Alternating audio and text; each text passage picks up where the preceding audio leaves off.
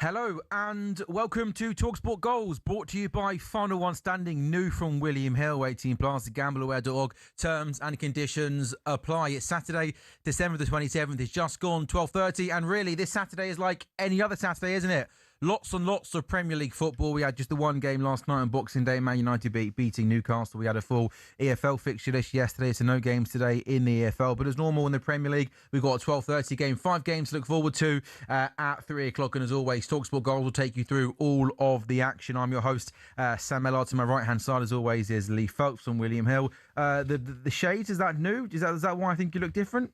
You don't normally rock the shades, do you? Well, last week I was complaining I couldn't see the TV very well in my contact lenses, and you said you wear your glasses, so I've worn my glasses. And it's a big TV. It's and hard it's about to see. 3 feet away from you. I think what it was I couldn't distinguish between different teams. The light blues and the burgundies. And I would say, given that our job is to try and do that and tell people what's happening, it's not. I dread to think as the odds man what it's like looking at little numbers on your screen. You must get all the odds wrong then, right? No, it's fine. It's all good. I'm good at that. So that's instinctual. Good man. You know it's got. You know a talkSPORT Goal show. Lee's got a big fight feel to it when CJ the Deluded Gooner is on the show. Looking serious today as always. I like it. It's a serious game. It's a serious day, man. You're looking less relaxed. To be fair, you were the man that always said, "Hey, game by game." It is still game by game. Go, right? Still game by game, fella. And there's me and Abby going, the league's done in September, give it to you. What do we know about? That's why I'm the host and I ask you questions and I maybe won't give my opinion. And the talkSPORT Goals debut to Kim Qatari. Kim, welcome back to talkSPORT Towers. How are you? Very much. Yeah, very good. Been a long time since me. Been a long while, hasn't it? I mean, you were sat there making teas in the morning, making teas and coffees for Alan Brazil and Laura Woods and Ali McCoy. Nice, isn't it? I know. God, life turns itself around. Fast forward a few years, you leave, you're on Sky. You're presenting. Wow. I mean, loosely. No. You're doing a good job, Sam. Don't worry about it. Kim, welcome to... I did do Sports Bar last night with Marco. Thank you very much. Me and you, the hardest working people in showbiz, aren't we?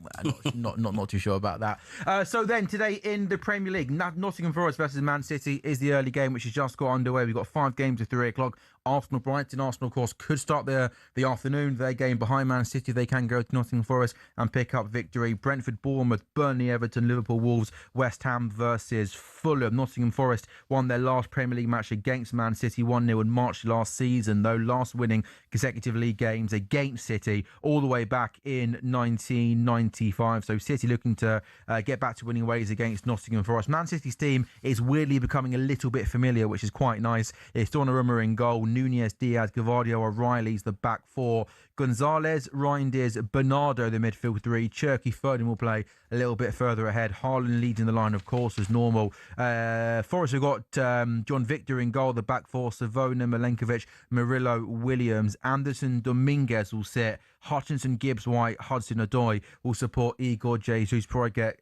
Kim's thoughts on all things Man City. Lee, what odds are jumping out for you with William Hill in this game? Yeah, well, when we did the preview, whenever that was, some day before this day, wasn't it? Maybe Christmas Eve. It was a long time ago. Yeah, we talked about Man City being, one that would have to go in most people's accumulators today. They're not that short, to be fair, away at Forest, who, with Dyche, have been much better at home.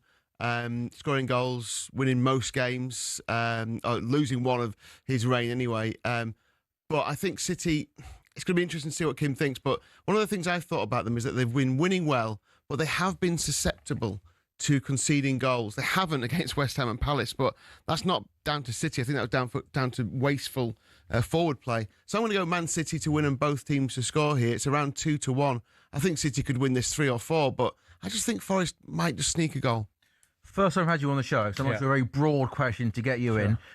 What have you made of City's first 18 games? I mean, have you been pleasantly surprised that you're a point behind Arsenal? Have you always sort of believed this is the City team that can win the league this season and will win the league this season? I think after last year, I was feeling a little bit negative going into this season, obviously, because it was a huge drop off last year. I think there was one point where we won one game in 13. We lost 9 in a row in all competitions or something like that.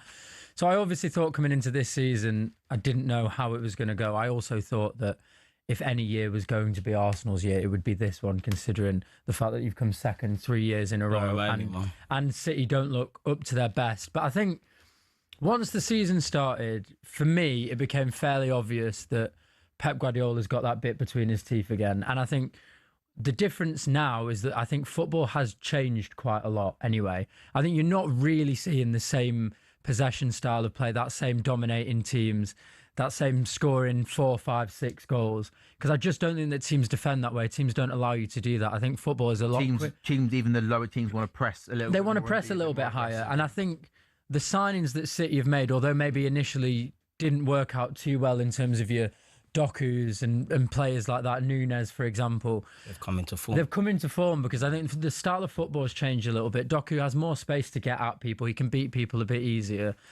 And then, if I'm being totally honest, and maybe I'm putting too much stocks into this man, but I did think as soon as we signed Donnarumma, I thought, okay, that's it. We're really going on a title charge now, because I was saying to you before, I mean, we've won the last 3 Premier League games 3-0. And as we've all said, like, we haven't fully dominated all of those games. The Palace game, for example, we certainly could have been down. West Ham, the first 10 minutes after the second half, had some really good chances. Donnarumma again dominating. And I think you've got Haaland there up front, so you only need 2 or 3 chances a game. If that, yeah. If that. You've got Donnarumma at the back. So even if they have 5 or 6, it's going to take quite a lot to beat him. And I just think we're becoming clinical. We're nowhere near our best yet. I don't even think this is the final form of this team whatsoever.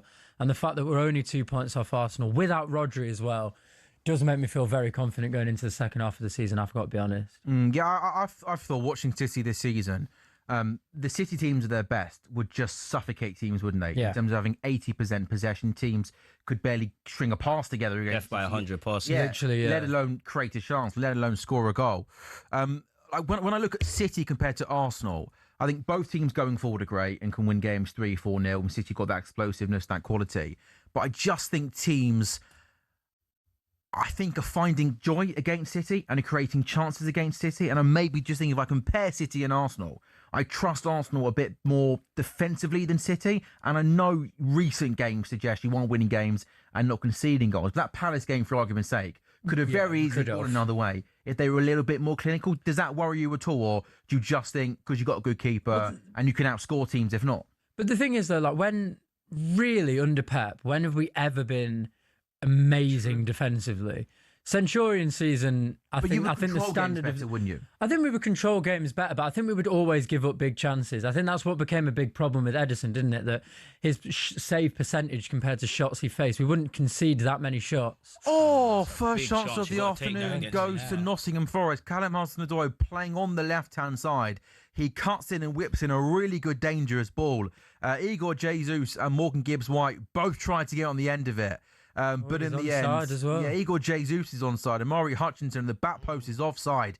And really there, CJ, I think Morgan Gibbs-White times his run to perfection and just can't almost sort his feet out, can he, to make any connection with the cross? It's one where he probably wishes his legs were a bit longer. He's made a fantastic run. As you said, it's a fantastic ball into the box. He just can't get anything on it. Kind of piggybacking off of what you lot said, this is the thing when you play City, you have to take these half chances against them or you're in trouble. So, yeah. I'll ask you a question, CJ, because I'll be honest, I was one of those who did think in September. Yeah, we had many a show. just stop the league now. But hey, hence why you're the expert and I'm not. I wish, man. But honestly, I know there's been a little bit of a drop off in terms of Arsenal's consistency. But did you think that City would be this good and be this consistent and put this amount of pressure on you guys? Yeah, I mean, it's Manchester City. I know last season was a bit of a wobble by their standards, but if you want to win a league or you're targeting challenging for a league, you have to expect City to be there. Personally, I think not just for my club or City or Aston Villa or many teams, there's been far too much conclusions drawn in the early part of the season. You know, you go back to the start of the year, Liverpool were running away with it. No one can get near Arsenal. City are... That feels a long time ago now. It was a long time ago now. City are the biggest and baddest. There's going to be a lot of fluctuation. Like, for me, before I look at City, I look at Arsenal. It's like there's just so much things we need to arrest internally. If we can do that, we're in with a chance. But again, it's a bit scary when you've got these lot chasing your tail, man. We just need to keep the talking points going every week. I think the thing is, though, realistically, football changes so quickly, doesn't it? And the narratives change so quickly and conclusions get drawn, as you're saying. It's only been about 5 or 6 weeks that City have really actually been in the title race in the public. And I think everyone as well. Look at Villa. I think everyone, even until like a month or two ago, thought that the title race would be between Liverpool and Arsenal. As you say, everyone thought Liverpool were running away with it. Then everyone thought Arsenal were running away with it.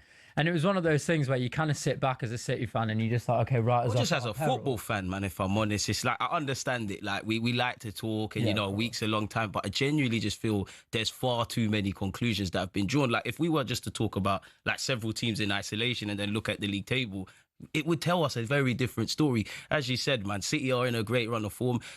As a non-City fan, the most impressive thing I've seen is your fullbacks, like the way they both invert, the compactness centrally with Foden and using a rich run of form. Go on. Oh, that was a good through ball there. Played to Cherky. His first touch maybe wasn't the best one. It just went away from him. By the way, Cherky's probably worth a look at a goal. He's only got 1 goal in the Premier League this season, hasn't he? When you look at his assists have been brilliant the last few games. When you look at last season, I think he averaged it was an assist every 3 games. And it didn't score that many. He scored 6 in about 30 league games, I think, in Ligue 1. But he's only got 1 in 12 this season. I fancy him for a goal. If not this game, it's coming. You know what I mean? I'd be looking. He's a world-class player in the league. For sure. People obviously talk about Haaland because he scores 5 goals on average every game. But I mean, Cherky's finding form. But I've loved watching Phil Foden this season. Yeah. I like it when he plays more centrally. Yeah, Gets involved a little bit more, can drop deep, can get more involved in the game, and you ping the ball into him in those tight spaces, quick feet, so good, technically so gifted. So Haaland gets all the goals. But has Foden been one of the real positives this season? Yeah, he's been unbelievable, and I think kind of what we were just saying there about conclusions being drawn. He had such a poor year last year.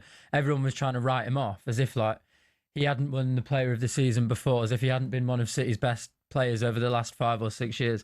And he's just back to form now. And it helps, of course, that he's got someone like Cherky playing alongside him who's kind of the same as him. And as I say, it also helps.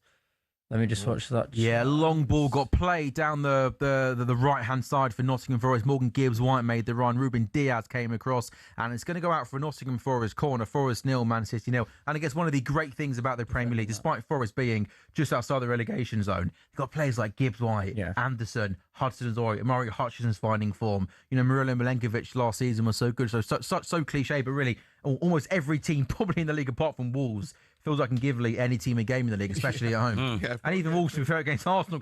Wolves gave us a game. Anyone can beat anyone on the day, man. It's the magic of the Prem.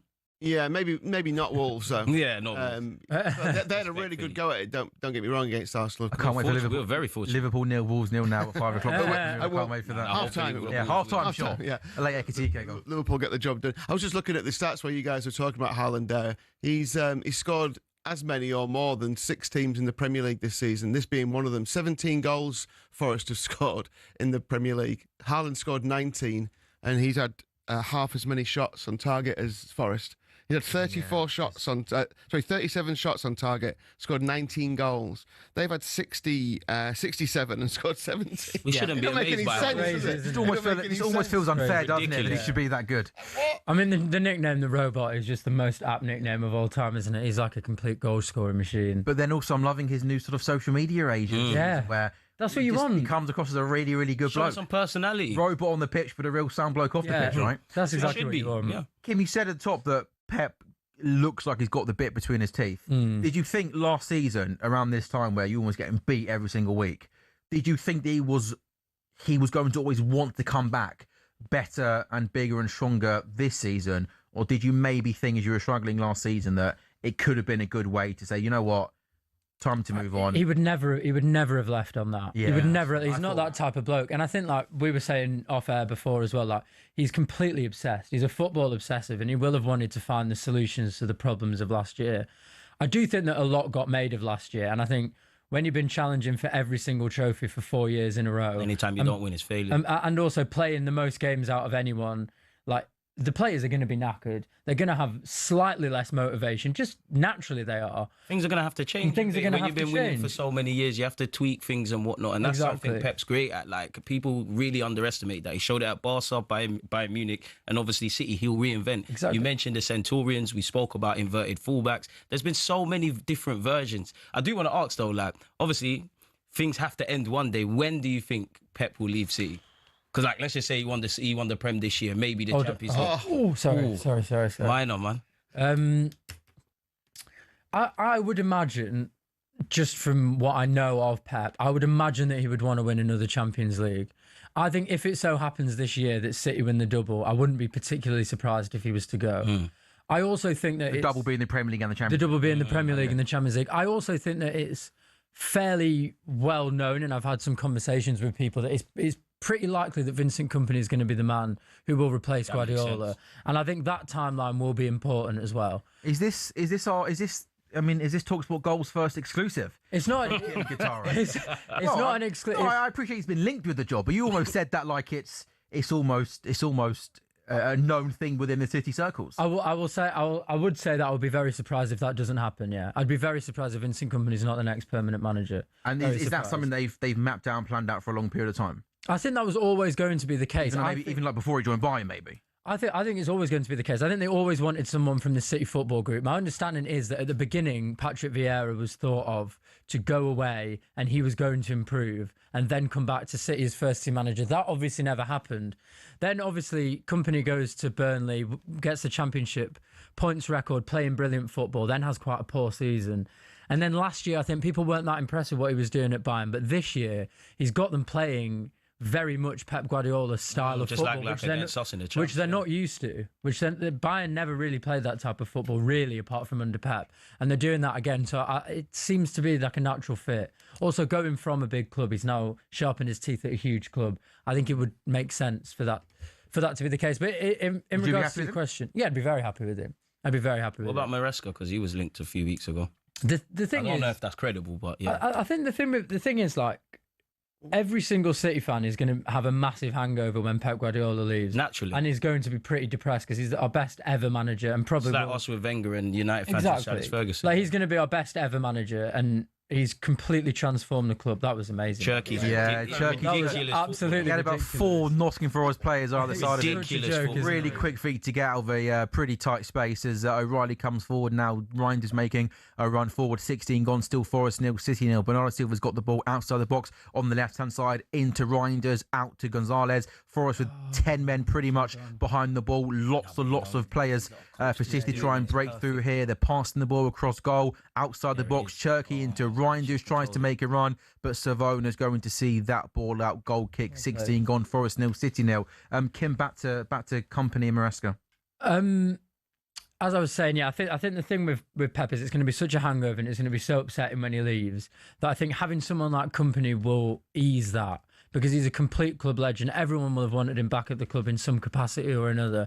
So I think him coming back will ease the sadness of Pep leaving and will make people more excited about the next gen. I think with Maresca, he has no emotional connection to the club. He has no connection to the club apart from the fact that he was there under Pep for a bit. But realistically, like, which fans knew of him before he went over to Leicester? Kompany's a complete club legend. Kompany's a complete club legend. You know, there's a statue of him outside. You know, he's a household name.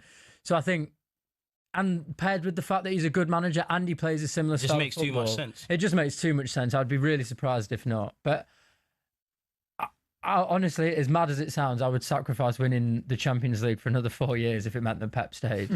That makes sense. Really, it's not as crazy as it sounds. It makes sense. He's got another year on his deal, hasn't he? After he's got another year on his deal, end of 2027. Yeah. Forest got the ball here inside the box. Hudson-Odoi now, left-hand side. Get out to him. Release it. Get out. To Dominguez. Savona now. He's got Amari Hutchinson on the right-hand side up against Nico O'Reilly. Takes the ball into the box, goes on the outside, crosses. That's Gonzalez, is it, who gets himself back into a good position. A chance here for Forest, their first spell of possession in a dangerous area. Amari Hutchinson on the right-hand side. He's going to go back to Anderson, going to whip a dangerous ball into the box. And Cherky has to deal with that, and he does deal with it. It's a Haaland now, and O'Reilly down the left-hand side is going to manage to clear. Yeah, I mean, the Kompany thing, it just feels, knows the club, style of football. Yeah. And I think the key thing there is he's doing it and has done it at a big club, whereas the Vieira one, he did well at Palace, didn't he? You kind of almost want a job in between Palace and City, and I guess Kompany is doing that at one of the biggest clubs in Europe, isn't he? Exactly, and I think if he can prove that he can get far in the Champions League, doesn't necessarily have to win it, but I think that's another huge factor as well. And do you think Pep will finish off next season? or will there? Do you think it just depends on how this season goes in terms of what he wants to do next season? To be completely honest, he said it best in the press conference the other day. He literally said, "I'm a weird guy. I might just wake up and decide that I want to leave." I was just about to say that. Yeah. He is a weird guy. No one knows what could happen. I know, obviously, he had a bit of marital difficulties last year, and I think he's kind of made a decision of leave Manchester or will separate. It seems like they're back together. So does that mean that he gets more years in Manchester? Right. Who knows? But it's all down to his wife. I mean, honestly, when his wife left, we were so poor. It made me think that she was the tactician behind it. We went 13 games and we won one game. I love the idea of Pep just being absolutely useless at football. Yeah. It's all his wife is telling him. He comes home and she's there with the whiteboard. You're Turkey in the 10, and Pep's like, "Can we watch the EastEnders? I don't care about this nonsense." Is that true, Lee? Is the only married man in the room? Is that how marriage works, basically? Behind every great man, there's an even greater woman. That's what they say. You need to clip that up and send that to Mrs. Phelps, and you'll be in the good books later on this evening, won't you? Yeah, definitely. Have you guys priced up Man City's name? See, he could be in it. He's the favourite. His company at 2-1 behind Rest. But yeah, he's been the favourite for a little while. I think company. It just makes total sense, doesn't it? There's nothing that you've said in the last few minutes that makes it's obvious, isn't it? In a way, when you think about it, it's going back to that kind of old Liverpool boot room type idea. Haaland! Ball got played into Erling Haaland, made a good run, felt him on his left foot, but Milenkovic followed him, and Haaland's shot was blocked, still 0-0. Yeah, one of the things, this maybe seems quite obvious, but the size difference between Man City and Nottingham Forest is mad. When you're watching the game, there's just a different physical element to Manchester City. Just been like watching it, like where you guys have been chatting about company, and they just seem to be playing a different game at the moment. It's like they've got so much control. You were talking about not much control. I know. Today they do, yeah. Yeah, today they really. But you mentioned they seem confident. There seems to be a confidence flowing through City that maybe we haven't seen. Yeah. But also, Lee, that goes back to the point that you made, Kim, at the top of the show, that teams don't show City respect anymore. They want to be aggressive. Yeah, but this Sean Dyche Forest team are possibly, like in situations like this, are happy to put 11 behind the ball and almost try and defend the edge of the box. Yeah. I mean, I don't. There's no wood in here, so I can't touch wood. But I'll touch my head. But Sean Dyche does have a poor record against Pep Guardiola, and I think a large part of that is this. Oh, that's such good football, man. Is this defensive attitude that he has? Because as we've all said, we said it off air and we said it at the beginning. Cheeky. You can get at City, and you do it at your own peril because they can break and they can score, and we will score goals. Do you want to know just how bad Sean Dyche's record is against Man City? Yeah, but you're going to jinx it now. Well, I don't think that's quite how football works. Only one manager has got a worse record against another team. Sean Dyche is winless in all 16 of his Premier League games against Man City's Pep Guardiola. If you guys can guess what manager's got a worse record against a football team, I'd be very. I think I mentioned to you on the Goals Preview show. City. It's not against. To help you out, it's against Manchester United. David Moyes. No, close, but it's not him. But if it's that sort of manager, an old school manager. He's just won, hasn't he? I think Moyes against Man United for the first. Is he? They won at Old Trafford. Yeah, you're right. Yeah, a couple. It's 14-2, by the way. 14 wins and 2 draws in that 16 from Dyche versus Pep. Yeah, it's not even like close. Go on, you get one name each. As Ryan Cherky comes forward now, edge of the box. He's got Haaland to his right hand side. And he's played in Erling Haaland. Nico Williams does really, really well and makes a really good. That's where you'd expect Cherky to be a little bit more clinical there, Kim. Yeah, we just had one with Reinders as well, where he was running through and he tried to slip Haaland in, and he should have shot. And I thought that's what I had thought had changed a little bit. Was this a little bit more direct football? And shooting outside the box. Shooting from outside of the box. Finally, this phenomenon, which I didn't realise existed until this season. Is he a current manager? No. Sam Allardyce? No. Tony Pulis. Okay, you're going to get it in the next couple. Yeah. No, but go on. We're on this right. Go on. I have a feeling it's an old Arsenal manager, but no, it's not. Oh, thank the Lord. Alan Pardew. No. You've named all those managers. Yeah. This one now, yeah. Mark Hughes? Steve Bruce. Ferguson 17 has managed more games against one manager without a single victory in the Premier League. talkSPORT Steve Bruce did a great job last night on commentary duty at Old Trafford as Man United beat Newcastle. You were along this wavelength right there, yeah. Do you think this is City's best team, Kim, or do you think City with Doku just giving something a little bit, because of Cherky and Foden and Bernardo, right, they're all brilliant, but they're all very kind of samey players, aren't they? Do you think Doku and or Savinho just gives you that something a little bit different out wide? I don't rate Doku very, very highly. Foden in the box. Oh, O'Reilly played a really good. Just the decision making in the final third. The final third's been quite poor. City should have a couple of goals. Oh, here they go. Yeah, O'Reilly played a really nice ball into Foden, made a good run into the box on the left-hand side. And as CJ says, again, that final ball wasn't right. Tried to play it back to Haaland. It was intercepted. It then came out to Reinders, who tried to pick out Nunez at the back stick. And again, that pass was overhit. But it feels like City CJ are just getting closer and closer and are just starting to find space in between the lines. Yeah, they're starting to find space in between the lines. Don't get it twisted. Nottingham Forest have actually started well, but City have just, they're showing that they can break quickly. They're just playing around in the final third. We saw one with Rangers, we saw one with Cherky. I can't look beyond City at the moment. I think City are good for a couple of goals at the moment, man. I'll be surprised if they don't hit 3 or 4. Of course, I hope I'm wrong, though. Yeah, Haaland to score 2 is or more. Yeah, that's a formality. It's 5-1 for him to score 2 or more. Foden first goal is 13-2. City to win 2-1, by the way, is 15-2. Forest need to. Forest need to create more chances than they're doing now, because every time they go forward, as you said, Kim, you can sense that they fear what's going to come back at them. Yeah, remember that Burnley, when they played City played Burnley, it was 1-1, and Burnley thought, hang on, let's have a go here. Ended up 5, was it? Yeah. And that's the danger, isn't it? They go forward against them. And that's the Dash thing as well. Yeah. That's the Dash thing. They'd probably take a 0-0 here, though, Forest, wouldn't they? Absolutely. I think they'd go, good result. They got a free kick here, was about 40 yards out, swing it into the box. This is the kind of chance that they've been hoping for. This is what they would have been practicing. This is the stuff that Sean Dyche teams live for, isn't it? Yeah, it is. And look how much bigger their players are. Well, certainly, Milenkovic is a towering presence. So it's going to be Elliot Anderson, who, after all that build-up, works out to Hutchinson on the right-hand side, whips a good ball into the box. That's a really good defensive header from Diaz. But then, O'Reilly's clearance was an awful shot. And that was one of those nonchalant shots I've seen of all time from Dominguez. He didn't quite believe he could do anything from there. He basically thought, I know I'm not going to score, so I can't really bother to attempt to score. Almost just like, did he try and just? I think he's hit with the outside of his boot. Or... Yeah, you're right, and it goes over. Just while there's a slight lull in this game, do you want to get your thoughts on the game last night? Because Man United beat Newcastle by 1-0, and that victory for Manchester United takes them to 5th in the Premier League, level on points with 4th place Chelsea. And after spending a year talking about the back 3, which Ruben Amorim has been insistent on, CJ. We saw for the first time in his managerial time at Man United him start with a back 4 last night. And in the first half, I thought it was one of the best 45s I've seen them play. They go 1-0 up, play some good football. Yeah. He then goes back to the back 5 in the final half an hour, where I then thought they lost all control and sort of not domination, but certainly control of the game of football. And they were then hanging on. So I wasn't sure what to think leaving that game. Is that a sign of them, a step in the right direction? Or is it more sort of just confusion from the Man United manager in terms of what he's trying to implement at that football club? Sam, you said it there. It's a bit of everything. They started, that's probably Manchester United's best performance for a while. They switched to a back 4. They were galvanised going forward. They looked very good in that regards. But as you said, he reverted back to a back 3, so he's his own worst enemy, essentially. I don't know if he plays a back 3 because he doesn't trust them defensively. I don't know if he's just stubborn and that's what he wants. But for me, and I think a lot of people, Manchester United play with a back 4. Personally, I've got no evidence of this. I actually think those around Amorim have probably demanded he changes the system because it looks like too much square pegs in round holes. And if I'm honest with you, the fact that they had no Bruno, I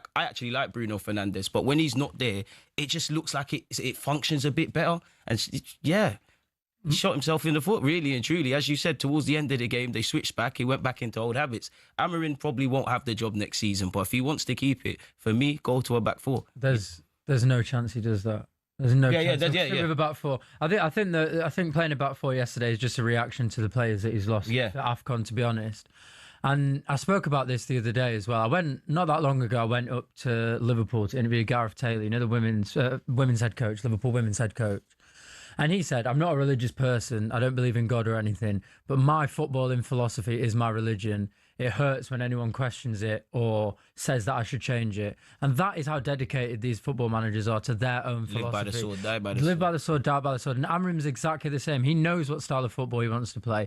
He will try and make it work. And if it doesn't work, he will leave. But then if I could interview Ruben Amorim, you've just said there, Kim, he's got his own philosophy, he's got his own style of football. I'd love to ask him, what is that style of football? I would love Ruben Amorim to break down what his team is trying to do and the positives of playing this back 3, Kim. So I understand that it's his philosophy, but we're a year into his reign. And I appreciate the league table this season was better than last season. But over a year of Ruben Amorim at Man United, I mean, the points over a year period is simply nowhere near good enough. No, it's not. Draw. They played exactly the same way. No, I mean, look, it probably won't work. It probably won't work, but you would sooner see him leave than change his philosophy. I'm sure of it. He wants to be stable at the back and he wants to be incredibly quick going forward with 2 flying wing backs. It just doesn't work at United, and it hasn't worked so far, and it doesn't work with the players that they've got. It may work at some point. They may buy 1 or 2 players who it really fits in and the whole system works, but probably not. And there's no way he'll change. He won't change because he hasn't changed so far. And so again, something else you mentioned there about the system, it's clearly very dependent on those wing backs being really good going forward. Yeah. And Amas played it this season, done okay. But for large parts of last season, he had Dalot, Mazwari, Dorgu playing there, and they just don't seem to be anywhere near good enough in that wing back role to provide the width and the quality going forward, right? So it feels like the system's dependent on those 2 players, and he hasn't got good enough players in those positions. Are the players really not good enough, or is it the coaching? But Dalot, I think, if you're playing... Because I don't think much of their... If you're playing that back 5, though, you need better wing backs than Mazwari and Dalot. Yeah, but they're not bad. They're not bad players. They're not that bad. I wouldn't have them at Arsenal, but they're not that bad. They're a lot better than how Amarin's got them kind of played. If you play a back 5, there's 2 ways of going around it. It's either that you put the handbrake down a bit more and you fly forward a lot more, or you're even greater defensively. Obviously, Amarin's United side are neither. You look at the midfield, they're out of sorts. You look at the attack, they've got some good players, but they really struggle to score goals. And whether they win, lose or draw, Manchester United literally play the same way. The manager's out of his depth. 100% he's out of his depth. And do you think he doesn't turn around then? You know what? If you get, they're fighting for top 4. If you end up getting top 4, I can't turn around and say you should be sacked. That was probably a goal of yours in the summer, but I can't see light at the end of the tunnel with Ruben Amorim at Man United. Seems like he's lost too many players. Seems like every week there's another interview with some talking points. There's a bit of argy-bargy going on between Milinkovic and Nunes. But yeah, I just don't see any light at the end of the tunnel for Amorim unless those above just say you're our guy. You're losing your players. They're not buying into your system. You're not really doing anything. Yeah, it's just not looking good, man. He needs to go. Yeah, they're fifth, though. And they don't get top 4. Yeah. If he gets top 4, he keeps his job. Yeah, there's 5 better clubs than them in the division at least, isn't there? Yeah, but they're playing 1 game a week. Surely you take advantage of that. Yeah, surely. Yeah. And if you can't, you've got to go. But clubs will eventually come out of Europe, I guess, as well. Oh, so 100%. As the season progresses, then if they kick on, I just can't. I just think there's too much inconsistency. Exactly. And look, anyone below, if you think about, I mean, even Liverpool fit into the inconsistent bracket, but if they start to play well, you've got City, Arsenal, Liverpool, who are Chelsea, Villa are there as well. Yeah, so they're the best teams in the division, you'd say, even though they're not all consistent. I'd still think Newcastle would finish higher than Man United this season. You reckon on current form with Newcastle? Not on current form, but I think they'll eventually get there. I looked at that Manchester United starting lineup last night, and I was like, what? I mean, they did really well to win the game. There was a few Newcastle. They got a few. Yeah, absolutely. That's what I mean. Though the backup isn't nowhere near good enough. I don't think. I've said it. I mean, I take your point, Kim, there about the philosophy and sticking by it. But I also think, as a head coach, it's your job to get the best out of your players and to make sure your team is set up in the best way, game in, game out. And I think over a year period, we've seen this system game in, game out. And I'm sorry, it's clearly not working right. I mean, and I don't think it takes a tactical genius to work out in particular that with that 2-man midfield, they're so often outnumbered in midfield. Exactly. In particular, when it's Casemiro and Bruno Fernandes, you want the 2 most kind of mobile of football players. You've got one that can't keep the ball. It's all well and good sticking to your principle, but your job as a head coach ultimately is to get the best out of your players. And over a year period, I'm sorry, nobody can tell me that this system is working and they're improving as a team. And I'm just not sure, like with Arteta in the early days at Arsenal, even though results weren't good, you could see what he was trying to do, what he was trying to implement. Especially defensively. And you believe with better players they would get there. I just think it's not as clear cut. They're not getting there. Exactly. I don't see improvement. I don't see what he's trying to do. And I hear the point about sticking to your philosophies and your principles and stuff as a manager. And, you're right. Pep has done what he's done because of an element of stubbornness. Arteta with what he's achieving as well. But then you look at Pep. You look at someone like Haaland. Haaland, on paper, is not a Pep Guardiola striker. He changed his philosophy. He's benefiting from that. We're seeing 2 inverted fullbacks. So if Pep can do that, Amarin's got no chance. We've seen the best coach in arguably the world, the history of football. If he can tweak things, you need to Amorim. For what it's worth, I'm not defending Amorim. No, we're not suggesting that. I'm just telling you that he's not going to change it. I mean, why would he change it now? Not when they finished 16th last year or when they went into the Europa League final, playing a system that they knew didn't work and had basically no chances in the game.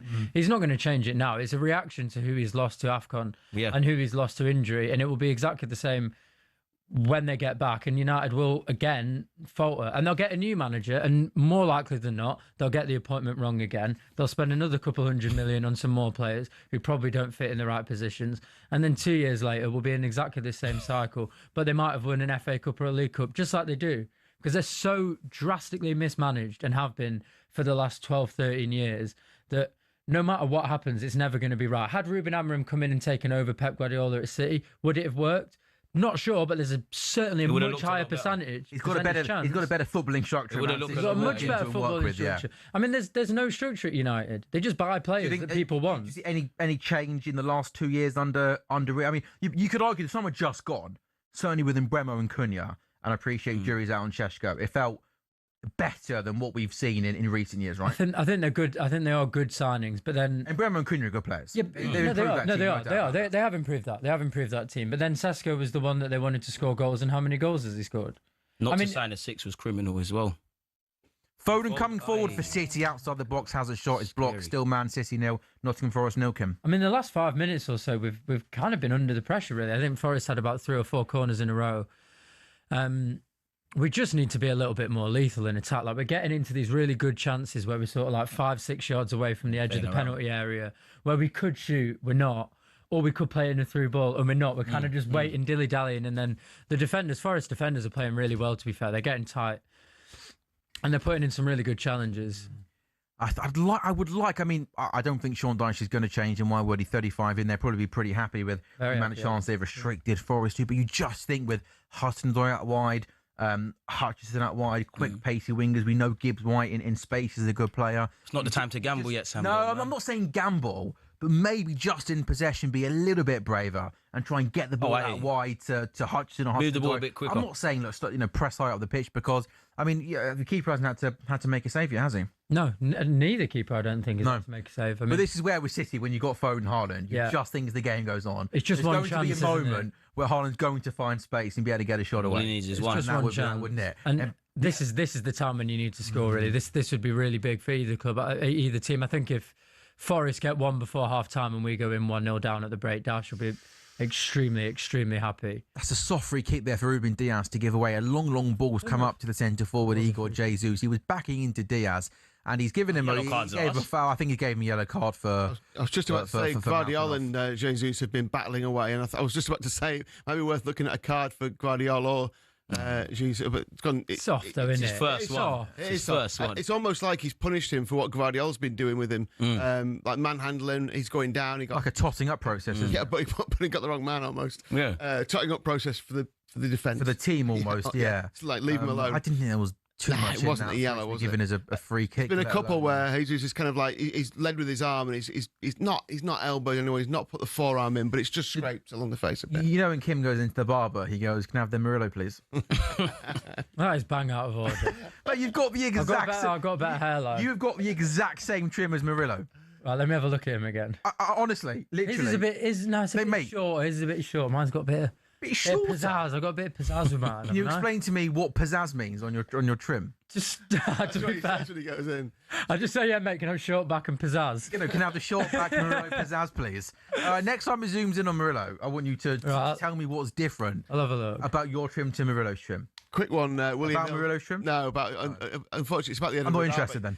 William Hill Scottish Premiership. Hibs 1, Hearts 0. 36 gone. Hearts obviously top of the Premiership there, and this is a big derby, of course. Hibs at home. If they could beat Hearts, that would be a huge result. Hearts are just under 4-1 to win this game from here. 8-11 Hibs with a goal lead, 9-4 the draw. Remind us the points. Spicy atmosphere there, I reckon. Well, Hearts were, what were they? 8 ahead of Celtic last season. Everyone won in the end, didn't they? So this would close it. Celtic Rangers both playing today as well. So you think Hearts going into this match had a decent 7 points clear of Celtic. 7 points. 6. Sorry, 6. Yeah, there were 8 last week, weren't they? When they were.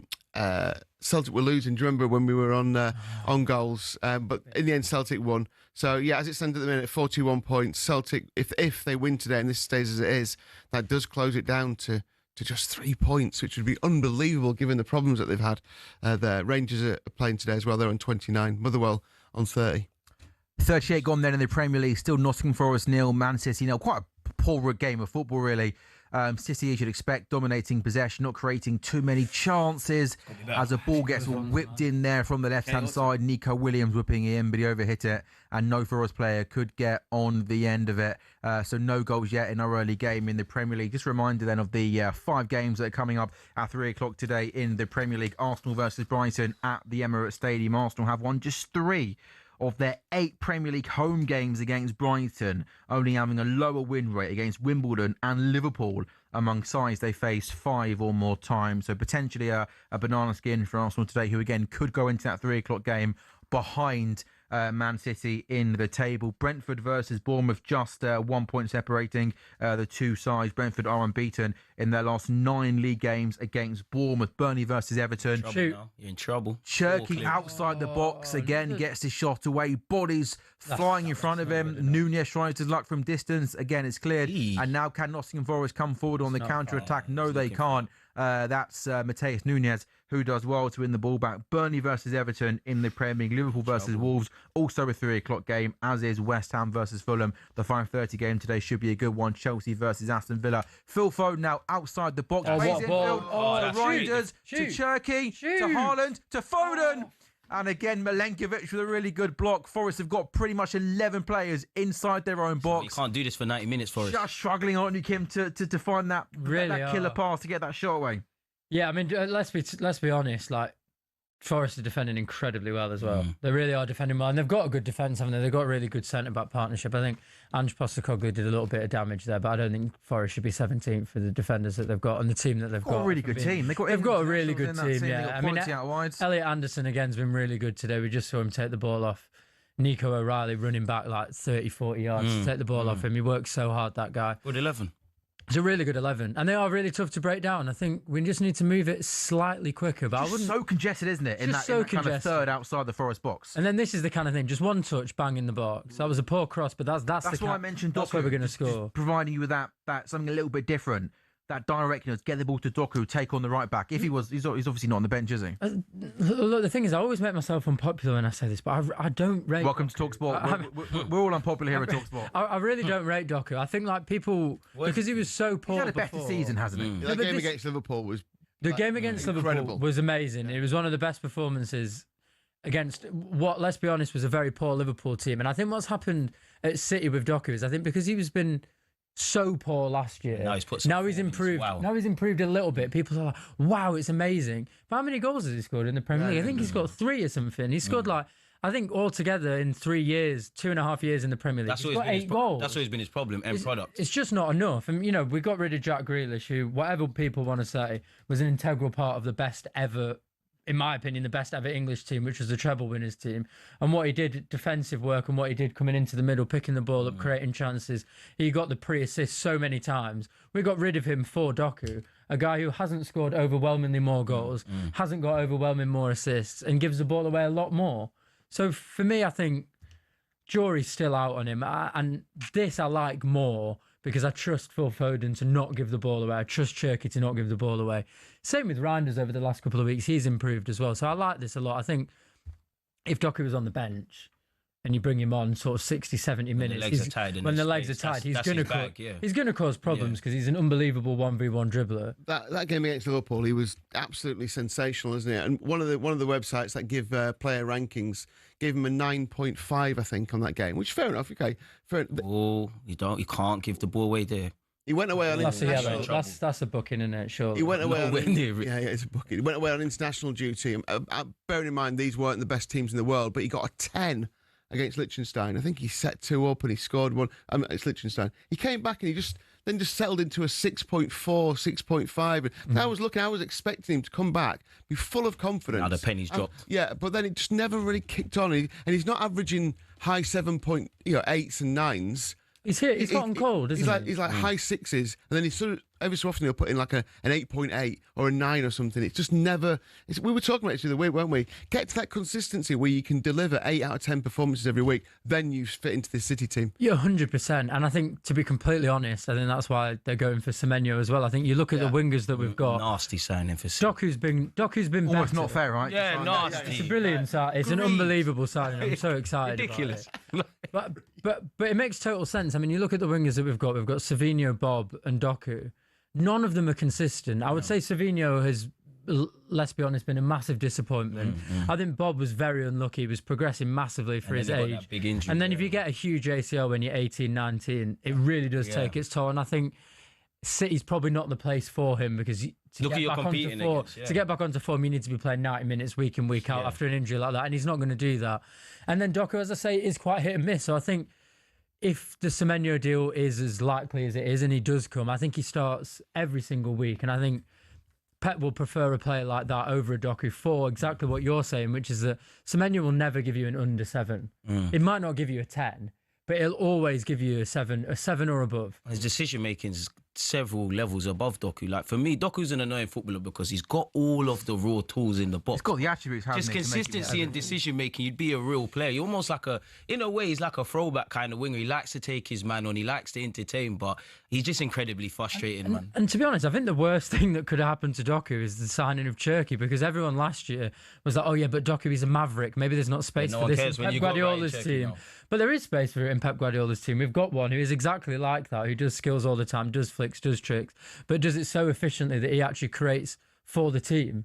And I think that's the worst thing that could have happened for the Doku lovers, is they've seen actually a guy who's better at the tricks and flicks, but he's also way more efficient than Doku is. Just saw there as you approach half-time, Ruben Diaz try and stand up a long ball to Erling Haaland, and I reckon Sean Dyche should have rubbed his hands when he saw that. Because I mean, Sean Dyche and Nottingham Forest's game plan would have been executed to absolute perfection here. They've sat deep, they put people on the edge of the box, they made it compact in midfield, and Man City in the first 45 minutes haven't had, you've had 6 shots, none on target. All your shots have kind of been outside the box, blocked and clear. Blocked, yeah. And you'd have to say 1 minute of time added on. Nottingham Forest here will be job done in terms of that first 45 minutes. Job done, and I think, look, if they can play like that in the second 45, they also had the best chance of the game, which was that ball really early on. Gibbs White couldn't get his feet to. The best moment, if they score that, it's 1-0 to Forest. And I think City are going to have to come up with some slightly different ideas. I don't know what they're going to be. I don't know if maybe we just saw it there with the Diaz thing, maybe going a little bit more direct, trying to get Haaland in behind. Because one thing about these Forest centre-backs is they're not that quick. They haven't got a huge amount of pace. You want to force them out wide, you want to split them apart. So City are going to have to come up with some different ideas, or just shoot. Have a couple of shots from the edge of the area, but a bit earlier. Final thirds, yeah. It's been poor, hasn't it? We've seen Foden, Cherky, Rangers. You've had opportunities. You've had half chances where these are good players. I'm keen to see what the second half looks like, because take nothing away from Nottingham Forest and Sean Dyche. It's easy to do this in the first 45. Can you do this when you're tired and there's lactic acid and there's gaps? And one moment of switching. And we all know about the strikers, exactly. Or it'll probably be Foden as well. Could be a big day in the Premier League title race. Nottingham Forest 0, Man City 0 at half-time. Could also be a very big day in the title race in the William Hill Scottish Premiership League, because Hibernian now 2 up at home to Hearts. So a great afternoon for Hibernian, and I'm sure Celtic fans will be watching this game, Lee, with a right smile on their face. Yeah, absolutely. It looks like it's absolutely bouncing at Easter Road there. The Edinburgh derby, Hibs 2, Hearts 0. Unbelievable. Josh Campbell came off the bench to replace injured player Cannon, who set the first goal up, and he scored the second. So, I mean, it's been all Hearts. It's like 60-40 possession, but in terms of attacking, and they've got the ball again, but nothing on target yet. Pretty equal game in terms of shots on target, but 2 goals versus 0 tells the story, doesn't it? Hearts will stay 6th clear of Celtic, but Celtic have got 2 games in hand. Hibs 2, Hearts 0 in the William Hill Scottish Premiership, and in the Premier League, Nottingham Forest 0, Man City 0. We'll take a very quick break on talkSPORT Goals. When we come back, we're watching the second half with you at the City Ground.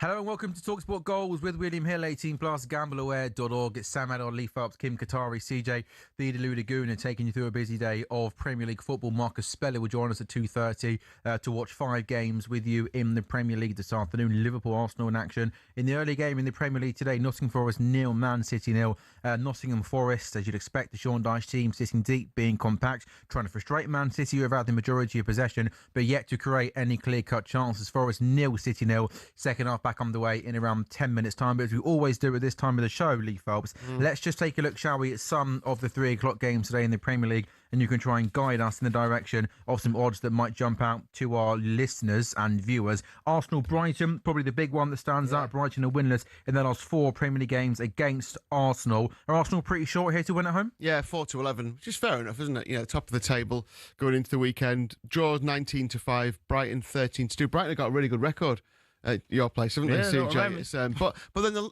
their away form this season's been pretty poor, so I'm not sure I can trust a kind of past season's record. But they should be confident going into it. I like goals in the game. I think Arsenal, when you look at Arsenal's record, they conceded 1 goal in the first 8 at home in all competitions, and then probably both teams have scored in each of the last 4, I think it is, and so they look a bit susceptible. Can Brighton get a goal there? If 100%. They can, I think they can, and it's around 2-1 for Arsenal to win and both teams to score. It's a bit of a. I'm going to repeat that quite a lot this today. I think I like that. I mean, it doesn't look like both teams will score in the City game, but I do like it because I think a consolation goal bumps these short prices up so much. I think Arsenal win it, and then could be 2-1, 3-1. Brentford Bournemouth is 12th versus 15, but just 1 point separate these two sides in the league. Bournemouth have won just 1 of their last 15 away league games against Brentford. I really like sitting on the fence here. Brentford Bournemouth just feels draw to me. Yeah, stinks of a draw. I can't see either side. It stinks of 2-2. That. Yeah. Absolutely reeks of 2-2. Semenya scoring, Igor Thiago scoring, and it's ending in a draw. That'll be the game of the day. 3-3 thriller of the G-Tech, Bagsy, I watch it on the quadrant. Yeah. You got that, mate. Thank you. Yeah, I like that. You guys have said everything I was going to say. Both can score, draw. They've got so many. Even if they're not going to score goals, 2-2 would be a dream. Even there's shots on target. I mean, you know, Semenya, we've been talking about him as a target for Man City, a target for Liverpool, probably a target for most clubs in the division. To be fair, he's 3rd in the list of players with shots on target. 19 with Mateta and Bumo and Haaland of the only ones with more than him. So yeah, I think goals. Burnley Everton. Burnley got to be careful. 19th there. 8 off, in fact 9 off if you include the bad goal difference of 17th place Nottingham Forest, of course, drawing at the moment. They got Everton at home today. Everton, one of those teams sort of cramped inside lots of teams, not many points separating the middle of the table. Everton could go from 10th all the way up to 7th with a victory today against no side. Have Burnley won more Premier League games than they have against Everton, and easily the home games against teams that are mid-table. They've got to start winning these games now. Yeah, especially like Everton, who haven't got many goals in them. Last 5 away league games have featured under 2.5 goals. Now, Burnley, only one of Burnley's home league games has been over 2.5. So, 0-0, 15-2, or maybe under 1.5 goals at around 2-1 gives you a 1-0 win either way. But this is one of those games in final one standing where a lot of people have picked Everton today because they haven't got many teams left. So Everton are going to take a lot of players through. Or not. I mean, in the talkSPORT league, there are 3 players left, I think, and 2 of them have gone for Everton, 1's gone for Sunderland, so something's got to give. And it's very similar. There's a 20k game as well, which started in game week 5. Exactly the same sort of thing. 5 players left, and they've split between Everton and Sunderland, so they need an Everton win. I'm not that confident.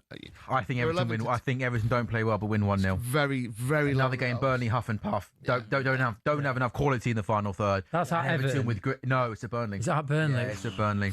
So tough game, isn't it? The under 2 goals is the bet, isn't it? Seriously, yeah. Can you do a double under 2 goals in Everton to win?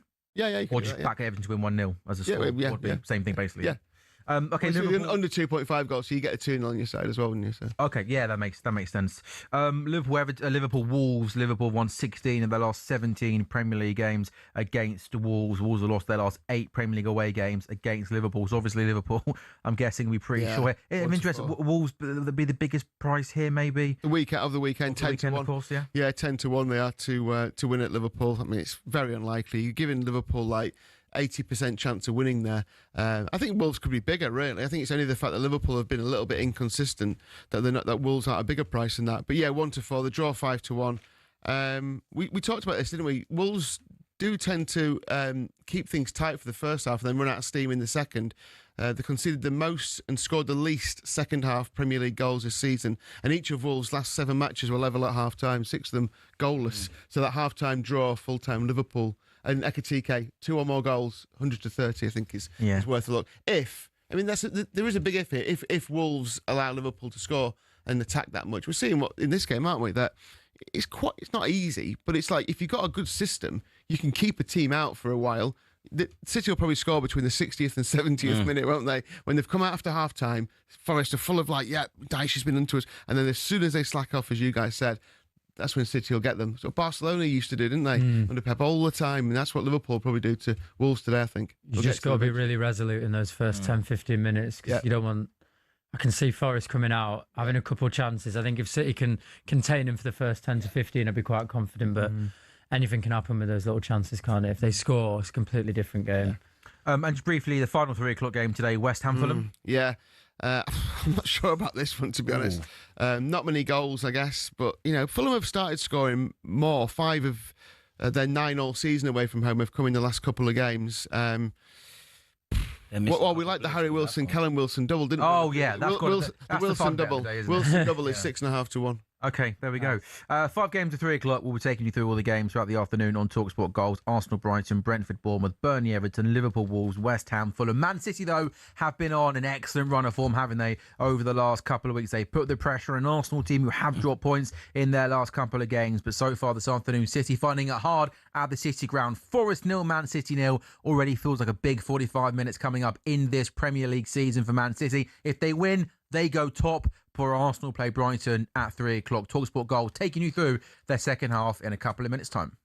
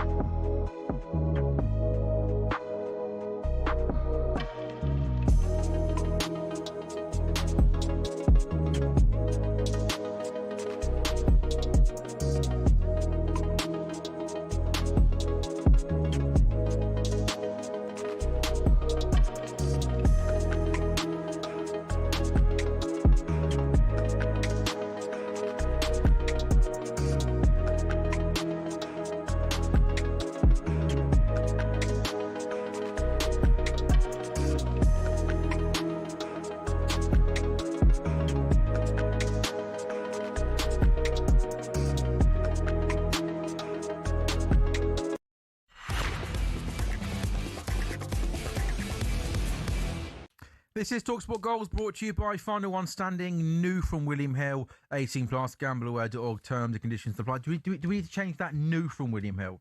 I guess we're halfway through the season now. I asked this very question. Did you and really? I was told, let's wait until January. Great minds think alike. All right, so we've got 2 more shows. New to us, but this. maybe not to everyone who's just tuning in, for instance, and not played it yet. No, There's a new 20 grand game starting at 3 that's today. True, that's true. Okay, well, in that case, it's absolutely new for William Hill. It's 18 plus, gambleaware.org, terms and conditions, of course, do apply. It is Sam Ellard, Lee Phelps, CJ, the deluded Gooner, and Kim Qatari with us on talkSPORT Goals. Kim, a talkSPORT Goals debut for you so far, and your team.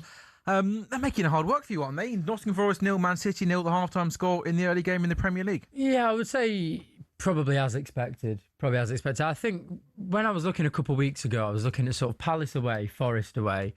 I look at Anfield, I think we're just going to lose that because we always do. Spurs away could go one or two ways.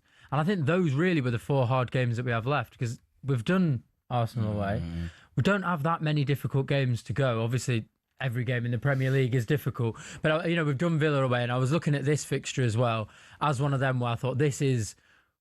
I wouldn't even use the phrase potential banana skin. I would just say this is a difficul fixture. Them typical 12:30. Those 12:30 after Christmas. Yeah. Oh, he's been booked already.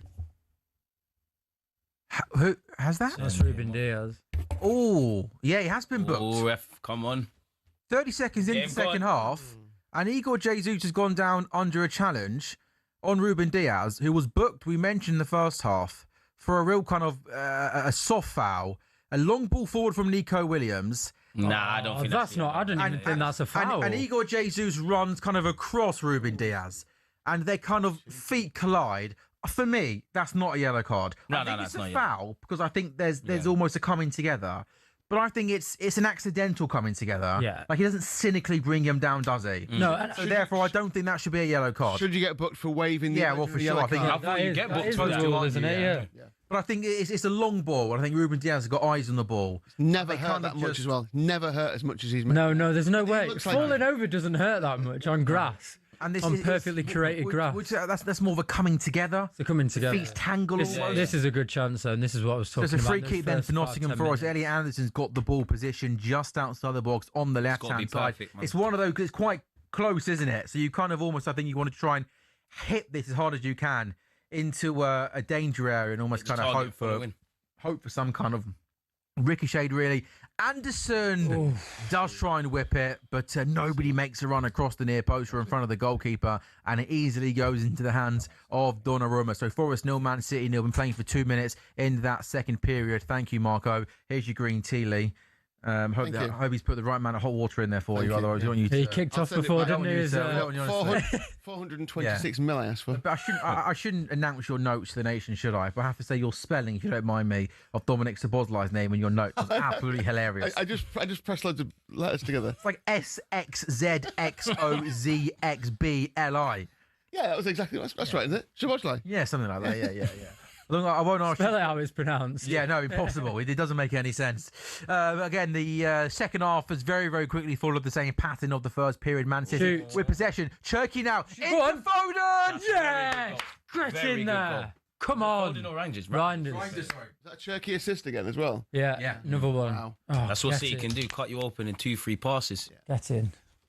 And just like that, one ball, through ball, City are in. One touch from Cherky, turn, pass it through to Reinders. That's what we weren't doing in the first half, were we? Cherky would have taken a couple extra touches there in the first half. That's a lovely goal. That's such a City goal. That's what's going to take to break down a Sean Dyche side. And as you said, that's what City were lacking in the first half. Better late than never. Now they probably get a couple. Yeah, it's a really clever ball from Gvardiol into Cherky. Just for the first time, he's got a little bit too much space. And then, as Kim rightly says, he gets the ball into feet. He takes one touch to open up his body. Reinders makes a good run. He plays in Reinders. First time finish, goes past the goalkeeper. And the pass from Gvardiol is the important one. Brilliant, he sees Cherky in space. He's brave, plays it through the lines rather than going side to side. And just that incisiveness does the job for Man City.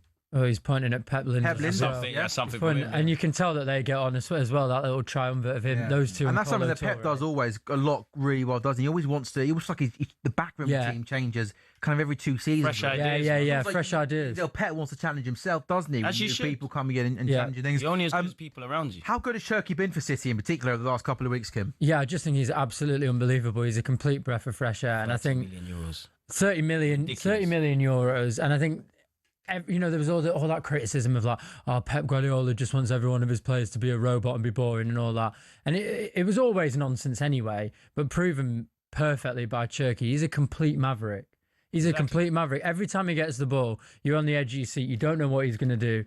But as I said before, different to some other players, like Doku and other players in the Premier League, he's incredibly efficient. He almost always makes the right decision. Even that Rabona, it was the right decision to cross when he did. He didn't need to do the Rabona. But if you can, you should. But if you can, you should. And it worked, and it was efficient, and it became an assist. It wasn't just like nonsense flamboyance for no reason, just as like an ego thing. When it was an efficient trick that worked, and he's an absolute. And the goal scorer Reinders. I mean, he had that debut at Wolves. He did everything, didn't he? Possible that game, scoring, assists. He got man of the match on his Premier League. Premier League debut. Yeah. What have you made of his kind of first half? After is he still trying to maybe find his feet in the City team? Yeah, and look, I think if I'm being totally honest, I think Serie A to Premier League is the most. Let me just watch this. Here's Cherki again. He's got space. Haaland makes the run. Cherki carries the ball. Cherki still got it. He goes on the outside. He tries to beat the goalkeeper, and the goalkeeper gets the big strong left hand off the post. I thought he was going to slot in Haaland. I think he made the right decision to go by himself. He tried to beat the goalkeeper at his near post, but it comes off the post. His feet are just unbelievable. But that's what I mean. You see Nico Williams, he had no idea where he was going. The guy's ball-footed. He's a cheater. It's a great save, by the way. Unbelievable. It's like he's fainting with his feet. Like you go and the defenders go. He's got a 5th assist in 6 games in the Premier League. By the way, he's just a fun player, isn't he? Every time he gets the ball, he's got one thing in his mind. He wants to be direct. He wants to go at players. He's just fun. And I honestly, I watched this corner first. Sorry, I'm now really. No, on the edge of my seat. You don't apologise for anything. Phil Foden's going to whip it in swing at 15 minutes gone, and it's a really good defensive header from Milenkovic. But that's going to go out to the other corner flag for another Man City corner. And I guess, Kim, as this half goes on, at some point, Nottingham Forest are going to have to obviously come out and try and be a little bit more bolder and braver. And I think that's just when the spaces come, and that's when you think City, as the game goes on, will find space and time and could finish this game off. Yeah, and I think that's when you're sort of looking at your sort of 3-4-0s is when there's a lot of space in the game, but City are already winning. I mean, we know what the Premier League's like, though, isn't it? I mean, every single moment, every chance is always on a sixpence. If Forest go and get one, again, the game changes, and they can get one from a free kick or a corner. Hibernian 3-0 up now at home to Hearts in the Scottish Premiership. Wow, Celtic 6 behind. And they've got 2 games in hand. On the hoops. Yeah, there we go. Forest looking to come forward there, and that's a really good defensive tackle from Josko Vardia. And really, in Pep's, how long has it been? 8-9 years been a City for? 9 years. Trying to get a Pep Guardiola team is one of the most challenging things to do in all of sport, isn't it? But this really, in the last couple of weeks, been the first time ever in the City tenure we're trying to guess the Pep Guardiola 11. Feels like you got a pretty good, decent chance of doing it. It hasn't been that difficult, has it? And I think what makes it a bit different this year as well is that Pep said at the beginning, didn't he? He said he wants a small squad. And we do have a small squad. I mean, you look at the backup brigade, the substitutes for today, and they're nowhere near the level of what they have been in the past. And I wouldn't say that they're that close to the level of the players on the pitch. I mean, if you're taking up Ake, Rodri, Kuzanov, Lewis, Savinho, Trafford, and there's a couple of kids on the bench. Exactly. And I think, look, you're taking off Donnarumma for Trafford. Let's be honest, it's not a comparison. You're taking off Cherki for Savinho. Do you think that was always the plan to sign Donnarumma? Or do you think Trafford just had that was second game, wasn't it, home to Spurs? Yeah. He struggled, didn't he? And you think they just made a knee-jerk reaction? No, I think it was nothing. Exactly. It was nothing to do with Trafford. I think City would have been very happy to go in with the season with Trafford as number 1, but Donnarumma's the best goalie in the world. And he comes available for you for 21 million. Falls on your lap, you're going to take it. Yeah. You can't say no. You just the best goalkeeper in the world. Yeah, I would say so. I think he proved it last season in the Champions League run. And I just want to go back to Rounders, though, because we were talking about Rounders before City had that good chance. I think it's the Serie A to the Premier League is a really, really difficult transition to make because of how different the style of footballs are, because of how different it is in terms of pace and physicality. And I think we saw that game against Wolves and we expected Rounders to be an absolute world beater. And Let's just watch. Haaland to Randers Foden back. to Reinders outside the box. there Couldn't we sort his go. feet out. Commentators curse there. And I think, look, we expected him to be a world beater like he was against Wolves, and it's taken him a little bit of time to adapt. But I think I'm right in saying it's hard over the Christmas period because every day merges into one. I'm pretty sure that's Gibbs White, Igor Jesus inside the box down the left-hand side to the back post. And they score! A goal made in A-Land. Love that. He's been really good today, Hutchison. In the last couple of weeks, he's been playing a lot more. That's and he's City's looked Achilles really heel. good. And how good was that for the first time for us? A little bit more direct, moving the ball quickly. It's a really good ball into Igor Jesus, centre forward, who's got so much time inside the box to pick a pass, and he picks out the right pass to Amari Hutchinson at the back post, who slots home. On the counter-attack, Morgan Gibbs-White carries the ball to Callum Hudson-Odoi on the left-hand side. And if you just watch here, Igor Jesus make that run into Gibbs-White, who then gives it to Igor Jesus. He's got so much space and time. Hutchinson unmarked at the back post. And you have to say, Kim, from a defensive point of view, that's really sloppy from City. It's really poor. I don't know why both of them have got so much time. Who played the ball? And Igor Jesus has way too much time. Very good hold-up. Guardiola's not playing the offside trap at all. He's way too far back. Both fullbacks went to sleep. And then Nico Gonzalez has to go. Nico Gonzalez has to go to Dominguez, and then I don't know who should be tracking him back. Should it be O'Reilly's over? It should be Reinders or it should be Cherky, but Reinders obviously just given the ball up. They look like Man City there. The way they played it, the speed. It's very Man City like. That was a really good. I mean, it's the first time they've even been in our half since the first minute. In that kind of way, without pumping it forward or set piece, they played really well. This is going to be a great game now, isn't it? But Reinders, has a shot from 25 yards out, goes over the bar. But how can again? Do you think if Rodri's in that team, maybe that counter attack doesn't always happen? He makes a foul, he clears it. I think, to be honest, we've probably just overcommitted there, and I think it was just quite poor play from Reinders. Ironically, as we were just speaking about him, who just didn't get the ball out of his feet, and then. It's hard when you've got quick players like Hudson-Odoi and Hutchinson as well. So, it makes things. Rodri could have stopped that. It makes things interesting now, doesn't it? Nottingham Forest 1, Man City 1, 55 minutes gone. City have been in control of the game for pretty much all of it. Take the lead in the second half, and you then just think they're going to see the game out. But Nottingham Forest equalise as Phil Foden carries the ball forward now. Foden outside the box. Man. He gives it to Reinders. Back into the box. Anderson clears. And that there was probably a good moment where Foden makes a good run. It opens up from outside the box on his left foot. Take a shot. Phil Foden from outside the box in that situation should be shooting. Yeah, he should be shooting. Yeah. He scores all of those. He's got such an unbelievably hard shot. That looked like I was convinced he was going to arrow that one into the bottom far corner, but. I think sometimes when you're playing at that pace, you've kind of already made up your mind, haven't you, of what you want to do. And just on Forest, though, even though they were really defensive in that first half, again, something they've got no doubt is they have got quality in offensive areas. We saw Morgan Gibbs-White there play a good pass. Hutchinson with a really good finish. Very good on the counter-attack. The centre forward makes a really, really good pass. So that quality's there. And that's what I said in the first half. That's why they're dangerous. Do you risk it and try and be a little bit more brave as Forest? Because in possession, in moments like that, though, Lee, I know they can cause City problems. I know, but you'll get picked off. I think when it comes down to it, if you give City chances, they will score. And they'll put Forest might not score. That's the problem. They might need a few chances. And they opened up a little bit for a couple of minutes there, didn't they? Now they've gone back into their kind of half shape. You need to calm down a bit. Yeah, that's it. They got a bit excited, didn't they? Because they scored, and then it'll just go back into the rhythm it was before. But yeah, it's just a matter of time, really.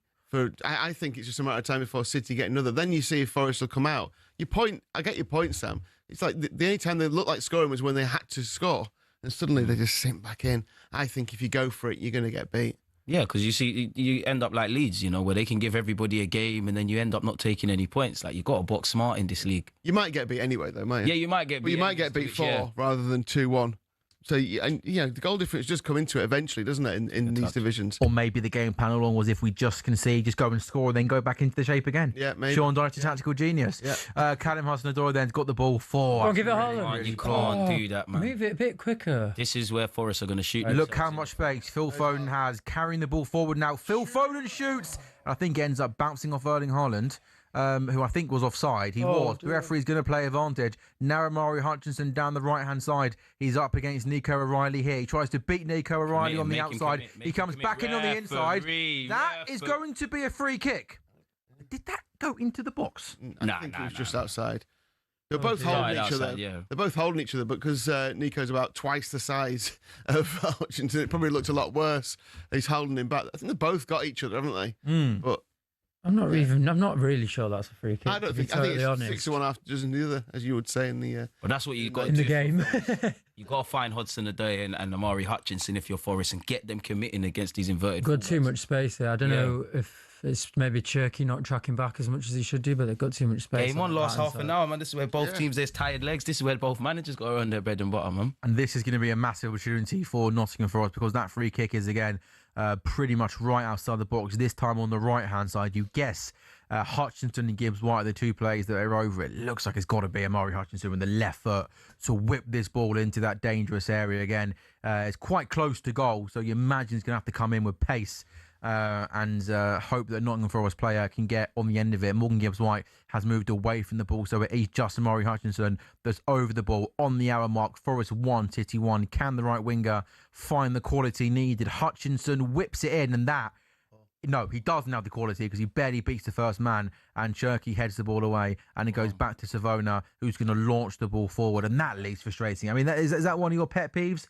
When you simply just basically can't beat the first man? Yeah, I mean, as a professional footballer, you should be able to beat that first man, shouldn't you? It always gets me. I don't understand it, really. How can you not elevate the ball enough? No, I'm with you. I've got an answer for you. The thing is, it's so common. Yeah, it's so common. It's so common from corners and free kicks that players can't beat the first man, and you just think, why?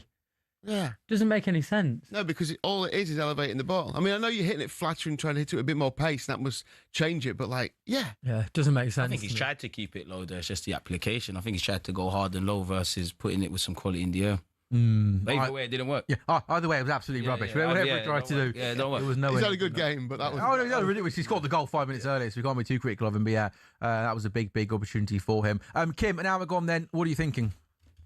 A lot less confident than I was about 5 or 10 minutes ago. Really? Feels like Forest are really coming back into it a little bit. They're having a lot more chance. They're having loads of space on their right-hand side. I don't know why that is. I don't know if it's Reinders who should be covering, or maybe Phil Foden or Cherky aren't checking back quite as much as they should be. I think it's probably on Foden's side, isn't it? Maybe he's not coming back as much, but they seem to be able to get at us a little bit more. And I think that's what you were talking about earlier. Their two wingers are very quick, aren't they? Very skillful, and they can make things happen. You don't want to gamble centrally if you're Nottingham Forest. You want to find your outlets out wide. Yeah, agreed completely. I still think you'll win, though, man. Yeah, well, City to win 3-1 is 8 to 1, which I like that, because I think if they go 2 up, and then Forest will come after them again, and I think City will put it away that time. And CJ rightly applauding there. A lovely piece of skill. Lovely play from Elliot Anderson, man. You know, he's moving like he's Brazilian there. It was quality from him. What a player. Quality moving. Yeah, it's going to cost 100 million to someone. Ball into That's the a ball. You've got to take your chance. Oh! You've got to take that. It's a really good ball in from the right-hand side. Igor Jesus controls it, turns, shoots, takes the deflection.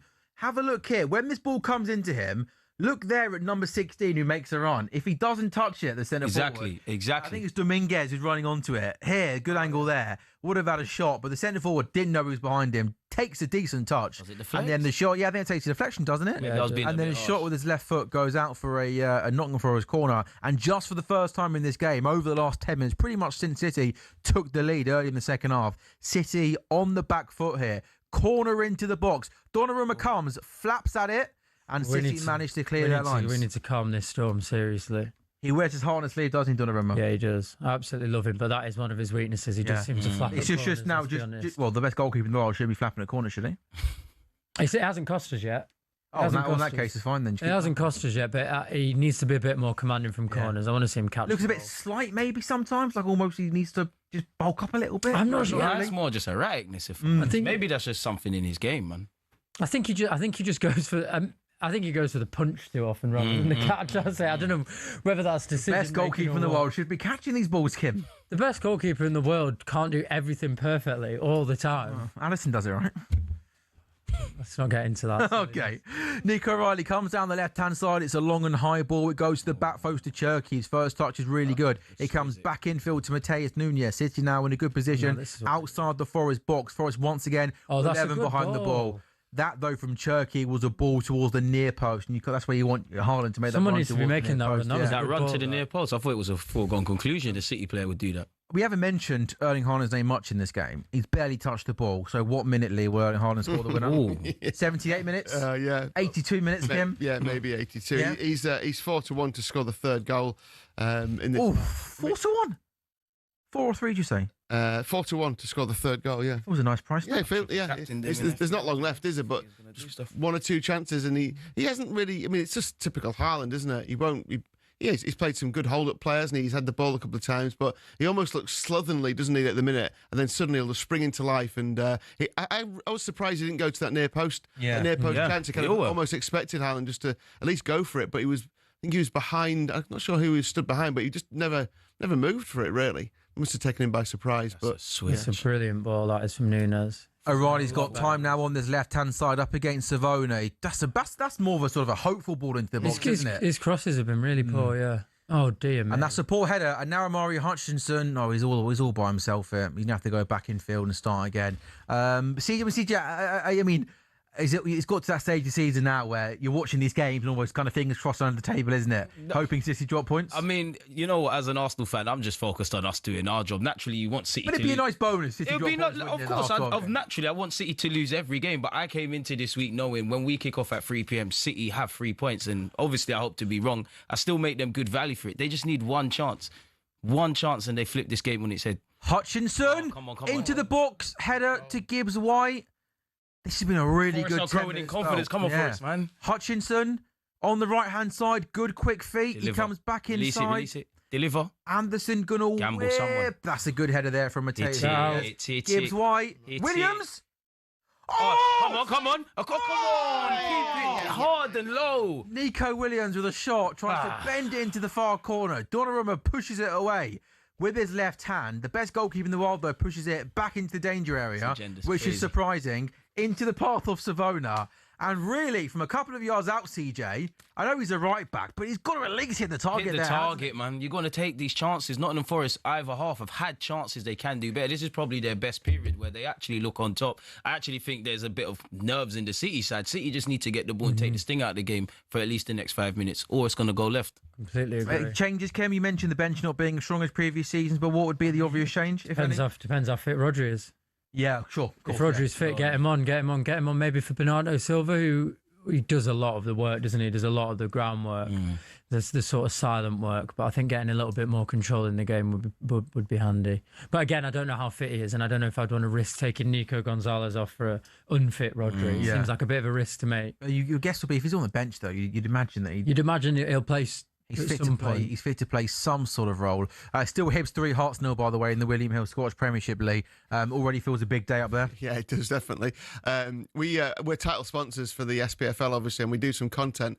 And one of the reasons I'm a bit perturbed about the 3-0 is nothing to do with Hibs beating Hearts. It's the fact that we had Derek McInnes lined up for an interview. I'm not sure he'll do it now. Oh, when? In the next couple of days. Okay, you got no chance. Yeah, you better get that changed. That is so poor. Yeah. Hibs. I reckon at 3:30 this afternoon he cancels that interview. Look at the space here for Callum Hudson-Odoi. He goes to the left-hand side. He's got Dominguez to Hudson-Odoi, and Gonzalez gets back in. But once again, Kim, how much space is there for Nottingham Forest to carry that ball through midfield? It's always on the counter. City just had a really good chance, and I think it was Reinders who put in a really terrible ball. Pass.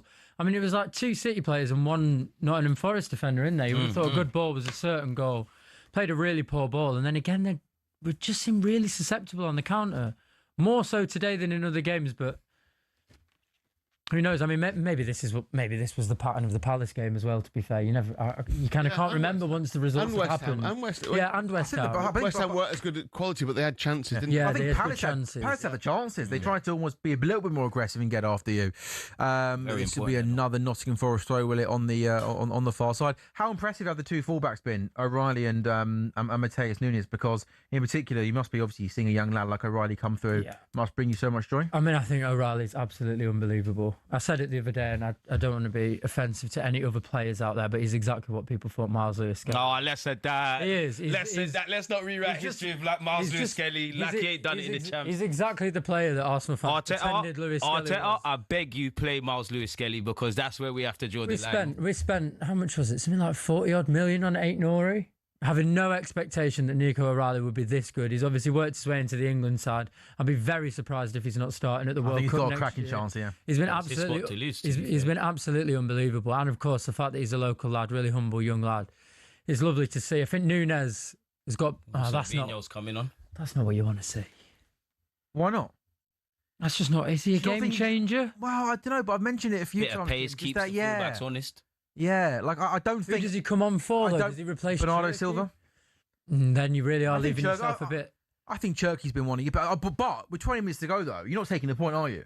No, we're not taking the point. You want to keep that pressure on Arsenal. I thought Pep would look to bring on a central midfielder. Rodri's the only one on the bench, and I'd keep Nico on and maybe look at Rodri. But who else is you've got to keep Nico Gonzalez on in front of the back four. My guess would be would be Bernardo Silva. You think Cherky, Kim? Do you?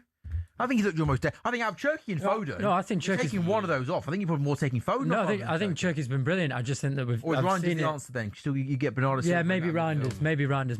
Well, we've named every single possible player we could take off. So unless it's Erling Haaland, which I think is unlikely. I think it's unlikely. Yeah, we could be okay. I don't know what you think, Lee, but I always think when you get post Christmas, everything just feels a little bit more serious. And like already, I'm thinking it feels a big 20 minutes in the entire, like an 84th minute City goal to get over the line, not playing particularly well. Yeah. Feels big for the title race. No, it would be, absolutely. I mean, I think we obviously in today's we react to every game, don't we? We react to everything, but that's what it's all about, isn't it? You know, if Arsenal go and win and this stays as it is, then suddenly, you know, the narrative will be about, well, maybe City weren't quite as much at it as we thought, and Arsenal are the ones.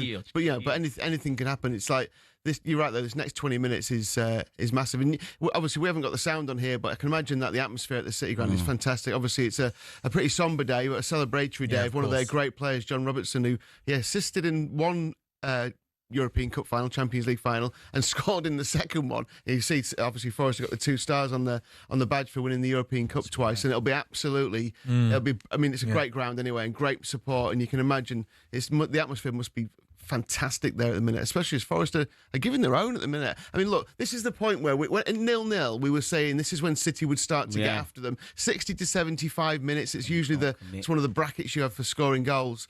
We'll see if they can start to. Ball to the back post, O'Reilly. He gets on to a long ball. Yeah, he did well, that was but a terrible cross. That ball was in. He managed to get it back into the box. Yeah. A bit too end-to-end a bit static again. Yeah, maybe he enjoyed his Christmas lunch a little bit too much, did Erling Haaland? Ooh, not Wade. Well, he actually, to be fair, he uploaded on his socials. He's the one squeaky clean City player. He's the one player that I know didn't have too many potatoes on Christmas Day because he wanted to. Have you watched his YouTube channel? Yeah, they're brilliant. Real about his raw milk and his big steak yesterday. It's madness. Do you think half a pigs in blanket? If that. No? As long as it's organic. How many did you have, Kim? Pigs in blankets? Yeah. I think about double figures. About 24, I reckon, yeah. CJ? I'm not a fan of pigs in blankets. Get out. I hate it. Crazy chatter. Get out of the studio and never come back. That needs to be thrown in the bin. What's your Christmas lunch? Do you have turkey? I have everything. Turkey. You have turkey though, yeah? We could be here all day, man. Mac and cheese. When it's just a bit too crispy, the bacon. Holland! Haaland showing he's human, man. First, we'll call that chance for Erling Haaland. Ball into the box. Gets headed down into Haaland. And the ball's just hanging in the air. And he tries to wrap his left foot over the ball and just doesn't get the execution on it. He got through it as well. Well, we've seen him do it. It is Reinders. Yeah, fifth time lucky. No, I predicted that. God, I'm good. Mate, I'm Pep Guardiola. Yeah, Reinders, yeah. No, you're Pep Guardiola's wife. yeah. Reinders, the goal scorer, is coming off for Savino, 72. We've got Nottingham Forest 1, Man City 1. I might just try and bring you some team news, shall I, from some of our big other games at 3 o'clock. Here's one for you, CJ. Magalhaes and Havertz in the squad. My team sheet in front of me here has Declan Rice starting at right back for Arsenal. Raya in goal, Rice, Saliba, Hincapié, Calafiori, Zubimendi, Marino, Odegaard, Saka, Gyökeres, Trossard. There's no Timber in the squad. So I wonder if out of possession, that will be Declan Rice at right back, and maybe in possession, he steps into midfield. Bit like what we saw against Wolves. Unless you've got another, I mean, it wouldn't be Odegaard, Zubimendi or Marino, would it? No. So yeah, That's going to Foden! be... How has he saved that? Wow. Wow. I love Keeper goalkeepers that save shots and roar and celebrate like centre forwards. Phil Foden, Wow, that would have been good quick feet outside the amazing box. Unbelievable goal. Oh, Cherky into Foden. The He keeper. gets it out, and the goalkeeper sticks out a big left foot and manages to keep it out. City now just starting to turn the screw. What a O'Reilly's save. got the ball back to but that Cherky Foden link-up play is It's brilliant. unbelievable. That was an incredible bit of feet from Phil Foden there. I don't know how he even managed to find the space for a shot there. Great save, though. And then Haaland was following up, and it was a decent save because it wasn't just pushed out tiny bit. It was actually with a bit of force, and Outrageous Haaland defending. couldn't follow up on it either. Yeah, you're right, Sam. City just starting to kind of Turn the look like screw. it's 9-2 now for Haaland to get the third goal. So it's even bigger than it was before with less time. That's the problem with clock. him. That's why you didn't That's want the him problem with him. He just does the same thing all the time. He needs to go on loan. He's not ready for City, man. And then he fouls. Honestly, I might just leave now. I don't like watching him play at all. He's so frustrating. So frustrating. I have some breaking news, possibly some of the most remarkable news you might ever hear in the history of football. Federico Chiesa is starting for Liverpool today. Wow. Which is, I mean, Credit I to him, he think deserves we're it. only down to almost sort of 12 or 13 first-team players, and the bench is pretty much full of kids apart from Robertson and Cody Gakpo. But Federico Chiesa starts for Liverpool today. There's, of course, no Salah, there's no Isak, there's no Szoboszlai, as you rightly put Yellow down card in for on your notes. So, yeah, it's Gravenberch, Jones, McAllister, the midfield three, Wirtz, Ekitike and Chiesa that lead the line for Liverpool. An emotional day, by the way, at Anfield today because Diego Jota's sons will join the mascots for Liverpool's match against Wolves. They're going to accompany the matchday mascots on the pitch before kickoff. Of course, there's two former teams at Anfield, and there was a lovely touch. I think Wolves were outside Anfield laying flowers as well yesterday. So, of course, every Liverpool game at the moment is obviously emotional, but today will be extra emotional because obviously he's played a lot of his football at Wolves, where he was a great player. So, yeah, an emotional day at Anfield today. Liverpool, Wolves, West Ham, Fulham, Burnley, Everton, Brentford, Bournemouth, Arsenal, Brighton are the 5 3:00 games in the Premier League. Hibs 3, Hearts 0 in the William Hill Scottish Premiership. 15 to go then at the City Ground. Still Forest 1, City 1. First half was a pretty poor game of football, but second half has been much better. that. Milenkovic has a shot that takes a deflection and he goes out for a corner kick, CJ. Come on, man. It feels like it's on a knife edge. Now it feels like it could go either way. I don't think it's going to end the draw. It's like it's 2-1 each way now. Not even on Forest. It's a weird one from Forest in the second half. It's because it's like they half believe they can win, then they kind of retreat into their shell. They're almost like we have to put 11 behind the box, but we're having a little bit of joy when we encouragement. It's weird. And City just want them to attack, And that's it's what like, trap. yeah, it's like, but they won't quite do it, will they? They're City. Can Phil Foden come by forward himself. on the counter-attack? He needs support. So He's for him, got yeah. support. Come on, Even that pass there, it. Such sensible play to come back in field and then push the ball out wide. Now Bernardo Silva for Man City. 76 is gone. Forest 1, City 1. Can Savinho make something happen? Down this right-hand side. He goes past Hudson-Odoi into the box, but it's a really poor ball into the box. Murillo heads away. Back to Phil Foden now. Can Phil Foden make something happen? Like he's playing on the streets, isn't it? Baller, man. Yeah, it's so Absolute good. baller. Speaking of baller, Turkey as well. Gonzalez. God, this is a real 50-50 game. This it really could go. Also, either welcome way. to talkSPORT Goals, by the way, Kim. Yeah, we like thank to watch pain through your eyes as a football fan watching struggling. your team play. Trying not to shout too much. No, we want go for shouting. Please do shout. This is normally people shout. You just don't swear. You're fine. Yeah, I mean, yeah. Rico. Oh dear me! In his head, that probably looks Hands. crazy, but Is that horrible. what we call a desperation effort from Nico Gonzalez? There, 25 shot from 25 yards out. Look, That he had space to shoot. It was just a terrible, Again, the terrible application in the final shot. third. Yeah. I mean, I think you're right. It's not going to end a draw.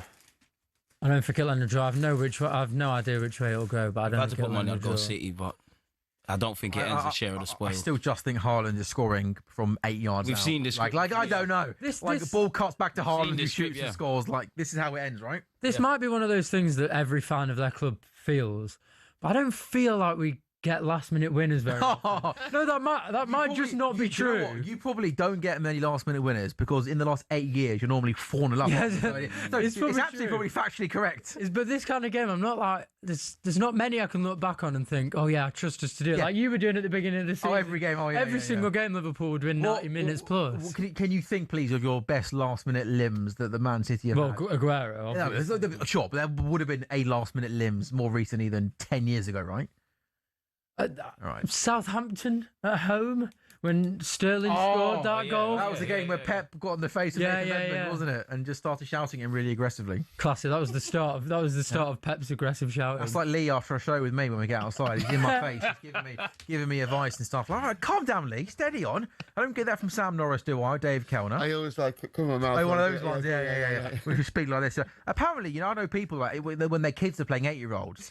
They're talking like that over corners and free kicks on a Sunday League park. That's disgusting. Grow up. What's worse, that or no pigs in blanket with your Christmas lunch? No pigs in blankets is the worst. Get out! Pigs in blankets is horrible. I could die a happy man never trying that again. Horrible. Right. How can it be bad? I don't know. It's bacon and sausage together. Dead. I guess it can be bad if you don't like bacon and sausage. That would be the obvious answer. Anyway, I'm trying my best to him to distract you from the fact that your team could be possibly 12 minutes away from dropping points in the title. Look at those eyebrows, by the way. Goodness me, good Jay. He's just scraped his studs down Phil Foden's knee. I'm not sure it was particularly intentional, but he's lucky to not. Yeah, if he hasn't got a booking, he's lucky to not have had a booking. He's been in the wars. Because he did the old fake, the kind of tempting the referee into a yellow card thing. That was a nasty challenge, really. He's kind of had his arms flailing around, but he's escaped it so far. City with a free kick, but taken short. They need a bit of magic soon, don't they? I mean, they've still got probably 15 minutes left, to be fair. So it's there we go. I genuinely still didn't find Haaland. It's almost like nothing's quite fallen to Haaland's feet. The putback was a little bit more, and it was Haaland was. I say unmarked. He was in the 6-yard box, but he would have scored from that range. Lee, I love watching Phil Foden try and grab these games by the scruff of the neck and win games for Man City. Player, isn't he? It was here you got to the byline there, beat a man, and as Lee says, the pullback couldn't find a Man City player. Imagine to Mark Haaland. Wow. No, I can't imagine that, to be honest with you. It doesn't sound particularly fun. Crazy one. Corner for City, and that from Phil Foden wasn't a good corner. It's unacceptable at this level. What's worse, not beating the first man or sending it out for a throw-in on the other side? Or not having pigs in blanket. Pigs in blankets again. Already established. Overhitting deliveries, to be fair. Oh, look, they're bringing a striker on. Bringing out 1 year. You guess that means that they feel like they can win this game. Wow. Oh, yeah. I'm guessing it'll be a straight sort of win it for Igor Jesus. To be fair, Lee, I mean, for the goal, it was his wonderful ball that picked out Mario. He's been, when you looked at him when he signed, he hasn't got a great goal scoring record anywhere apart from maybe in the Middle East. He scored. He scored. Got into double figures then, but he's not a prolific goal scorer. But he's worked hard today, hasn't he? He's put himself about. And that's the problem for Forest, really. They haven't got enough goals in the team. Like I said earlier on, they've scored 18 goals this Premier League season. Remember last year when they outstripped their XG by miles, didn't they? Chris Wood scored a lot more goals than he should have, according to the stats. And they're lacking. They do lack goals. So I just thought City would score more than them today. I thought Forest were good for a goal, but I thought City would score 2, maybe 3. Still might. Feels a big final 9 minutes then at the City ground. Again, in the William Hill Scottish Premiership, Hearts have pulled a goal back away at Hibernian. 13 to go in that game. Hibernian 3, Hearts 1. Hibs were 3-0 up. We've got 9 to go in the game at the City ground. Man City did take the lead early in the second half thanks to a goal from Reinders. Really nice assist from Cherki. Forest bounced back almost immediately. Amari Hutchinson scoring a really nice finish from close range. It's been a better second half in the first half, followed a pattern of City just dominating possession and Forest putting 11 men behind the ball. Forest have in the second period at times, despite maintaining that shape, tried to be a little bit more braver in possession. Long ball forward for Haaland. Good defending. You just had to get something. Haaland and Milenkovic shoulder to shoulder, and you just think Haaland's going to get a shot away, but fair play to Milenkovic. He did enough there, Kim, to get something on the ball. Great defending. And he's probably the one centre back that can go toe to toe with Haaland in terms of strength. Yeah, that was fantastic defending. I think that was Savinho with a good ball, and I think we'll see more of that in the next 10 minutes, actually. Just pumping it up forward to Haaland. Got a corner here, though. Corner kick then from Manchester City. It's 8 minutes to go of normal time. Cherki, Lofted ball into the Other box. corner, That's the surely. corner. For Good City, defending isn't it? again. God, they are good, those He two won't be centre at backs, Forest aren't long, they? really. Bro, look at the trim, man. It's nothing like it, to be What do you fair. mean Sam, I nothing? don't know where you're seeing that, Thank Sam. you. It's nothing like it still. I don't know what you're seeing. You're the one that needs glasses. What do you think? Nah. Look at the back. Sam's face then. different styles. Even when Liverpool were in the depths of despair this season, his face didn't look like that. It's literally the same thing. No. I promise you. And producer Anna is saying it's literally the same thing. As well. Go on. Chance. Yes! Yes! It's that man, Yes. Turkey. Turkey Or was it goal. Harley? I don't know. Everyone celebrated. Yes. Was it Turkey? Turkey. He deserved it, to be Yeah. fair. See, I told you, man, it's going to happen. Wow, I didn't think that was coming. I wish I could hear the sound. That's the worst thing about being in here, isn't it? You should get the sound in one ear. Yeah, I need that. Great goal. We said it Man- earlier, didn't we? Turkey was due one. He had 1 goal in 12 Such this a season, player, man. 2 in 13 now, and that's his. He starts to get back complaining towards. Well, I'm guessing here. I don't know if somebody was in an offside position. But 83 minutes gone. It is Forest 1, Man City 2. Ryan Cherky, who I think has been Man City's best player this game. Certainly in the second half. He's always the one on the ball that wants to make something happen. Murillo's shirt has been nearly ripped off his chest. He's got a massive hole in it. I'm not sure if that's what the Nottingham Forest players were complaining about. But as things stand, Man City have taken the lead away at Forest. Corner came into the box. Gvardiol heads it back into a danger area, and Cherky runs straight onto it. First time That's a shot, really, really drilled good finish, hard and isn't low. it? The keeper gets down to his right hand side. It goes through the legs of Gibbs White. He gets a hand on it. Maybe the O'Reilly shove. There's I'm quite not a big sure. shove, but I mean, But it's a stuff like really that. nice hit, isn't It's a it? really good finish. Hits it perfectly. Drives it. It's a really, really, Yeah, really O'Reilly good just finish, shoves that. him down to the ground. It goes kind of over that area, but like I don't know. I'm not sure. enough So much happens in the No, box really, these man. days. It's like I don't think there's enough not in enough that. in But yeah, it's not the best of corners. It ends up going to Gvardiol. And to Gvardiol as well, it'd be quite easy, the back post, Kim, to have gone back into a danger area. But he just really wanted to keep his composure and head it back out to Cherky, who's in so much space. Unless that was the plan all along, for him to peel off to the back post and find Cherky in Well, space. I think I'm nervous it's going to get ruled out for VAR. Nah, man. What? So what's the problem What's here? about? Nah, man. Oh no, it's a goal. Okay, fine. Nothing Brilliant. wrong with it. Well, the O'Reilly challenge on... Yeah, I think that. Nah, possible there's thing. not enough in it. I think that what's really interesting is we were just saying about how annoying it is when a corner goes all the way out to the back, but that was clearly the plan. The corner routine had changed. We weren't whipping them in. We were going to put them to the back post, try and head it down, and it was perfectly executed. And you saw there, we talked about it before, Pep Guardiola going straight away to the set piece coach as well. Fair play. Clearly planned, and it was clearly to do with the time of the game it was. We thought, oh, do you know what? This is how Forest have been defending. If we get it in deep, we try and get a knockdown. We can try and hit it on the edge of the box. That's exactly what they did.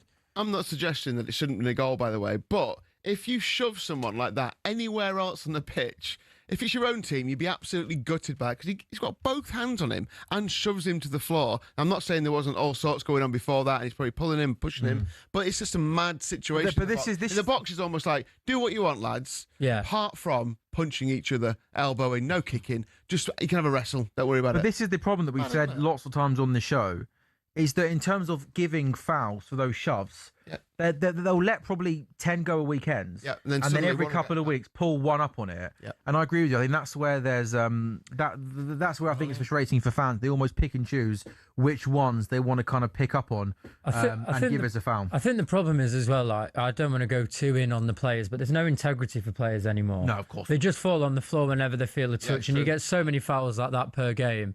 You can never really know what is actual contact that would have made. Would Gibbs White have really fallen down from that? Maybe. And if so, probably a foul, but you don't know. True. So, Yeah. but in answer to your question, I think if that was scored against City, I think I'd be probably a bit annoyed about it.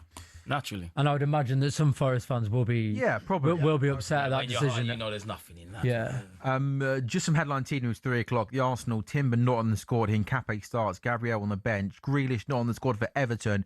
Beto starts ahead of Barry. Liverpool, Frimpong is in at right back. Chiesa starts, as does Ekitike and Wirtz. Van Heg is back for Brighton. Minter and Welbeck on the bench. Krupi starts ahead of Evan Nilsson for Bournemouth. Kluivert is benched for them. As for Brentford, no Vandenberg in the squad there. We're taking you through all the 3 o'clock games at 3 o'clock. Kim's going to, he'll hopefully be celebrating City. Marcus Bella joins us. Grealish is a blow for Everton, isn't there? big People are especially when backing they've got Everton. no Ndai or Juicy Exactly. Hall as well. So, yeah, so where's the... An even better chance for Burnley today. And Beto, we like him less than Barry, I think it's fair to say, for Everton. Yeah, it's a tough one, but yeah, I think so. Deliver. What are you doing? Well played. Ran into traffic. Kim, is this now where Man City just got to be streetwise, use all their experience and see this game out? You got to be clever, and this is where Savinho comes into his own. Run. This is where he comes into his own. That's a foul. Why did you go down the line? Nah. Ooh. Your team's it was an opportunity for Sevilla to take it down the line, almost like last few minutes in an FA Cup tie and get into the corner. Let people catch up with him, because what have you got left here? 3, maybe 8 minutes, maybe not, maybe 7, 8 minutes left. That's something else. Can I just say about Savinho? And that's the problem for me. You've got him for Savinho, haven't you? He's really stupid. He's such a low IQ footballer. He always makes the wrong decision. He's all getting no idea. He's got so much talent in his feet, and you can tell he's got so much pace. He never uses his brain. Like that, there's no other player in the Premier League who wouldn't have gone down the line. He's like a kid, man. Kim, Ryan Cherky's coming off to a standing ovation from the travelling Man City fans. Another really good performance from Cherky. Absolutely superb, yeah. Goal and assist. He's just getting better and better, isn't he? He's absolutely unbelievable. There's hardly any words to say about him. I think when he came, I looked at him as one of those type of players where it could have gone one or two ways. You know, there are those sort of maverick players like your Ben Arthurs or your Adel Taarabt. Cherky fits into that category for me, and I thought, he's going to be one of those players who's going to do loads of flicks, he's going to do loads of tricks, but he'll be a bit annoying. He won't work hard. He'll make the wrong decision a lot. And he just hasn't been like that at all. You can imagine Pep told him in no uncertain terms, I'll facilitate how good you are creative-wise, but you've got to defend for me. You've got to do all that kind of stuff. I genuinely think he's got world-class potential. Like, it's not going to make sense, but I think if Cherky truly wants it, if he lives and breathes football, he'll be a top. He is a top player, but a top player.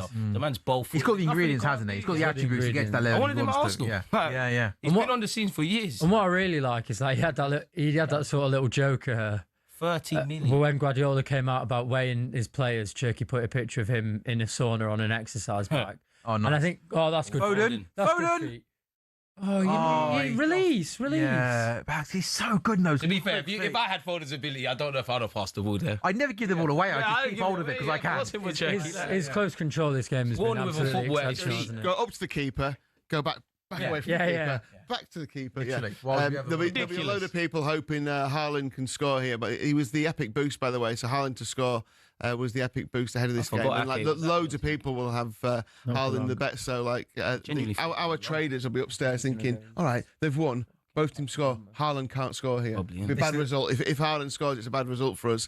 Okay. But yeah, so this is a good start for the day for the bookies. Because Haaland hadn't scored. Yeah, but City both teams to score and City winning both teams to score. It was around 2-1. What did we say on the preview show? We said we went City, Arsenal. We said a treble. Yeah. City, Arsenal, and then well, City, Arsenal, Liverpool all to win with both teams scoring was 21-1 today. Yeah, and I'm not sure Wolves score at Anfield, though, to be fair. No. But yeah, Savinho now gets past Nico Williams. He's through on goal. Savinho. You know what? That was decent. Oh, go on. Keeper saves out to Mateus Nunes. 5 minutes of time added on. Back to Savinho now. No. Corner. Go to the corner. Go to the corner. Flag in the situation. No, go to the corner. Or just keep the ball. Just relax, yeah. God, just I'm relax. so nervous. I know what you mean, because it's post-Christmas title race, isn't it? Every single game just means a lot. If you drop points in September, you got plenty of time. Yeah, you got plenty of time. We were 8 points behind like 3 weeks ago. Yeah. Fine, Foden shoots, takes the trigger early. As things stand, Kim, again, Arsenal play obviously later on today. Manchester City, if you look at the live league table, Man City are top. Sam, I want to be good value, but I can't talk about it for the next 4 minutes. I'm sorry. I just need to make sure that we get this over the line. It's done, man. I couldn't forgive myself if I jinxed it. Aren't you? Goodness me. No. Honestly. No, top of the league, it makes a huge mental difference, I think, especially with Arsenal players will obviously know. Yeah, they know. I mean, they'll probably be watching it in the changing room, let's be honest. And I think that's what makes me quite confident of City winning the league, is that Arsenal, we're the chasers. And you never ever want to be the chase. Seeing us chase, and Arsenal have been chased. Arsenal have been. You never want to be the chase. You never want to be the chased. You want to no, never. You never want to be the chased. I mean, I remember my team Liverpool trying to chase City for seasons on seasons, winning every game, and we still didn't win. No, but there were points where we chased you. Right. And only really over the final couple of months of the season, apart from the Centurion season, was where we actually overtook you. I think. When we won the league in 2024, we spent like 200 days. Yeah, I think we spent like 20 days top of the title. Yeah. And I think that's going to have a big impact on how this title race plays out. And I think playing second is huge as well. Hearts have got another goal back away at Hibernian. Hibernian 3, Hearts 2. Hibs were leading 3-0. But Hearts have got a couple of goals back. They got 90 seconds of time added on. 90 seconds left, of normal time, and then time added on. I mean, I'm sure they would have wanted to have won the game, Hearts, but 3 down, they would have taken a point. We got 2.5 minutes left then in the Nottingham Forest-Man City game. Man City, as things stand, top of the Premier League table, leading by 2-1. 2.5 minutes left of added time. Can Forest conjure up one more opportunity? Not if the right back from a throw-in is going to throw the ball straight to Nico Gonzalez. Fold's ridiculous. Yeah, he's been amazing today. He's just gliding through games, isn't he? Yeah, the guy's almost like it's just way too easy for him. Just keep it up because we're going to need you going into England next summer. Anyway, yeah, well, 100%. I mean, Tuchel's got options, hasn't he, in that sort of attacking options, that final midfield player. What do you reckon, Lee? One more chance for Forest? No, I don't think so. I think set piece maybe. They've got a throw in here. Have they got? Is Nico Williams? Has he got a long throw? I don't know. I'd be surprised if they. He ain't even looking like he's trying to do that. He looks too small to throw the ball that far. They need to try to though. Yeah, well, 90 seconds to go. You might as well launch the ball in the box, see if you can get a flick on or something. Yeah, but no one's in there. Yeah, and that's the smallest player on the pitch, Bernardo Silva, who wins that header. Foden clears. Still up in the air. Ball still alive, though, in the air. And Nico Gonzalez can just launch that forward to Erling Haaland. And Haaland's all by himself now. O'Reilly's making a run. Triple captain, you Haaland, man. Today? Yeah, I had the feeling. I don't know why I thought. Man, they had West Ham at home last week. I don't know. I genuinely thought City were going to win 4-1 today. I've got Haaland in my team. I thought. I took him off captain. I gave it to Ekitike today as captain. That's a sensible move, I think. Well, right now I was looking quite sensible. Haaland Sometimes you got to gamble, man. It didn't pay I just thought Wolves at home, 2-3 Liverpool, Ekitike to get one. And I mean, that's crazy. Is he giving the free kick there? He's played advantage. Haaland just shoved him in the back. There was no need. You know what? If he got a head on that, Donnarumma's out of sorts there. Yeah. It's a long ball forward. It's over now. The best goalkeeper in the world got himself into it. He's not leaving. Letting that. The best goalkeeper in the world was positioned perfectly to watch out. He was not positioned perfectly there. He was backtracking. He put pressure on him. He would have headed that. That's where you got to communicate on another day. Yeah, I think Man City are going to see this game out, CJ. Yeah, and look, you know what you got to do. You got to do your job, but it just everything more pressure on Arsenal, isn't it? The only pressure is internally, man. We know how good City are. We just need to do our job. Honestly, I think we should have approached this game that we're going to play against Brighton, assuming which we're about to see, and that City have won. The only time I'm going to take too much stock in what others are doing is in February. Honestly, right now we just need to get out of this December-January period still bullish about potentially fighting for a title. 10 seconds to go then. Not Man City at their fluent best. Will they care? Absolutely not. The referee has given an offside on Haaland. He's going to launch the ball forward. He's letting him play from anywhere. Out to the left-hand side to Bakwa, who crosses. Gonzalez clears. We played over the 5 minutes. Foden, Savino's going to launch it forward. Murillo, though, does well, plays it out to the right-hand side to Savona. Get the ball in the box. Ref, let's play till Forest. Cross the ball. Dead. He does cross. Hit it. Oh, he's going to play. Igor Jesus went down deeply, and the referee is going to blow the full-time whistle. Hard-fought victory. Yes. Manchester City beat Nottingham Forest by 2-1. What we're going to do, we're going to take a breather for a couple of minutes on talkSPORT goals. Then when we come back, we'll round up everything that happened. Man City, they go to Forest, they win, and maybe just temporarily, they're top of the Premier League. Hopefully.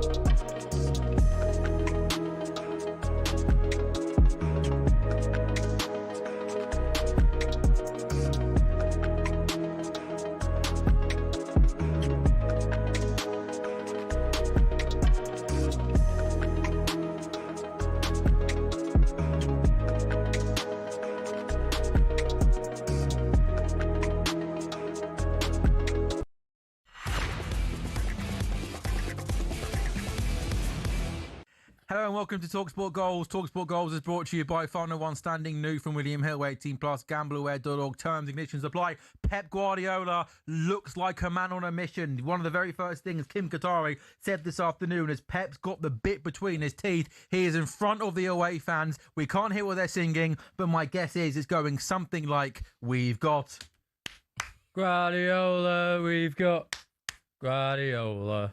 And the reason why Pep Guardiola and the Man City players have got a big smile on their face is because on Saturday, December the 27th, at just before 2:30, Man City, maybe just for a couple of hours, are top of the Premier League. The early game in the Premier League finishes Nottingham Forest 1, Man City 2. The first half, not the best games of football. Forest sitting deep, 11 behind the ball. Man City not at their best in possession. Second half, though, City took the lead very early on. Reinders scoring. Hutchinson equalised only a few minutes later. A lovely, lovely finish. The game went deep.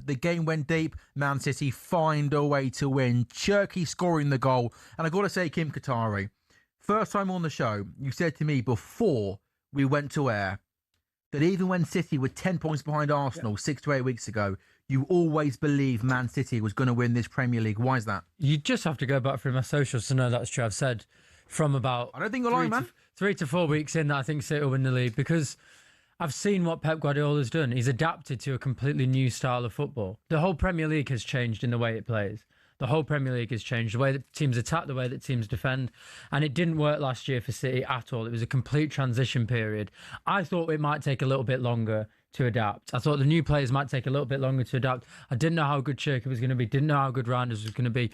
Certainly could not have foreseen the Nico O'Reilly situation. So going into the new season, knowing that we hadn't bought a right back, and knowing that the only left back we bought was Aït-Nouri, who I wasn't 100% sure of, I did feel a bit negative. But once the patterns of play started to emerge, I just realised that Pep Guardiola has exactly what he wants. And he's said it many times in his press conference. Over the last couple of weeks especially, he says, oh yeah, you can tell that the players really have that desire to win. I don't think they had that last year, and they have that now. And you can see it today. Today is an exact example of why I think City will win the league. We didn't dominate the game whatsoever. We dominated possession in the first half. We had an XG of 0.3. We had no chances in the first half. In the second half, we were pretty susceptible at the back, let's be honest. They had a lot of chances to counter-attack, but resolute, strong defending, which we needed. And what, we had, would you say that half chance, the Cherky goal? One half chance, really? Wasn't a lot. And apart from that, again, the other chances that we had weren't big chances. They were balls into the box, but they weren't particularly great balls. That's true. Apart from the Foden one where the keeper made a great save, we don't need a lot to score, and the other team needs a lot to win. And that's why I'm very, very confident about City. There are also a lot of other factors in terms of what Arsenal are, how the fact that they don't like being chased, the fact that they've got this monkey on their back of 3 successive being ahead and coming seconds. And I think that's going to play a big part of their mentality. Do you agree with that, won't with CJ? us. People use the word mentality a lot with Arsenal. Is that being overplayed, or based on what's happened in previous seasons? We need to get the monkey off our back. Obviously, it's not nice being second all the time. It's take nothing away from City, take nothing away from Liverpool. This season, our greatest best friends or our worst enemies are ourselves. It's the injury situation. Lately, it's been away from home. It's Arteta, even with new players having to put the what do they call it online, the handbrake down. I think we just need to look internally. I don't subscribe to this pressure thing. I think it's a media thing. Naturally, there's an element of pressure on Mikel Arteta. He knows what he has to achieve. The players the same. But you're playing for Arsenal. You're playing for a big club. You're playing for a club where they always talk about how you haven't won it and how you need to do it this season. I don't think they live or die by that. I think the only pressure we've got is every other team has. And then obviously, we just need to get over the line. So I don't subscribe to it. I don't think we're nail-biting week in, week out. The only time I will subscribe to that is, as I said when we was online, is when you start looking at February, when you start looking at March. Are we going to still be in this kind of mix? Because we know these boys, City, they're playing well right now. They'll go on a mad run. We've seen it. The only time I've kind of seen that is actually the time when... What year was it that you lot won it on the last day? It's a couple of years ago. Against which time? Villa. Yeah, no. Villa. Yeah, 2021. Yeah. I think you lot played Villa and we played. That's the only time towards the end of the season I've seen a real consistent run of form from Arsenal. Simply put, just getting 3 points. So there's a lot that has to come into it. I think when I look at my club, I don't think we've been our sparkling best. I don't think I've seen that best version of Arsenal. I don't think we've seen a consistent kind of level. So let's just bring it on. We know we're playing a great team with a great manager that's reinventing. This is the game, innit? This is it. Can I just say, I don't subscribe massively to the pressure thing. I don't think Mikel Arteta and the players are going to be shaking in the changing rooms now. Pressure's a privilege. When I talk about mentality, I think some managers and some players have it, and some managers and some players don't have it. Pep Guardiola has the mentality, which is why he's won so many trophies. 100%. That everyone is human, right? Mikel Arteta is not a robot. There is no way that he has not been affected mentally by the fact that they were ahead for 3 seasons and they've finished second. There's no way that that's not possible. There's no way it's not possible that he hasn't been affected by the fact that Arsenal spent 900 million quid and got no return. He will be affected by those things. And I think that this is not a good position for Arsenal to be in, being chased by City, being chased by the team who have done it to them. I hear it, but for before, me, and that's what I mean about the mentality. I don't subscribe to this whole like Arsenal have got like a super weak mentality and the players are feeble. I don't mean that. No, I didn't suggest you said that. I just mean that like there's obviously going to be an extra level of nerves for Arteta and the Arsenal team, and I think what City have, as cringe as people call it, like the shark mentality, but City do have that sort of apex predator mentality where they just go into games and they go into leagues and they just go in with the expectation of winning. You are right, and obviously that's, both teams have pros and cons. You lot have been there, done it, wore the t-shirt. People can accuse City of losing their hunger last season. They've got their mojo back. I kind of look at, all I can look at is our factors. Cool, we finished second in the last whatever years, but you should be more hungrier than them. Forgettability, you've never done it. You've never had those pitches. You should be wanting to defeat yourselves. This is why I'm so harsh on my football club. When we have gone through there was a point against Sunderland, we had like 2 losses in 18. That is a good team. It's now just about being a great team. Of course, Mikel Arteta, everyone's going to be scarred and shaped by their past experiences. That's what happens. You lot had it with Jurgen Klopp when you were 90 points clear and you didn't win the league. All you can do is use it to drive you forward. We've seen us be the chasers. We've seen us be chased. We finished second. And for me, I think, genuinely, it's all internally. I think City are here in a fight, but we know if we win our games, we've won the league. It's as simple as that. The one thing I would say, I do think we need to do something if we are to win this league that we haven't done since Coquelin and Santi Cazorla were our centre mids. We need to win at the Etihad. Sorry, that's where we need to. And I think when you look at pressure, I think Mikel Arteta at times, as much as I love him, he's his own worst enemy. There's times when he kind of puts the handbrake up when he needs to take risks. I think if he fixes this stuff, of course we could do it. If you don't, is that it then? I'm just interested to know what your opinion is. If you don't win the league this year, what is going to have to happen for Arteta to be replaced by someone who he's not going to get sacked? There's talk of getting a new contract. Obviously, I'm not happy to just be second, but if you do have that title race, if there is a bit of context with semi-finals or whatever in the Champions League, they're going to go again. My club isn't that club. That's going to... Because realistically, bro, if you want to get rid of Arteta now, you need to be joining like a list of targets up now. Does Arsenal strike you as a club doing that? We're not ready to get rid of it. I've never thought that if Arsenal don't win the league, I can't see a way, especially if Arsenal finish on 88 points and miss out 2 points on City, I just don't see a way. I'm not saying he should be sacked, but obviously that is harsh. If that happens, you'll sympathise with him. But we are getting to that stage now. It doesn't matter if they got 100 points and you got 99 or whatever. You need to get over the line now. We're a good team. You're a great manager. We're great tactically. We can compete physically. You need history now. These players deserve it. The fans deserve it. We've got all the great statistics. It's silverware time now. Arsenal playing at 3 at home to Brighton. Kim, in terms of today, a quiet day for Erling Haaland, but I guess it's also a good sign that he didn't have his best game, didn't score, but yet the likes of Foden, Cherky and Reinders stepping up and look very good offensively. Yeah, exactly. And Haaland scored a ridiculous amount of goals, and there's no doubt in my mind that if Haaland wasn't there, we would be nowhere near the top of the league. And I think if he gets injured now for the rest of the season, we won't win the league. I think there's no point in trying to reduce the impact that Haaland has on this City team. He is the most important player. But I think when he has games like this, he doesn't... Because he doesn't score and because he doesn't assist and because he doesn't get on the ball, you think it's a bad game. It's not a bad game at all. Cherky wouldn't have had anywhere near that space in the penalty area if Haaland wasn't on the pitch. 2 players have to go and mark him from corners. 2 players have to mark him from every set piece.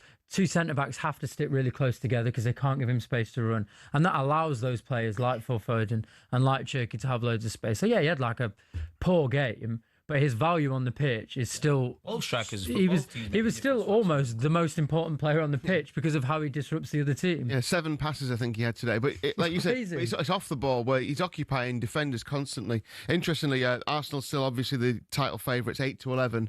That gives them an implied probability of winning the title at 58%. City 5-4, which is the shortest they've been, 44% chance of winning the title. So obviously, if Arsenal don't pick up a point today, it'll be really close to see whether City are title favourites or not.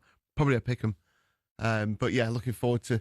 I mean, the thing about Arsenal now is really what they need to do today is come out and have no doubt over Brighton. And just go and win the game, win the game comfortably, well. And be like, Don't focus on the outside noise. You need to get 3 points today. It's as simple as that. Do your job. Everything else takes care of itself. Just get your 3 points. Leave that to the media. And you saw there at the end with Pep does look like this season he's just got an extra spring in his step. Almost like last season, probably the fact that City was so bad would have motivated him even more to want to come back and almost Pep 2.0, Man City 2.0. Sure, he can do it when everything's going good. He's got the best players, but can he sort of reshape a team, rebuild a team? And you see with those celebrations there, not often you see Pep right in front of the way and do you taking the applause. You can tell that was a really big game, I think. You can tell that was a really important... I mean, you said this could be a huge final 10 minutes in the title race, and it was. That was a really, really important win. When you got two teams that close, it feels like every final 10 minutes now, and from now until the end of the season is going to be like that. And look, I earmarked it. I think that's that was one of 3 very difficult away games for the rest of the season. I think now we've got Anfield and we've got Spurs where we never do particularly well. And I think I can't see Spurs taking points off you this season. Yeah, but you could have said that. You could have said that for the last 6 out of 7 years. Well, over them, man. When it really matters, Spurs don't want to take points off Man City. No, that's true. Well, they tried their hardest, apparently. Oh no, they did. When Son went racing through clear on goal, he tried his hardest to put that ball, didn't he? Best save of all time. That one. Another thing we spoke. Arsenal got some injuries, haven't they? Of course, but something we shouldn't forget is about Haaland's quality. You got Ballon d'Or winner from the previous year, who's barely kicked a football in the last 2 years. And on the bench again today, didn't come off the bench. But you do just think, big if, you can get Rodri at 75% fitness. How important that is. I still think he can get... for stepping up as well. Well, that's the thing. I think Gonzalez... I thought he struggled early in the season, Gonzalez. But I think he's eased into the season and he's looking a lot more comfortable in front of that back. The best I've seen him in a City shirt as a non-City fan. It's like he's finally taking his chance and he's like, okay, you're the deputy for Rodri type of thing. It makes sense. It's kind of mad to say, but we are top of the league, right? And we haven't missed Rodri that much. I mean, we don't know what would have happened if he was playing, but you can't get much. I mean, I know it's only for a couple hours or 2 hours or whatever, but you can't get much better than being top of the league. And we've had our Ballon d'Or injured for Ballon d'Or player injured for the whole season, and that's a huge testament for Nico. Points, man. He's just been absolutely unbelievable. I don't know what happens when Rodri is fully back fit. He comes straight back in for Gonzalez. Does Nico go immediately to the bench after the half season he's had? But you think he plays them both together? No. I think you could play them both together. Unpepped, play them both together, maybe? I honestly don't know. I think it'd be really harsh on Nico for him to get replaced by Rodri immediately. I don't know how that works because he has been really good. I mean, I don't know. I don't know how it's a nice option to have, isn't it? It's a really good option to have, The best thing is you can ease Rodri in because it does seem like he's been getting a little bit of setbacks and then you're always on this Ferris wheel of just never quite being fit. And I'm sure he's taking extra caution because I know we only really care about our clubs, but a lot of these guys are going and playing for their countries in next year. Yeah. So I want to get rest. That's a good point. Yeah, I hadn't thought about that. And just final thing, Kim, on Man City before we let you go and enjoy your other half's birthday. Phil Foden, happy birthday, there we go. Happy birthday. Phil Foden once again. He's got the bit between his teeth this season. Almost makes you think, what on earth happened to him last season? Yeah, I have no idea. I mean, I think, to be honest, with Phil Foden, I think it was quite well publicised that he struggled a little bit internally, a little bit with his mental health, and we forget about that with football players, don't we? We forget about it quite a lot. And I think for Foden as well, he's had a meteoric rise playing for his boyhood club who he's been at his entire life, won absolutely everything, and then probably last year was the first time really things hadn't gone his way, and he probably just had a little bit of a wobble. I mean, he's still a little lightweight, I would say, and that's just the type of player that he is. I think in some of those, going to be him, in some of those really big fighting games, like Arsenal away, for example, that 1-1, he doesn't really seem to thrive that well in those sort of positions. But today he was absolutely unbelievable. His technical ability today, the guy's ridiculous. He really is amazing, and I think all the plaudits have gone to Turkey, but we've got a lad from Stockport who's kind of the same. Do you think we just take him for granted sometimes in this country? When you've got an English player, 100%. We want to build them up, and then whenever we can, just knock them down. 100%. It's a bit like Bellingham, isn't it? People are doing the same thing. It's a bit like Bellingham. Decent English player. And look, to be fair, Foden's poor for England. There's no point in sugarcoating it. He's not very good for England, so I can understand why people might not want him in the side. But to not acknowledge the fact that he's as probably close to world class as you can get is ridiculous to me. Kim, thank you very much. Thank you very Out of 10, much. how would you rate your talkSPORT goals debut? Well, we won, didn't we? It was either going to be a 10 or a 0, so I'll give it a 10. For the draw bin, would that have been still a 0? No, draw 0 as well, yeah. Kim, thanks very much for joining us, and have a good rest of the day. The early game in the Premier League finishes Forest 1, Man City 2. So temporarily, maybe only for a couple of hours, Man City are top of the Premier League table. We've got 5 games at 3 o'clock. Arsenal looking to get back to the top of the Premier League, hosting Brighton, Brentford, Bournemouth, Burnley, Everton, Liverpool, Wolves, West Ham, Fulham. We're taking a quick break, and then when we come back, we're building up to our 3 o'clock games in a couple of minutes' time.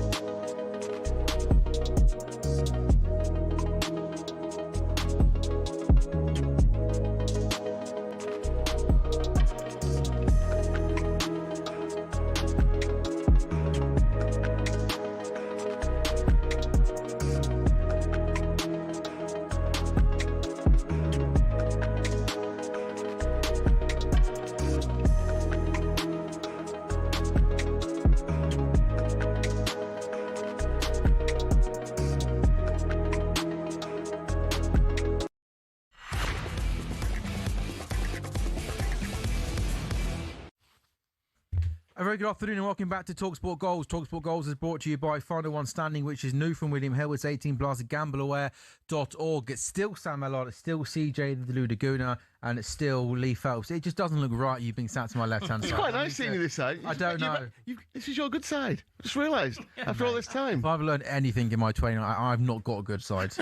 Or from behind, maybe. From behind where you can't see. It's all good. It's all good. Lee wanted to sit next to me. Yeah, I said I made a request. Yeah. I sit next to him. You look like brothers, basically. Yeah, we've got a kind of like a chord. Exactly. shirts on. The old boys' corner. I was going to say, yeah. should we just let the old boys shout and we'll just WhatsApp each other? Next time we'll turn up in a bit of tweed or something, shall we? I've already said 6 of one, half a dozen the other today. So like, Did they not get that? No, well, it's just. Whoa! I got 6 of one, half a dozen of the other. But no, what I mean is, I felt like I was old saying it. No. The only reason I got it, that's a very football. Very term. football term. So even I managed to get that. Right. And it is Marcus Speller, who is with us for the course of the afternoon. I'll ask one Christmas question, then we'll get back to it. Did you do anything yesterday on Christmas Day? Yesterday, 2 days ago on Christmas Day, that wasn't just standard? Is there anything a little bit different you do in the Speller household, or is everything pretty routine and turkey and presents and quizzes and all that? It was pretty routine with 2 young children, though. Anything can happen, so a bit of chaos in there, but it's enjoyable. Yeah. But they're at an age where they proper love Christmas, so it's beautiful, right? Yeah, absolutely. Yeah, it's always beautiful, though. It reminds us of the true meaning of Christmas. Oh, you wait till West Ham go 2-up home to Fulham today, and we'll see how beautiful you're. I don't think anybody's going to hold their breath on that. So Nottingham Forest 1, Man City 2 is the early result today in the Premier League. A late Ryan Cherky goal gives City the victory. So before Arsenal play at 3 o'clock, Man City have moved on to 40 points, and they are a point ahead of Arsenal, who play at 3 o'clock today in the Premier League. The 5 games at 3 o'clock: Arsenal versus Brighton, Brentford, Bournemouth, Burnley, Everton, Liverpool, Wolves, West Ham, Fulham. Lee, do you want to kick us off then with any sort of odds that have maybe changed over the last sort of? I mean, we saw Jack Grealish not involved for Everton today, and I think Burnley might be looking at that game. No Grealish, no Dewsbury Hall, no Ndai. That's maybe an opportunity for Burnley. Yeah, it hasn't changed the odds at all. 11 to 10 Everton. They were odds on before the weekend, but today they were 11 to 10. The draw 21 to 10 and Burnley 13 to 5. I think that Grealish news with missing both wingers effectively, with Beto starting ahead of Barry, is a worry for anyone who's got Everton in final one standing, and there are quite a lot of people who are in probably the last round of their games who've picked Everton, so I'd be nervous. And I thought it was going to be low on the goals anyway, that game, and I think this is even lower now without Grealish and Njai on one side. Yeah. That will give Burnley a lift, without a doubt. They've got to be targeting this game, haven't they? Yeah. It's just it's whether they can get the goals, isn't it? Yeah. Same every week for them, I guess. But, we were reading out the stats earlier on. I think only one of their home games has gone over 2.5 goals. And each of Everton's last, I think it was 4 or 5 away games, has been under 2.5 goals. So it just looks like, I'm thinking that's 0-0, and the Bournemouth game, Brentford-Bournemouth is 2-2. Yeah, I think so.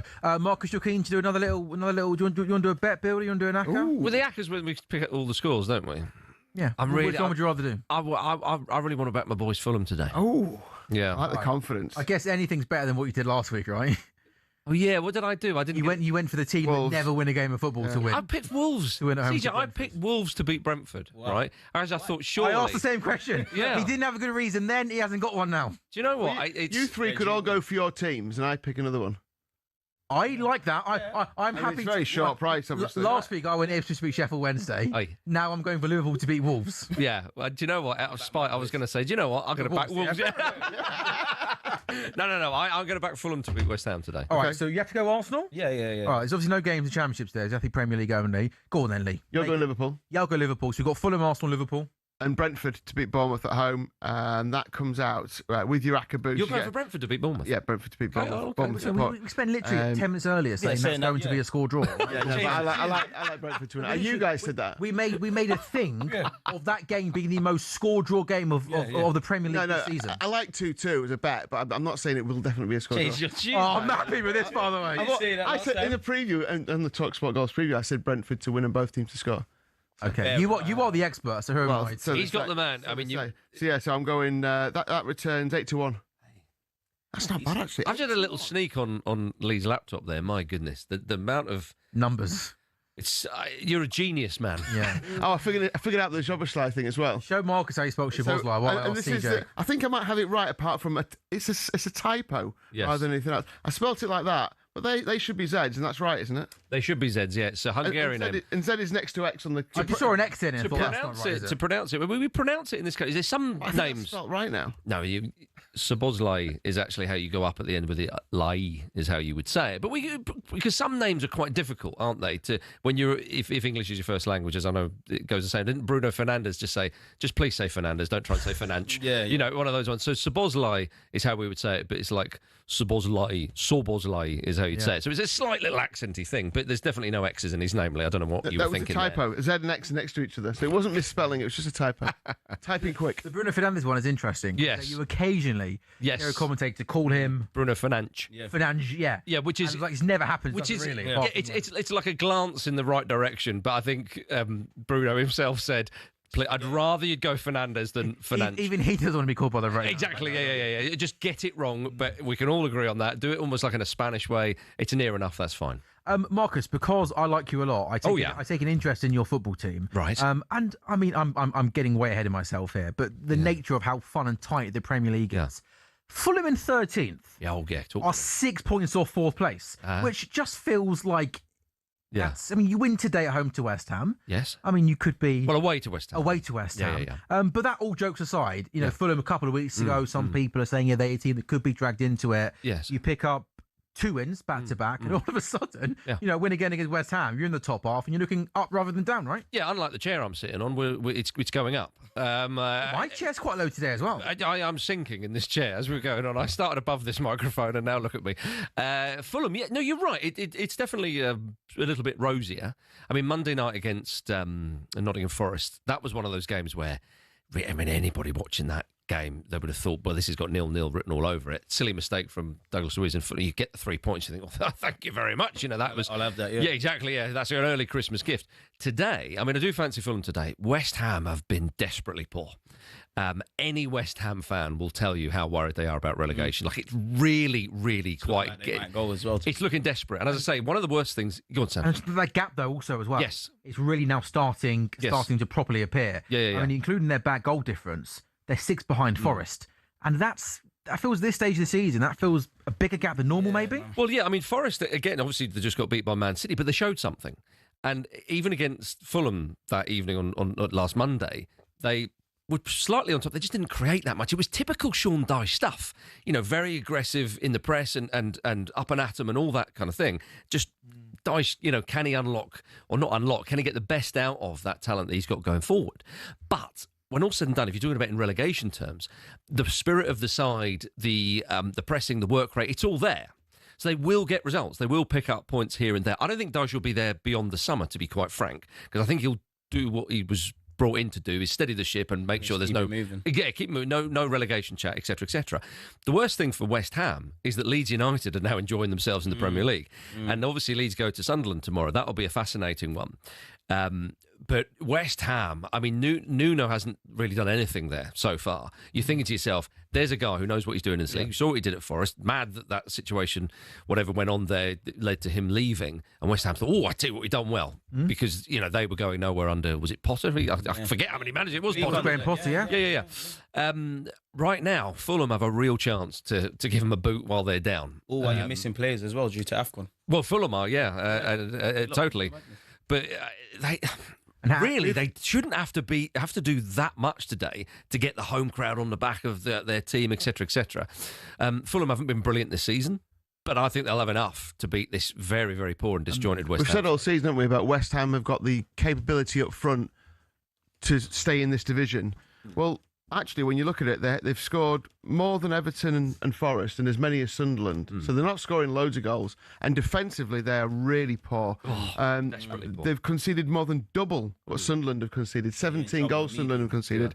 Only Wolves have got a worse defensive record than West Ham. So you can say all you like about having Bowen up front and even, Paquetá and whoever else, but they're conceding too many goals. And he's just not sure there is offensively who to play as that 9. Wilson's had a goal. Obviously, Fulkrug's been there and is now not fit. He's played Bowen as a 9. Looks like we think today is going to be Paquetá who's going to play as a number 9. And he's got Bowen, Mateus Fernandes and Somerville behind him. And I guess the good news for Fulham is that Harry Wilson fit and plays. No Callum Wilson, unfortunately, for our Wilson double. We were looking at a Wilson double. Was that right? Yeah, but he's not played.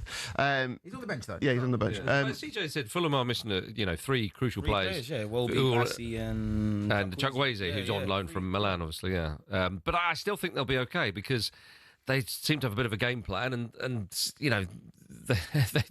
they're at least on nodding terms where the goal is, kind of thing.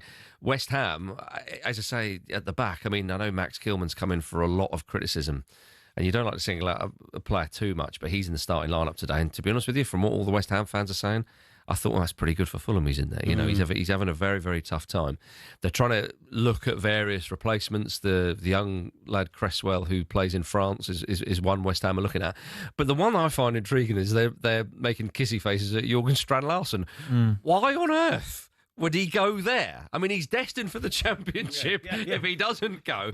What, is he moving up 1-2 places in the Premier League? Live in London, collect some nice wages. That could only be it. Come on, but it can't be a sporting project. But if nobody proper comes in for him in January, he will have to have the rest of the season at Wolves, which we think is going to be really quite demoralising. As a write-off, pretty much, you would say, is near enough to it. In the summer, he should have the pick of Newcastle, some pretty decent. That's probably they got Wisser in. Yeah, that's gone now. But that because Wolves were overcharging them, and I understand why. Because if they'd have sold him, that would have been seriously bad. But I tell you what, come the summer, I'd love my team Fulham to put a bid in for Strand-Larsen. We've got 5 games starting at 3 o'clock. Arsenal, Brighton, Brentford, Bournemouth, Burnley, Everton, Liverpool, Wolves, West Ham, Fulham. Taking a quick break on talkSPORT Goals. Then when we come back, we love Premier League at Christmas. We love football full stop, but post-Christmas it just feels that extra bit special and more important. We're back in a couple of minutes' time on talkSPORT Goals.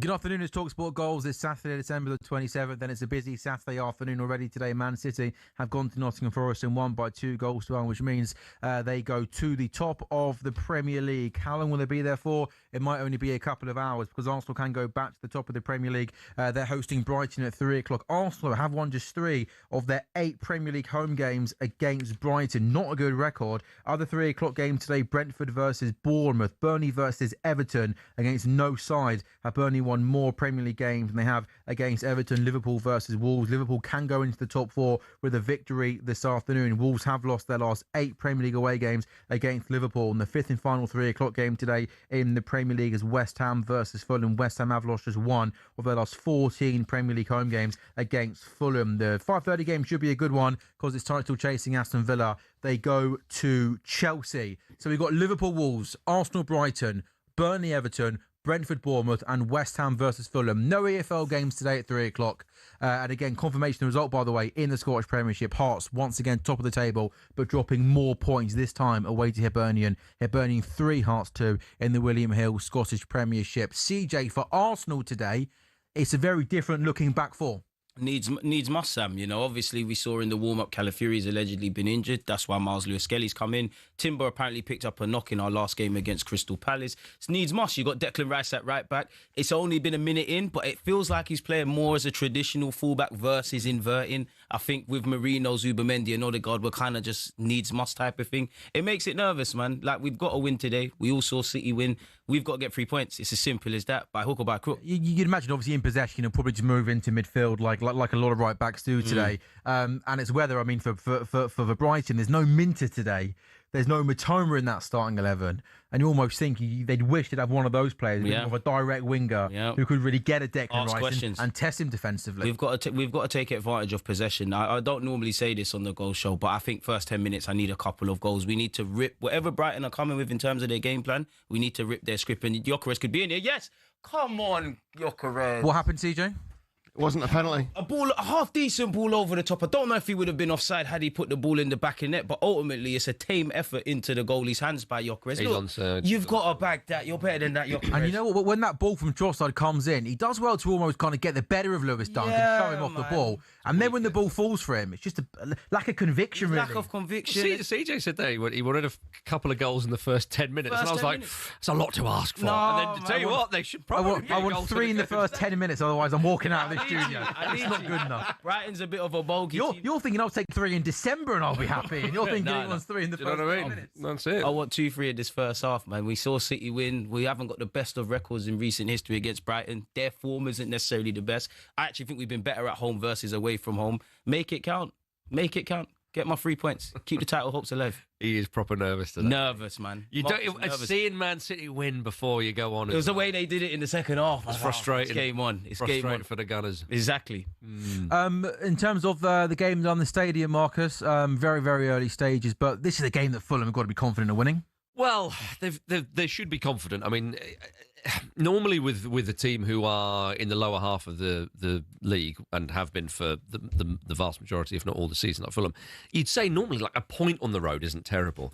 Today, though, you've got to be looking at this West Ham game and thinking it doesn't take that much to get that home crowd moaning and groaning, thinking, is it going to be one of those days? Players' heads dropping. Sometimes they even do it before the game starts. Well, sometimes they do. And I understand that from a West Ham fan point of view. You know, it's ridiculous the way the Borders carried on there, and they have been dealt such, you know, well, for want of a better word, rubbish, you know, in sort of recent times, and I do genuinely feel for them.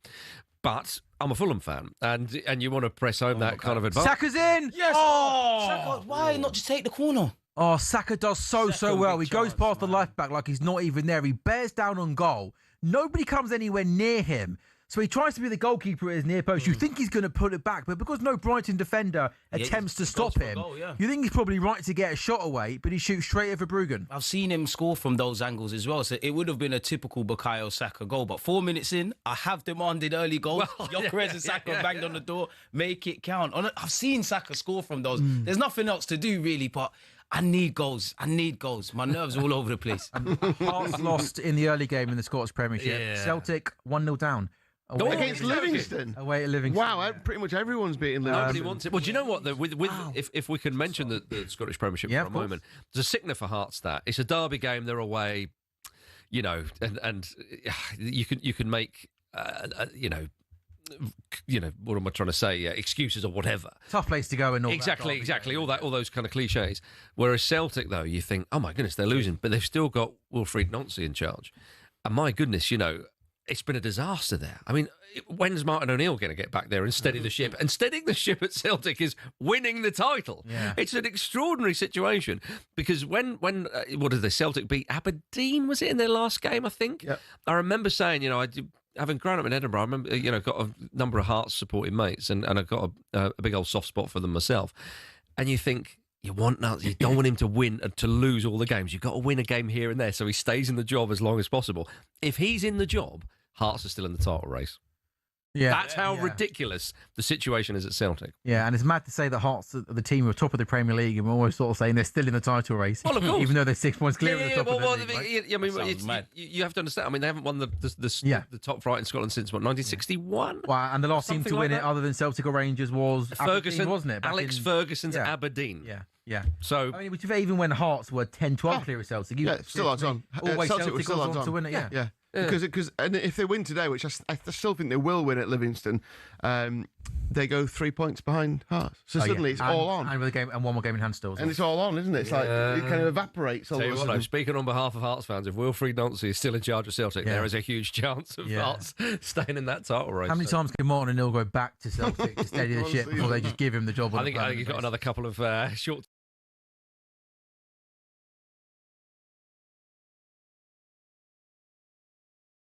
Yeah, quite possibly. I still find it amazing that they didn't give Martin the chance to just win that another trophy. Let him win the cup final and then bring Nancy in after that. It's weird to install a manager just before a cup final, isn't it? But there must have been timings to it. It's weird. There's quite sort of the disorganisation and disarray at the top of the board at Celtic. Yeah. Chance for Jimenez for all. Ball got played into Jimenez. His first touch was a good one. He took it out with his feet. Then the right foot shot goes over the bar. He had space and time there, Marcus, to get the shot away. He did, yeah. I mean, Jimenez, he's a good player, Jimenez, but he is 34 and he's rather knackered these days because he has to pretty much start and finish every game for Fulham because Muniz is still out injured. Goal Brentford, looks like. 1-up at home to Bournemouth. It's been a fairly open start to the game. I didn't see who scored, so I'll watch the replay in a second. I was just looking at the Burnley-Everton game. I predicted 0-0 earlier on. Shots 0, shots on target 0, big chances 0, corner kicks 0. We're 6 minutes. Yeah, we are 7 minutes in. But I expect it might. Oh, we've got one corner. I expect it might stay that for a while. To be fair.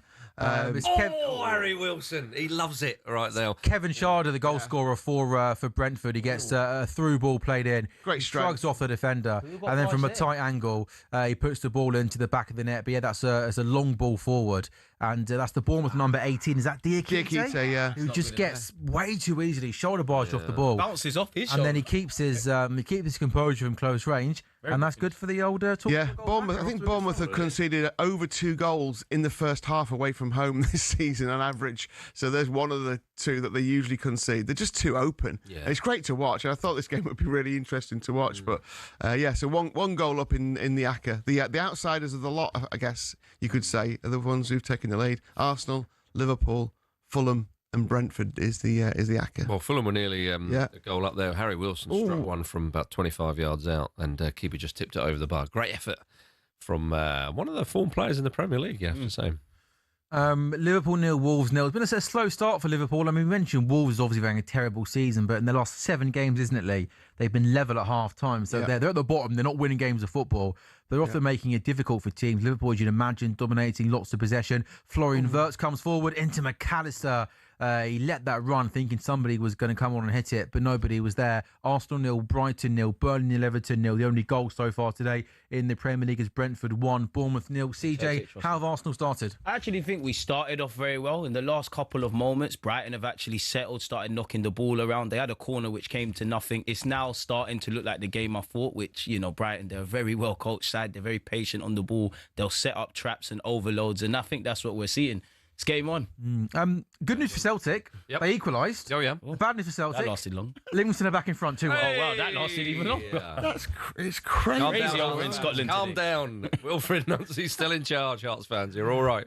Can he get Madness. sacked mid-game, or is that just... Well, we'll find out. that won't we? feels unlikely, doesn't it? Yeah. Livingston 2, Celtic 1 then, up in Scotland. What's been catching your eye then, Lee? The fact that I can't believe Livingston have beaten Celtic twice in the same game. By the way, I do think they'll find a way. I said it before. There's still odds on Celtic to win that game. But if Livingston keep playing the way they are, then who knows? Brentford. Was that another goal? Is that another goal in the Celtic game? Maybe I'll check that. I think it might be 2-2 in the Livingston Celtic game. It's just flashed up here. So Celtic on heavy odds on. I still think this Burnley Everton match. There's not an awful lot. Everton attacking now. But they're going to need better chances than that for Beto to be able to. Off the post. Sorry, Ekatike just hit the post for Liverpool. Our offside flag did go up, but he got played through down the left-hand side. He took the ball into the box and he tried to open up his body and curl the ball into the far corner.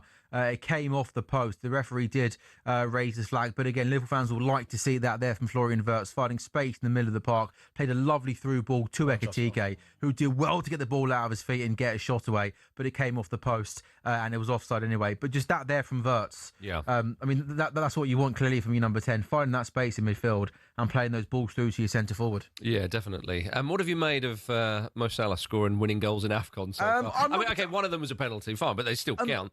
I'm not surprised. No. I'm happy for him. Good player. But yeah, he's quite good at football, isn't he? He is. Even though he's had a pretty poor start to the season, there's still a good player there. And obviously, I wish him absolutely nothing but the best. I love Mo Salah. And because it's Mo Salah, it wouldn't surprise me, Marcus, if he's got another one or two of those late goals in him. Well, it's the kind of realistically speaking, it's the trophy that has eluded him so far. Sure. He's won everything. Trade everything to win. Yeah, he's been very, very close. Have you got a team you back and follow in that? Well, Ghana are normally my team, having been to Ghana when the African Cup of Nations was on in 2008, but they didn't make it, of course. They're in the World Cup. I can't support them too much because they're going to be playing England. So I think probably with the three Fulham boys at Nigeria, I'd probably think it'd be nice to see the Nigerian side. But Senegal look pretty tasty. Yeah. As do Morocco and Algeria, to be fair, in that tournament. Yeah, I think Senegal and Morocco are the two sides that I've kind of looked at and thought, so much to pick from Morocco. There's it's a great tournament. Yeah, I'm glad it's there's always just good and there's always just fun things happening. Yeah. Things did not happen in any other tournament in the world, right? Yeah. No, it's great. So it's gonna sound so bad, but I love when the lasers from the fans are. I love it. I love the drama. I love. Yeah. One of the highlights so far was I think it was during Senegal's game. There was a man who was dressed. I can only describe as head to toe like a disco ball. Like just reflective gear. I don't know who he was supporting. No idea. He didn't He's give there for the vibes, man. It must be. He's like, do you know what? Maybe he's from Ghana. He's thinking my team didn't come, so I'm going to be so neutral that it's just everything's going to reflect off me. I'm not pinning any colours to my mask. Brilliant. Just supporting good vibes. Good vibes, I think. Hey, why not? Sometimes you got to, man. Celtic did equalise, by the way, at Livingston, so we played 10 minutes in that game. Okay. Livingston 2, Celtic 2. Did Big Wilfred nip to the loo or something? No. Get him back in that dugout. He went to call Martin O'Neill to come and give him a hand. Bukayo Saka then for Arsenal down the right-hand side. He comes in on the inside. Can he get a shot? Hit the target. It's better. So good, isn't it? Those quick feet. Saka is inevitable. I call him the Black Iron Robin for a reason because that's what he kind of does. But someone like him has to do better. We have chances. I actually feel since the Wolves game, we've actually done better getting in the final third and creating chances. But we're not clinical enough yet. We're not clinical. In 13 minutes in, maybe I'm harsh. We should be 2 goals up. We genuinely should. Marcus, what did you make of? I don't know if you saw much of the City earlier, but they just seem to, even not at their best, they're the winning games of football. There's an air of inevitability about it. I still think Arsenal will win the title. I hope so. Because I think. Odegaard, some shoot, man. Yeah! There we go. Shoot! I said I wanted an early goal. Right on cue. The class Norwegian wonder god. They talk on my captain far too much. 0-0, boys. I need an onslaught today. I'm not happy. Gyökeres, you need a goal as well. Stop smiling. Come on, let's go, boys. We've got things to do today. Is that not just a vintage Martin Odegaard goal? He's got so much space. We've seen it for years. 25 yards out. I thought he was going to do what Saka tried to do a bit earlier and try and whip it in the far corner. Oh, man, when the sun's shining, at the Emirates, Odegaard's cash money at the carpet. Yeah. Love that captain, man. Let's go. Beats the goalkeeper at his near post. It's Brighton trying to play out from a goal kick. Lewis Dunk passing it back to his goalkeeper, and Brighton try and be way too clever. Play a ball into midfield. It's really aggressive from Nkape, who wins it back. Headed from Rice to Saka. Look how attacking Rice is. He's got way too much time, Saka. Odegaard's unmarked, and he beats the goalkeeper at his near post. Have you been surprised at some of the criticism Odegaard's come under in the last few months? Yes and no. I think a lot of it is valid because I do think we have a lot of attacking players that don't really show a consistent level of performance. I still think we're kind of reliant on Saka. I don't think everything's his fault. I do think it's getting into scapegoating Odegaard, if I'm honest with you. Like, his season's been stop, start. But I understand when you've got a talented Wanyeri that plays in his position, getting no opportunities. When you've got Eze, I understand the clamour for Odegaard to simply put back up his ideas. And it's a big year for Odegaard. Obviously, we're trying to win what we're trying to win. Him and his countrymen have qualified for the World Cup. We need to. And I just don't think Odegaard's quite been what he was a couple of years ago. Remember our first title challenge race where we were scoring and whatnot? I do think people also don't consider the fact that Odegaard, in many ways, he has the most complicated role in this Arsenal team. He's got to press, he's got to stand in certain areas. You're going to see him come short and dictate. Come short and get off the centre halves at some point. I do think he could be a bit stronger, similar to what Kim was saying earlier with Foden. I do think he could be a bit stronger, but that's just not him, really. And I just think people need to allow it, if I'm honest. Like, we've got a lot of problems. Odegaard isn't one of those. That being said, though, unless your name is Declan Rice, Gabriel Magalhaes, Saka and people like that, I do think you should be interchangeable in this Arsenal team. So you don't think Odegaard is sort of a guaranteed starter? And if you had a cup final on Sunday, you don't think he definitely start. You're the captain. You lead the press. There has been elements, I'm not going to lie, when Eze was kind of playing and Odegaard was injured, where you did see the absence. But then, Sam, like, if I'm someone that's got all the creative ability of Odegaard, if I'm talking about pressing and all of this kind of stuff, it's kind of leveraging the fact that you're not really in a rich run of form. So I think people need to allow Odegaard, man. The perfect start then for Arsenal after Man City win early today in the 12:30 kickoff. Martin Odegaard, the captain, scoring from distance. So Arsenal leading Brighton by 1-0. The other game that has a goal in it is Brentford-Bournemouth. Was that the first chance, Marcus, for Jared Bowen at the London Stadium? It was a good effort from him. He sort of slipped in. It was at an angle, so you wouldn't necessarily expect him to score, but he made Bernd Leno produce a fine save, which went out for a corner. West Ham have so the first sort of 5-10 minutes of the game, it was actually most of the game was being played in West Ham's own half. Fulham thinking, okay, let's kind of exert our well, not dominance, but let's try and dominate this game and really push them back. Fans. Well, exactly, yeah. And again, in the sort of 15th, 16th minute of the games, they're getting their red cards out that the West Ham fans have made, protesting about the ownership of the club. And again, anybody who knows what's been going on there, it completely understands that, because my goodness, they've suffered a lot, those poor old West Ham fans. They really, really have. But they've come back into this game. It's still 0-0 after 16 minutes, and they've shown a bit. Fulham sort of floundering a little bit, a few corners. But yeah, that man Jared Bowen has had their best effort. It was a good effort. Made Bernd Leno make a great save, but he's the man that they're all looking to, thinking, please, Jared, get us out of this. You think he'll leave if they get relegated, Bowen? I know it sounds like it's a big. I would want to say yes, but I mean, it feels almost like insensitive to say it. Exactly, that fan base with that player. Exactly. Do I want to say this with the microphone in front of me? Sure. Well, surely he's too good to be playing. Yeah, he is too good for the Championship. Respectfully, he is too good for the Championship, because he will probably go to the World Cup with England. Exactly. And oh my goodness. Right on cue there. He gets played in, through on goal. Too good for the Championship. From a tight angle. And he gets the shot away, but the Fulham goalkeeper, Bernd Leno, gets down. I'm surprised you even hesitated in answering that question. Well, because Jared Bowen gets relegated. I was just worried about the Championship. I was worried about the comments. Marcus, haters going to hate me. To suggest, yeah, but I don't want to put in the minds of West Ham fans, the idea that Jared. I don't think West Ham fans are stupid. I don't think they expect him to play for them in the Championship with Leicester and help them. But Jared Bowen is well, I mean, top. I think he's yeah. If they go down, I think they. It would be a sickener if they were to go down, then yes, you would think Jared Bowen would move. I'd even say that if they have another season where they just avoid relegation, I'd be gobsmacked if he stays again next season at West Ham. Like, I think at some point in his career, he's got to look to push on. But where would he go, though? Plenty of teams will have him. Yeah, 100%. I'd have him tomorrow, but Yeah. Where'd he go? How much would he cost? Is he worth it? I would say to Jared, you're not listening because you're currently playing, but yeah, if you do ever move away from West Ham, Please come to Fulham. don't go to Chelsea, for crying out loud. I'm trying to be as even-handed as fair. They're going to sign Kudus and Bowen both from West Ham There would be no point going to Spurs. Yeah, none.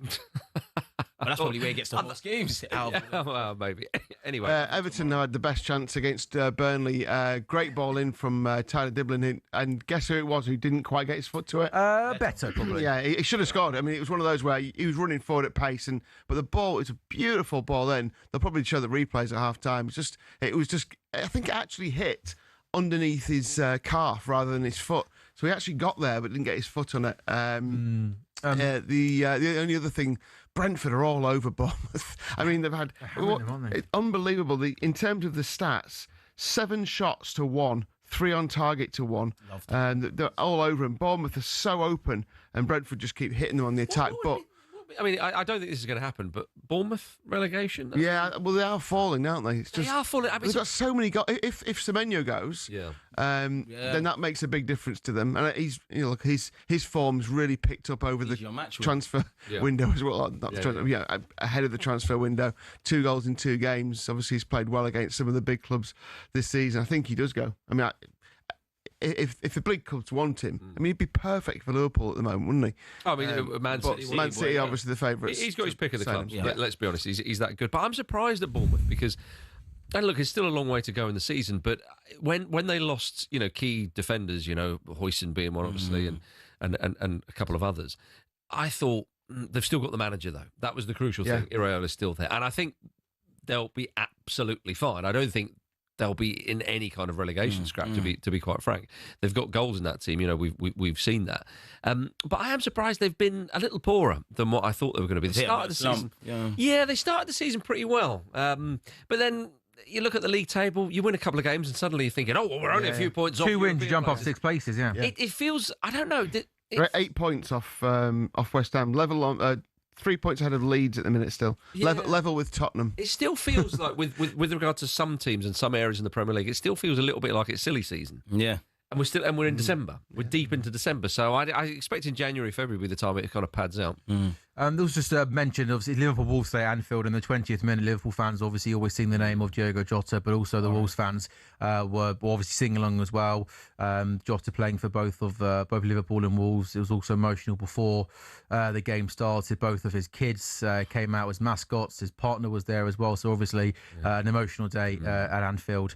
On the pitch for Wolves, they're actually doing pretty well so far. Liverpool haven't created any clear-cut chances. Matheus Mane making his first Premier League start for Wolves, 18 years of age, had a decent effort, about 25 yards out, which Alisson saved pretty well. Lee mentioned that Bournemouth looking all over the place at the Blacks. Senesi had to clear a cross straight to Kevin Sade, who scored the opening goal, and his shot is blocked.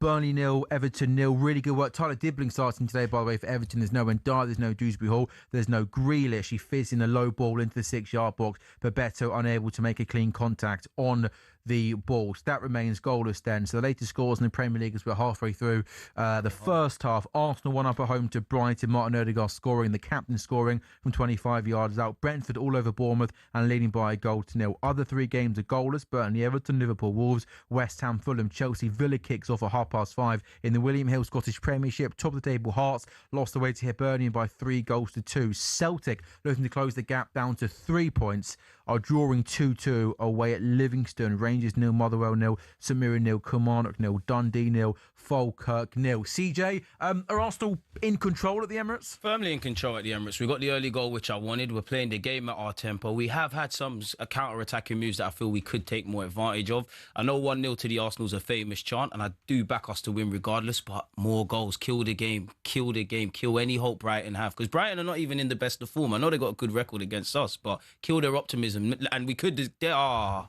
decent ball into the box by Bukayo Saka. Nobody's there. The only thing that scares me is naturally Brighton do have options off the bench that can kill you. They are a good side and they haven't taken advantage of it, but a couple of times we've overplayed. You see, similar to the goal that Forest scored earlier today, like the counter-attack is on for Brighton, if I'm honest with you. But other than that, we're good value in this 24 minutes for our lead. How's Victor Gyökeres started? I mean, Victor Gyökeres, the most interesting thing he's done is obviously missed that chance, concede a foul. I mean, you know how it is for Arsenal playing against these deep blocks. Gyökeres isn't going to get any service. He's going to survive on scraps today. And I'm at the point with Gyökeres, I think you got to force your own luck a bit. So I hope you do that. You're playing against, you and Trossard are playing against your former team. Remind them why they've made mistakes. I mean, with Gyökeres, I understand that, he's not going to set the Premier League alight or anything, but it is a big step up for him. And going into an Arsenal team who are going for the title again, a totally different situation than anything he's used to. I know it's Sporting, obviously. They challenge for titles and all the rest of it, but it's not quite the same. So people, because there was talk of Gyökeres and then Šeško was the other one. They both would have struggled in the system. Yeah, of course. And I think, obviously Šeško being at Manchester United hasn't, again, done too much there, but I don't think we'll know for a while if Šeško's a good player or not, because, under Amorim at Manchester United, it seems a bit of a funny one, even though they're doing all right, relatively speaking. But, yeah, with Gyökeres, he really needs a season to kind of bed in at Arsenal. Yeah. But everyone wants everyone wants instant results. Totally. You want him to hit the ground running because the title is really up for grabs. And we've been crying for a striker as well. Do you know what it is? Totally. Gyökeres is a weird one in that there's certain things that I think he can't be blamed for, and I think there's stuff that he could be blamed for. I think about, like, last season, we had problems with attack anyways. People were saying, Arteta, there's something you need to do tactically. You've brought in Eze, you've brought Zubimendi, you've brought Gyökeres. Still nothing's changed. That being said, you're playing against low blocks. You're competing with serious centre-halves. So I do see some encouragement because Gyökeres hasn't run away from that challenge. He does compete. He does offer all the other facets that Arteta wants, but we need goals. And I think that one is a twofold. I think we need to create chances, but I think he needs to do things a bit quicker. I think one thing that goes against him is, obviously, you have signed for Arsenal, so there is going to be a level of criticism, but people make out that we've signed this guy for 100-odd million quid. When you did what you did at Sporting, the record you had, the clamour of one in a forward, the fact that you've taken a number 14 shirt, there's going to be a lot of pressure. I genuinely think he'll score some goals. Whether you're going to be the guy to be the talisman or if you've got to be a secondary option, I'm not sure. Because at this moment in time, we've got him who can play up front, Marino can go up front, Kai can go up front, obviously Jesus is back. I don't know which one I put my hat on. I still tend to believe in the bigger games, when Kai Havertz is fit, that will be the striker. If we're playing City or Liverpool tomorrow, them guys are going to be up front for us. So, yeah. Do you think Gyökeres improves Arsenal? No, I wouldn't necessarily say improves. I don't think I've seen that quality yet. I do think he works his socks off. I do think he's linking up well with his teammates. I do think Arsenal have met. I think Gyökeres has met Arsenal halfway in terms of what Arteta wants from a striker. I think we need to facilitate goals for him. We've got a striker that I know he scored free kicks and whatnot in Portugal, but statistically, look at his heat map. His goals come inside the penalty box. Yeah. So if you're starving a limited striker of service, what really could we ask? And I genuinely believe, if Gyökeres was at a couple of other teams in the Premier League and maybe a couple of our attackers full stop, you look at them differently. So I do think there's something for Arteta to change. Yeah, I'm backing him. Fulham, we'll have him on loan next season. Yeah, about that. And you know what? And the final thing I'll say on Gyökeres, I just think a lot of fans are aesthetic merchants, specifically at Arsenal. You're allowed to criticise him, but he's a bulldozer. He's a bit ugly. He's not really that beautiful forward. Jesus was that, but he couldn't score. I've not given up on Gyökeres yet. I will say, though, it looks like you might just be a squad player. We might need to dip in the market again. Got 5 in 15, so he's like 1 in 3. It's not terrible, is it? Yeah. You know what I mean? Like 1 in 2 is obviously a great scoring record. So, it wouldn't take much to change that, but it's just showing up in the big game. Because when he comes there, Arsenal were in this situation where they're going enough. Yeah, they didn't really have a particularly long title challenge, did they, last season? But they still got the semi-final of the Champions League. And I'll tell you, that's when we needed Gyökeres. Well, that's when we needed it. As I'm saying this, West Ham have had another chance. To be honest with you, Fulham are living pretty dangerously. There was a header from Mateus Fernandes a few minutes ago from close range, which went wide. And this time, Ollie Scholes just floats in a long high ball to the back post. Kilman wins the header. And he comes back to Somerville from close range markers. The shot takes a block of a Fulham player and goes out wide. But it's in the last 10-15 minutes. It's been all West Ham. Well, it has been, yeah. I mean, West Ham probably should be a goal up, you would think. I mean, the header was a great chance. The Bowen chance to keep it safe well. Bowen's, forced Leno to make a couple of good saves. They're piling on the pressure. They know that this is as close to must-win as it can be after 17, 18 games of the season. This is a real chance for them because, as I say, I think Fulham, I do fancy Fulham to win this game. But, by the odd goal perhaps. But from West Ham's point of view, they're obviously against Manchester City the other game. You're not expected to go and win there. but they've been so poor this season that these home games, what have they got? Fulham at home, and I think, is it Brighton next? Forgive me if that's wrong, but it's another nice home game. Go on, Sats. Yeah, and it's... Oh, so it's a chance for West Ham to get a few points, really. And my goodness, they need them, because even if Leeds get a point tomorrow at Sunderland, you know what I mean? It piles the pressure on them so much. So West Ham look like they're fully aware of the situation. Of course they are, and they've been playing pretty well these last sort of 10 minutes. And as I say, on another day they'd be a goal up, but it's still 0-0. Liverpool hit the bar against Wolves. Alexis McAllister had a shot from just outside the box, which I think Jose Sarr actually pushed it onto the bar. He's made a good save. Liverpool, of course, as you'd expect, dominating all the possession at Anfield. But yeah, and finding it difficult to break down a stubborn Wolves defence. So our bottom without a win, but are making life difficult for the opposition. There's also, Lee, are we calling it half a chance for Burnley and Broya? There was a kind of a flighted ball in from the left-hand side, and Broya did get his head on it, but just sort of got up a little bit too early, didn't he, and headed over. Yeah, it's there's not a lot of quality in this game. I mean, not for want of trying. It's a pretty open match. I think you've just shown the stats there. Like in terms of the attempts on goal, there have been them, and it's open. But I don't change my opinion of what we said before this match. You can imagine it being a one goal either way. Diblin's been really good, probably the standout player this afternoon. Ball into the box have been good, but it's that same thing again, isn't it? If you're flying the ball into the box and Beto's on the end of it, then you're going to need a few of those to result in a goal. You're going to maybe need 3 or 4 of those. You almost forgot about Tyler Diblink. I mean, there was so much talk, wasn't there, about him last season. Honestly, he's been really good today. And, there's no Grealish, there's no Endar, there's no Dewsbury Hall, so I'm fairly certain this will be his first Premier League start. Going back to Gyökeres again, 1 in 3 in the Premier League, but 1 in 2 in the Champions League. He scored 2 in 4 starts, so it's like... it's not terrible, is it? He's getting I think he's getting a bad rap. But it's the circumstance. It's the circumstance that Arsenal, again, we talk about them. They are a lot of ingredients in the cocktail. Exactly, they're challenging for titles. They get to the semi-final of the Champions League last season, and actually, I think did better against PSG than maybe they got credit for. Obviously, they lose the game ultimately, but they had some chances. And you look at all that, and when they're playing those games, they've got Mikel Merino playing up front. And Mourinho himself said he'd never played up front before that season. And you think, how on earth have a side like Arsenal gone into a semi-final of a Champions League and other games, and they don't have a striker, obviously because of injuries.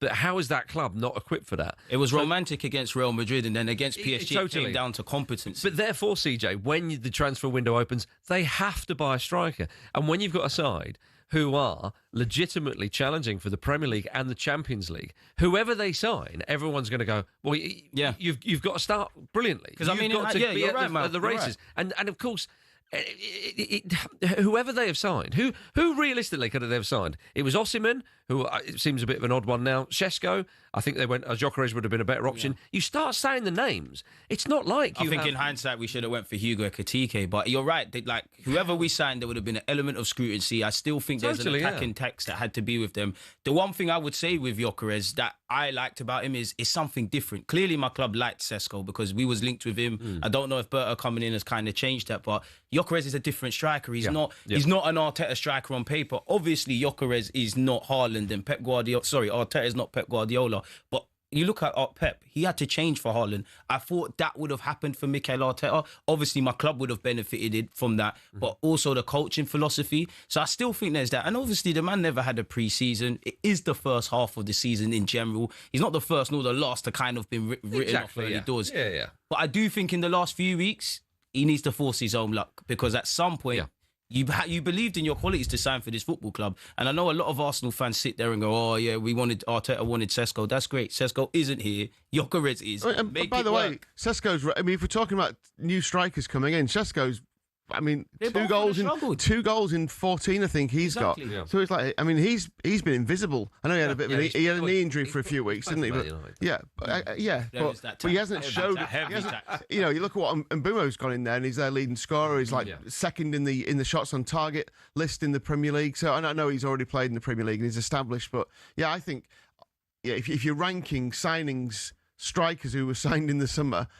Then Shesko's well below Gyökeres for me. Yeah, and obviously I know he's injured now, but Isak, You know, I know it's been a bit crazy at Liverpool, but you can't just, you're not playing fantasy football. Yeah. You have to go into a team. There's a culture. Don't just plug and play. Yeah, totally. Yeah. So but I take your points totally about Gyökeres. This is not an impassioned defence of the man. In terms of what he's done already, I'm just saying it is still early days. That's the only thing Arsenal fans might be able to. So some are very harsh to him. Like, no one's above criticism, but to completely write off Gyökeres is crazy to me. The only thing I was going to say, sorry, is what you said earlier, CJ, when I said, does he improve them, and you weren't sure. That has to be a yes fairly soon. Because it's the goals. It's because, again, if I'm just talking about, respectfully to Gyökeres, if I'm just talking about how you work the channels, you drop deep, you bring other people into play, all the other guys can do that. So there's nothing that separates you. The one thing that gives me encouragement is the players say it, and Arteta says it, we need to find Gyökeres sooner. There are times he's just interested in, boom, I'm off the last shoulder. We're not hitting him quick enough. And the one excuse I do give him, I don't believe we've gone up the gears that we need to in the final third. I piggyback off last season. I just think it's kind of new players, same issue. Now, granted, people have been injured, but many people would say we're arguably the greatest defensive side in Europe. We're decent in midfield. You probably wouldn't say that about our attackers, regardless of the statistics. So that is on the gaffer and the coaching staff to make it work. A little bit handbrake on it feels. Exactly, yeah. But you know what? Against Everton, it was only 1-0 and for Arsenal. There was a reaction from the Wolves game. Chance Everton. I thought the ball was going to run for Beto, but it was a really good last-ditch tackle. So we've got 10 minutes to go then until half-time. In our 3 o'clock games, it's still Arsenal 1, Brighton 0. Arsenal won each of their last 5 Premier League home games. Martin Odegaard giving them the lead. Kevin Schade gave Brentford the lead at home to Bournemouth. They're 1-up and are playing very, very well. Bournemouth have won just 1 of their last 15 away league games against Brentford. Still Burnley 0, Everton 0. A game of football lacking really any quality. Everton have won just 2 of their last 14 away Premier League games against newly promoted sides. Liverpool, Wolves is still goalless. Wolves at the moment doing a pretty good job of sitting deep and frustrating Liverpool. Only Aston Villa with 7 are currently on a longer unbeaten run in the Premier League than Liverpool. And no goals at the London Stadium, but plenty of chances. West Ham 0, Fulham 0. West Ham have lost all 5 of their Premier League games against fellow London sides this season. And Marcus, no goals, but it looks pretty end-to-end. More up the Fulham end, to be honest with you. As I say, Fulham have had a couple of shots from range. Ariel have made quite a strange save from a long-range hit from, I think it was Joachim Andersen, and the ball went away. So West Ham fans' hearts would have been in their mouths there. West Ham have equipped themselves pretty well, but those West Ham fans know that they are good for a rick, and that was an example where you can do all the hard work in the world and you can even create chances and maybe even score the odd goal. If you're going to be really leaky in defence, then it will count for very, very little. Exactly. So West Ham on top will feel that they probably should be a goal ahead. As I'm saying, this lovely ball it's dealt with. Fulham probably happy not to be behind, but know that there's a lot of time in this game and chances should start appearing, particularly in the second half. 10 points in 12 games for Nuno, by the way. 10 points in 12 games. It's unbelievable. Or however way you slice it. Yeah. Celtic are in front away at Livingston 2, Celtic 3. They were 1 down, they were 2-1 down. They now find themselves 3-2 up. Martin O'Neill's on the phone. Martin O'Neill's thinking, I'll see you Monday morning talkSPORT. Maybe the following Monday I won't be. That was half a chance to every Arsenal CJ. Crossard down the left-hand side. Yeah, Sam, we've done well. I mean, that's a great ball from Rice. Is that going to come to anything unlucky? No, we've made some great... Brighton had a sniff going forward. No. They had a corner. That was about it. We broke very well. We've really had a lot of chances. We just need to convert them and put some more daylight between the sides. Everybody here knows that 1-0, there's still a bit of hope, there's still a bit of optimism. I don't want that. I want a bit of I've never subscribed to it, but I do want a bit of a statement in reaction to City obviously winning earlier. Yeah, it bodes well that Brighton haven't had a sniff, but as you say... Yeah, but 1-0. It only takes a second. Exactly. It's a strange-looking Brighton team, though, because there's no Danny Welbeck in it. Minter's on the bench as well. Welbeck's on the bench, Welbeck's on the bench, Minter's on the bench, Mitoma's injured. You have to say probably Minter and Welbeck have been 2 of their Yeah, Welbeck wasn't even in the squad. I think he was injured last week. Wasn't even in the squad last week, so I think he's coming back. So since everyone was talking about him being in the England squad for the World Cup, he's gone. Yeah, his form's gone down a bit. Now it's obviously Dominic Calvert-Lewin's turn to have all that attention, isn't it? Your man. So whoever's scoring goals at any point this year gets the attention. Well, I tell you, Brighton might be in the market for a striker in January in a few weeks' time. There was even very tentative talk that Ferguson might come back from his loan at Roma. Everton, as another team who are desperate for a good striker who can score double figures. It's just a striker market. It's not what it used to be. All about the strikers, isn't it? This is what happens when people say, well, strikers are obsolete and so on. There's a generation without them. But with Everton, though, they have got the style of play with the wingers, obviously, when they're both playing, that would suit, a target man up front. It's just that Beto isn't good enough at the moment, and Barry's a bit better, but not quite. Yeah. I mean, it's whether that's someone like Strand Larsen, for instance, who has shown that he can score double figures, mid-teens. He's the sort of player I think could fit into an Everton side. Oh, of course he could. Slotting effortlessly. I mean, really, come the summer, he's not going to spend 45 million on him. Well, Brentford. Yeah, there we go. He's been in he's a bit of a goal drought, hasn't he, Igor Thiago? 5 or 6 games. Yeah. Speaking of strikers, there he is. No, and Brentford are one of those mid-table teams who have got someone who can put the ball in the back of the net. And Bournemouth, by the way, have been absolutely awful today. That was so open. They're so open, and defensively. It's schoolboy defending. They've been making basic mistakes all game. And Brentford took the lead earlier thanks to Kevin Schade. Have been all over Bournemouth, and they deservedly got a second goal. It's a long ball forward. Igor Thiago makes a run down the right-hand side. It's way too easy, way too simple for him to get down there. Oh, my, it's a calamity. He then goes through That's not his goal, is it? One-on-one with the goalkeeper. He gets his shot away, takes the deflection off the goalkeeper, and then one of the Bournemouth defenders comes round, tries to clear it as his going goalwards, and he smacks it off the goalkeeper, and that's going to be a Petrovic own goal. But that moment there just sums up how woeful Bournemouth have been in the first half. Yeah, so can I tell you why that's not Thiago's goal? Because it literally hit 4 players after he shot. But I don't think he even shot. I think he crossed it. No, yeah. The defender Will he get the assist? No, he won't, because Or does the defender get the assist? Too many things happened. Yeah. 1-0 Liverpool. Yeah, Gravenberch scores. Yeah, it's been coming. Liverpool have been all over Wolves. Frimpong, who's back fitting in the team, he gets the bar line, pulls the ball back into the box, and Gravenberch finds himself unmarked, and it's a low drilled effort which beats the goalkeeper at the near post. He celebrates with Diogo Josta's celebration.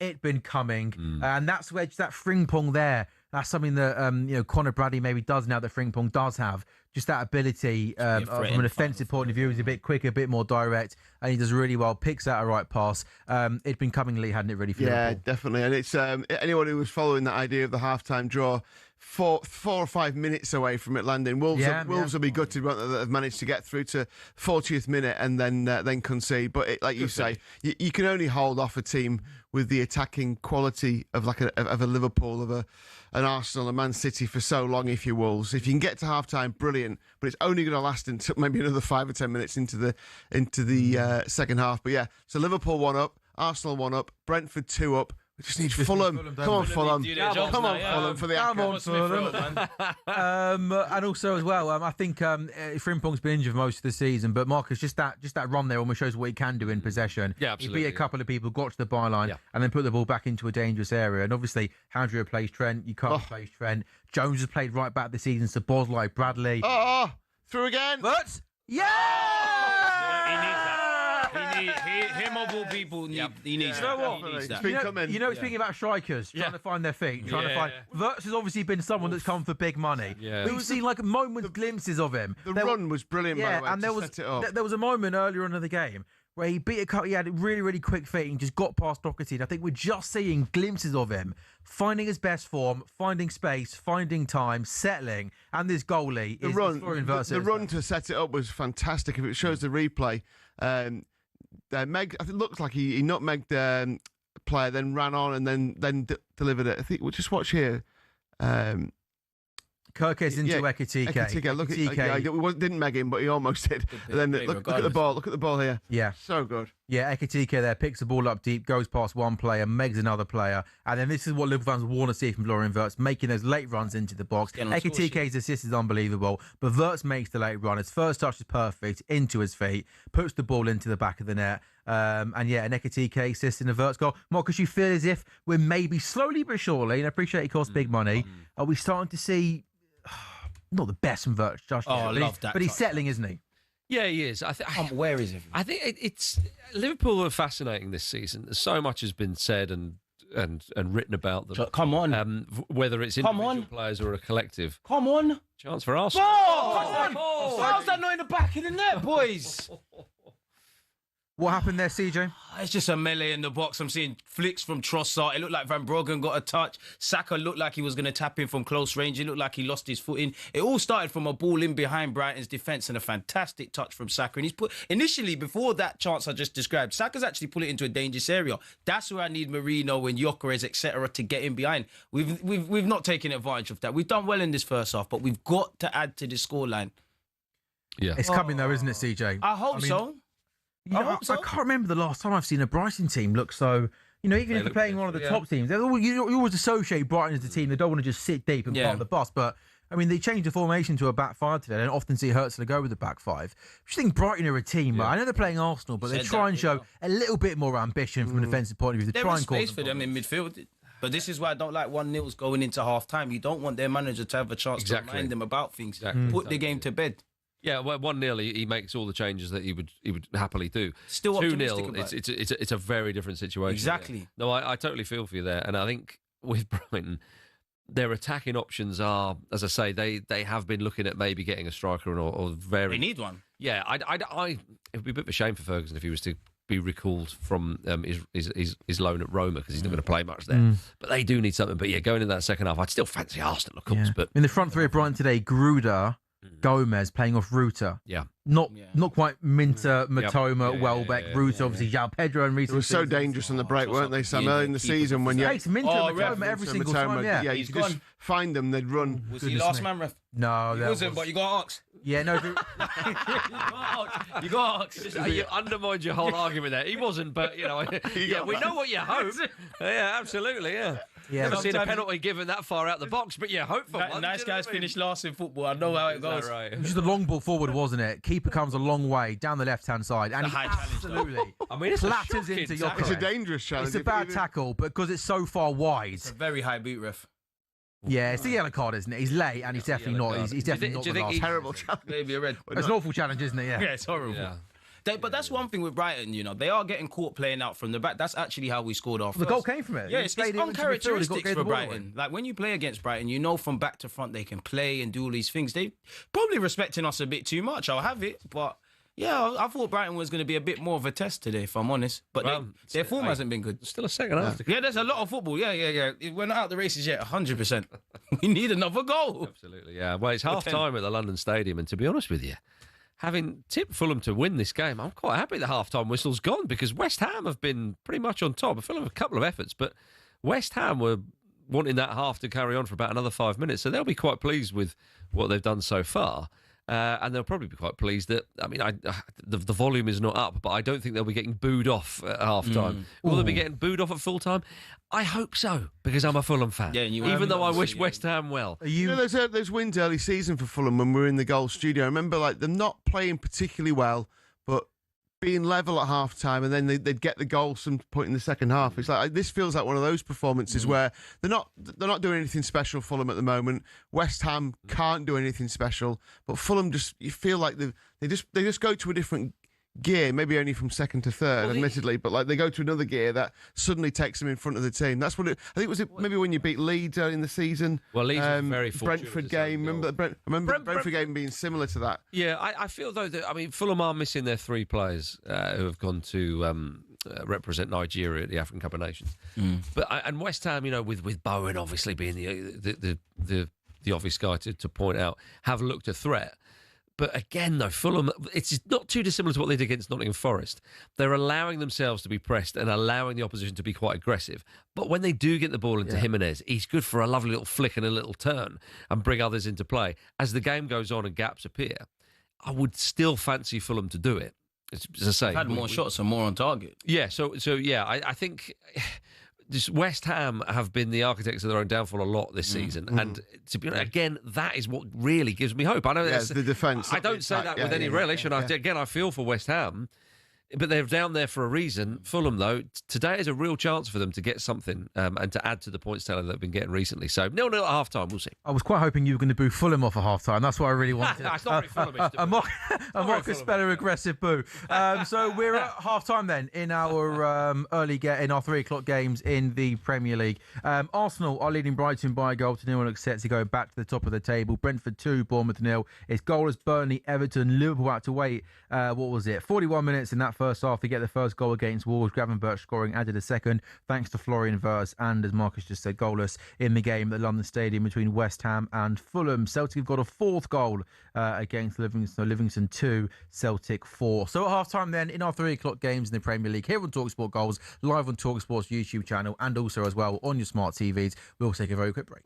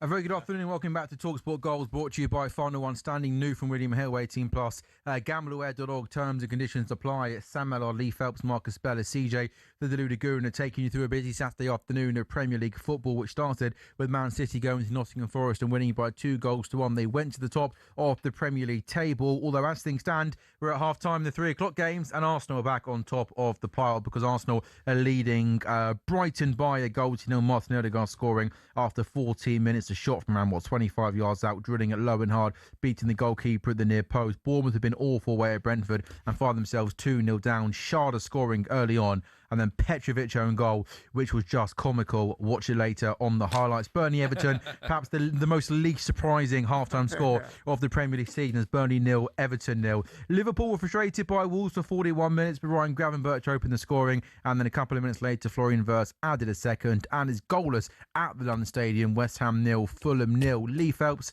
what should we be looking out for then, odds-wide, second half? How's the racket getting on? Good, yeah. 3 of the legs are in so far. 1-0 Arsenal, 2-0 Brentford, 1-0 Liverpool. Need Fulham to just get a goal in the second half, which isn't unlikely. I'm watching that Brentford-Bournemouth game, and Thiago's a handful, as we know. 11 goals in 17 Premier League games this season. Admittedly, 5 of those have been penalties, but wouldn't rule out a penalty in the Brentford-Bournemouth game either. So I don't mind him to get a goal in that. Him to score the third goal is 11-2 in that match, which I don't mind. As you said, the Burnley-Everton game, I mean, it's almost even money for a draw at half-time. We seldom see that in games that are obviously level.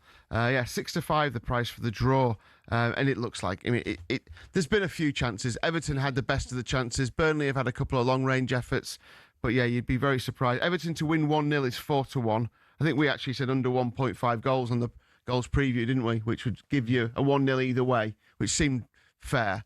The 0-0 was 15-2, but yeah, on the 2 that I'm keeping an eye on, they're probably the best bets I can find at the minute. But yeah, I think it's a draw, that one. Arsenal 1 up home to Brighton, and looking pretty good for that 1-0 season. Looking very good for our money, man. The biggest criticism I can say about my team is we could score more goals. I think we've had 15 shots, 5 on target. Yep. We started well. We've been pressing them into mistakes, which is how Odegaard scored from 20-25 yards, as you said. Just more goals, just put the game beyond reasonable doubt, because obviously 1-0 is a dangerous scoreline. But happy with my boys. And that is the issue with that. That's what we keep saying about Arsenal. It's like finishing teams off. You know, making sure. I mean, City didn't finish. Like, City weren't amazing today by any stretch. They had to battle to get past a decent Forest home team. By the way, they are good at home. So it's not like City kind of absolutely put Forest to the sword. But yeah, you're right. When Arsenal have got a team in front of them who aren't really offering much, they don't really go for the jugular, do they? They just get the goals and finish it off. We've actually created normally we don't. We're kind of like going through the motions side to side. We've actually created ample opportunities. Like Trossard looks very good. Saka's probably had the most chances. Yeah. Gyökeres ain't been afforded nothing. But yeah, like you said, you just want to. We need to get into that habit of just don't wait for Brighton to find a little bit of form in the game. Make sure they just don't get any form. And then maybe you could sub some players and rest some legs, because we're getting more injuries. Villa in the week, isn't it? Yeah, Villa on Tuesday. Oh, what a game! What a game that is! Villa at home. That's horrible. Be nice, especially Villa win today. We're at Chelsea. The return game was probably my favourite game of the Premier League season so far. Not because of the result, just because it felt like two teams were actually going for it, and there was no fear there from Villa. They went for it, even though Arsenal are an exceptional team. I thought a draw would have been a fair result, but yeah, I just thought it had, especially a 12:30 game, wasn't it? Yeah, it didn't feel like a 12:30 game either, because that even today was a bit slow in the first half. That's great. I love that game. I hope the game the other way around is just as good. And Marcus, you're Fulham away at West Ham. West Ham been the better of the two sides? Yeah, they have. I mean, Fulham I think, more shots on target. We were seeing the stats there, but West Ham have actually done okay today. They've not made any sloppy errors at the back, which is a great relief for the home fans, of course. And they've looked a little bit more likely going forward. Bowen's gone close a couple of times. Perhaps it was a header they might have done better with. So, yeah, I was feeling pretty confident ahead of the game because West Ham have been diabolical so far in the Premier League. Today, you look at it and you go, okay, is this the day where they start to try and turn a corner? It's still 0-0, but again, though, it doesn't take much to get the home fans moaning and groaning because of what they've been served up in these backdrop of what in the recent seasons and so on and so forth. They'd already done their protested against the owners, getting their red cards out and so on and so forth. So if I was Marco Silva at half-time, I'd be saying, okay, right, you've given them a half there, lads, and they haven't capitalised. Right, come on, heads on now. We know we're missing a few players, Chukwueze and Bassi and Iwobi, who's so crucial for Fulham.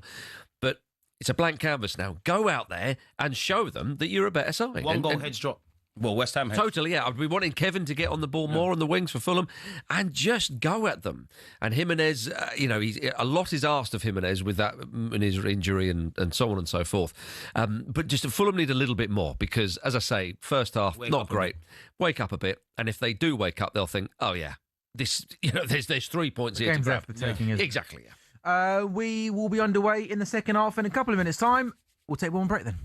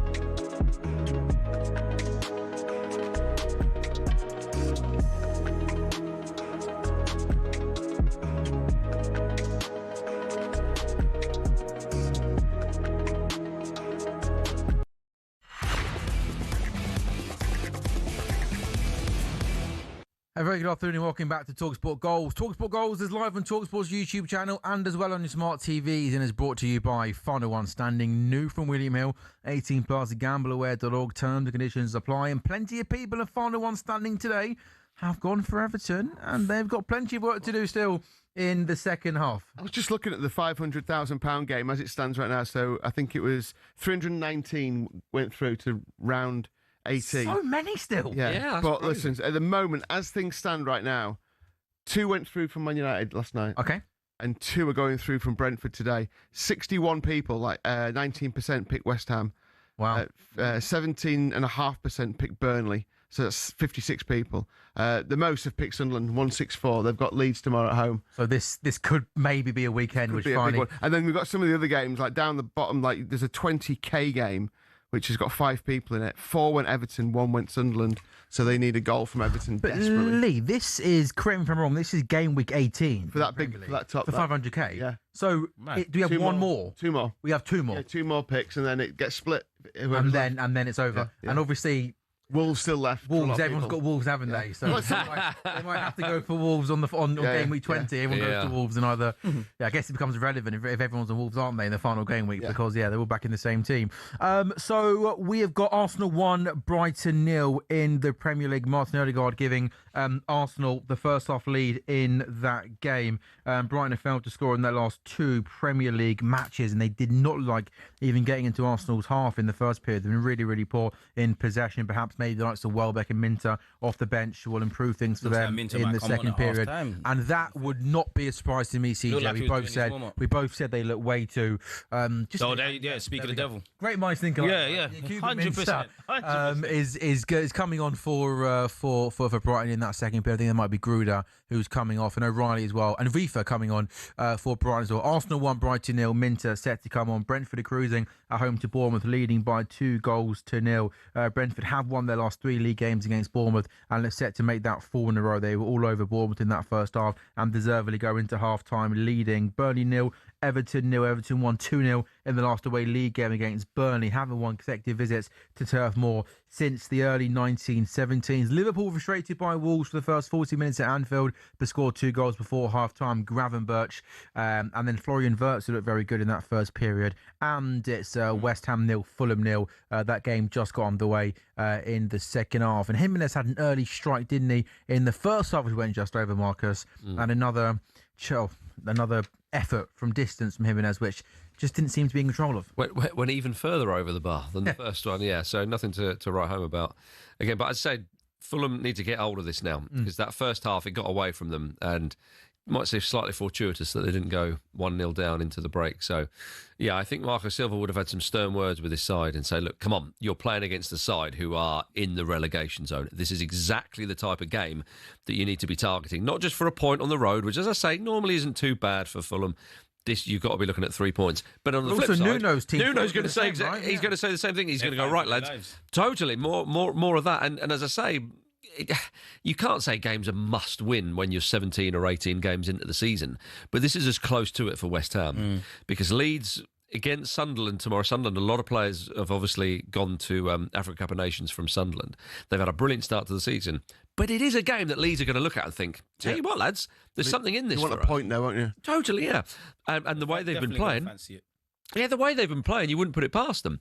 West Ham know all this. The last thing West Ham want is for a bit of a gap to suddenly develop, because, as I say, Leeds have been really enjoying themselves in the Premier League of late. They are relishing every game that's coming their way in the league. They cannot wait for the next fixture. West Ham, a side who you would think on paper have got a better squad than Leeds, and a manager who is a more experienced and a more, in relative terms of success, more successful Premier League manager than Daniel Farke, of course. And now look at themselves going, oh, blimey, this is getting pretty bad. And January, you might say, is a crucial period for them, although any West Ham fan will tell you that they won't trust the board with any kind of transfer. But my goodness, so today is a huge day for them. 0-0 so far. Both sides will be targeting this game for a victory. It will be more damning for West Ham if they lose.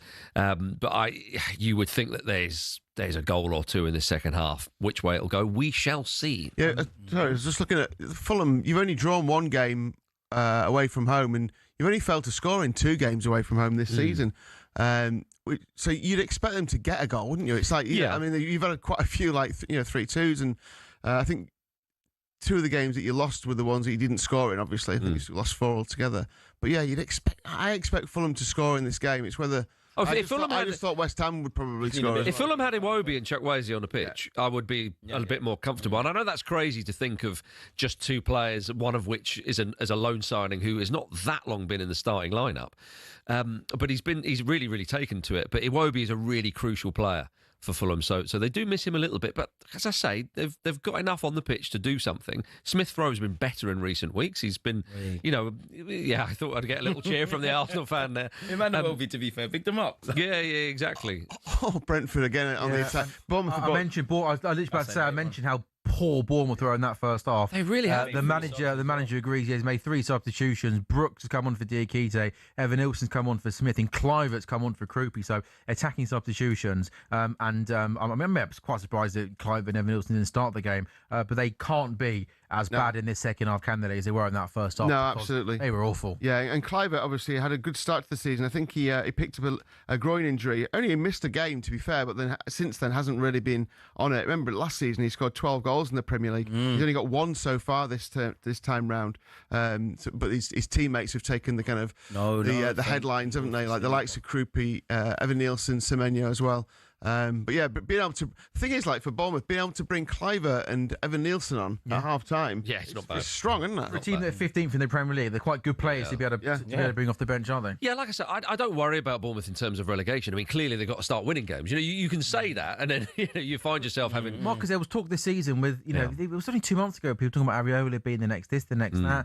People say maybe they could be playing in Europe this season. Why do you think there has been that drop-off this season? Well, I mean, they started well. I think that perhaps they've been a little bit too predictable in maybe recent weeks.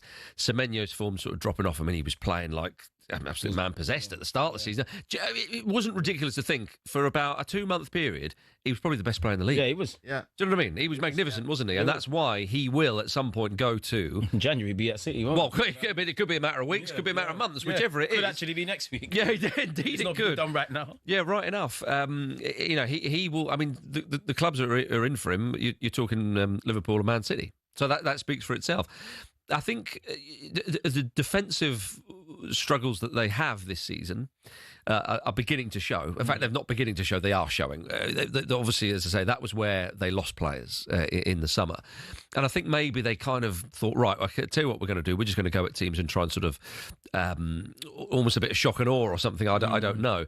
And yeah, recently they've had a bit of a blip. But again, I know it's ridiculous to say this deep into December, but for certain areas of the table and for certain teams, it is still early days. 100%. Bournemouth are a kind of a mid-table Premier League side. I know last season there was a little bit of excitement in terms of them potentially finishing in the European places. They kind of dropped off, and it was a very impressive season, no doubt. And they gave us all a bit of entertainment and whatnot, and they were great credit to themselves. But they finished, in the Wolves scored. My goodness! Wow. There's Liverpool both teams to score. Well, absolutely. You just need Brighton to score with Arsenal winning now. That would be a nice one. Just on while we wait for that goal to come back round. On Bournemouth as well, and Brighton are on the attack again. Bournemouth have started the half pretty well, and Sharda's got his second. That's Brentford 3, Bournemouth 0. I was just about to say about... Yeah, messy for Bournemouth, by the way. I was just about to say about Bournemouth. But when they started the season, they had that defeat to Liverpool, but they played really well. I think they went, was it 1 defeat in 9 in the Premier League? And then since then, they've had one...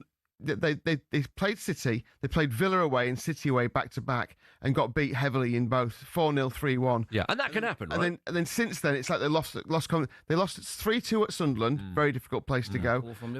They lost at home to Everton, which is a poor result. 4-4 at Old Trafford and 1-1 against Burnley at home. So they've just lost confidence, I think. So the Wolves goal, it was a corner kick. Arakadare, the centre forward, wins the header. Alisson makes the save, then it's the defender Bueno that's there from close range to slot. Yes!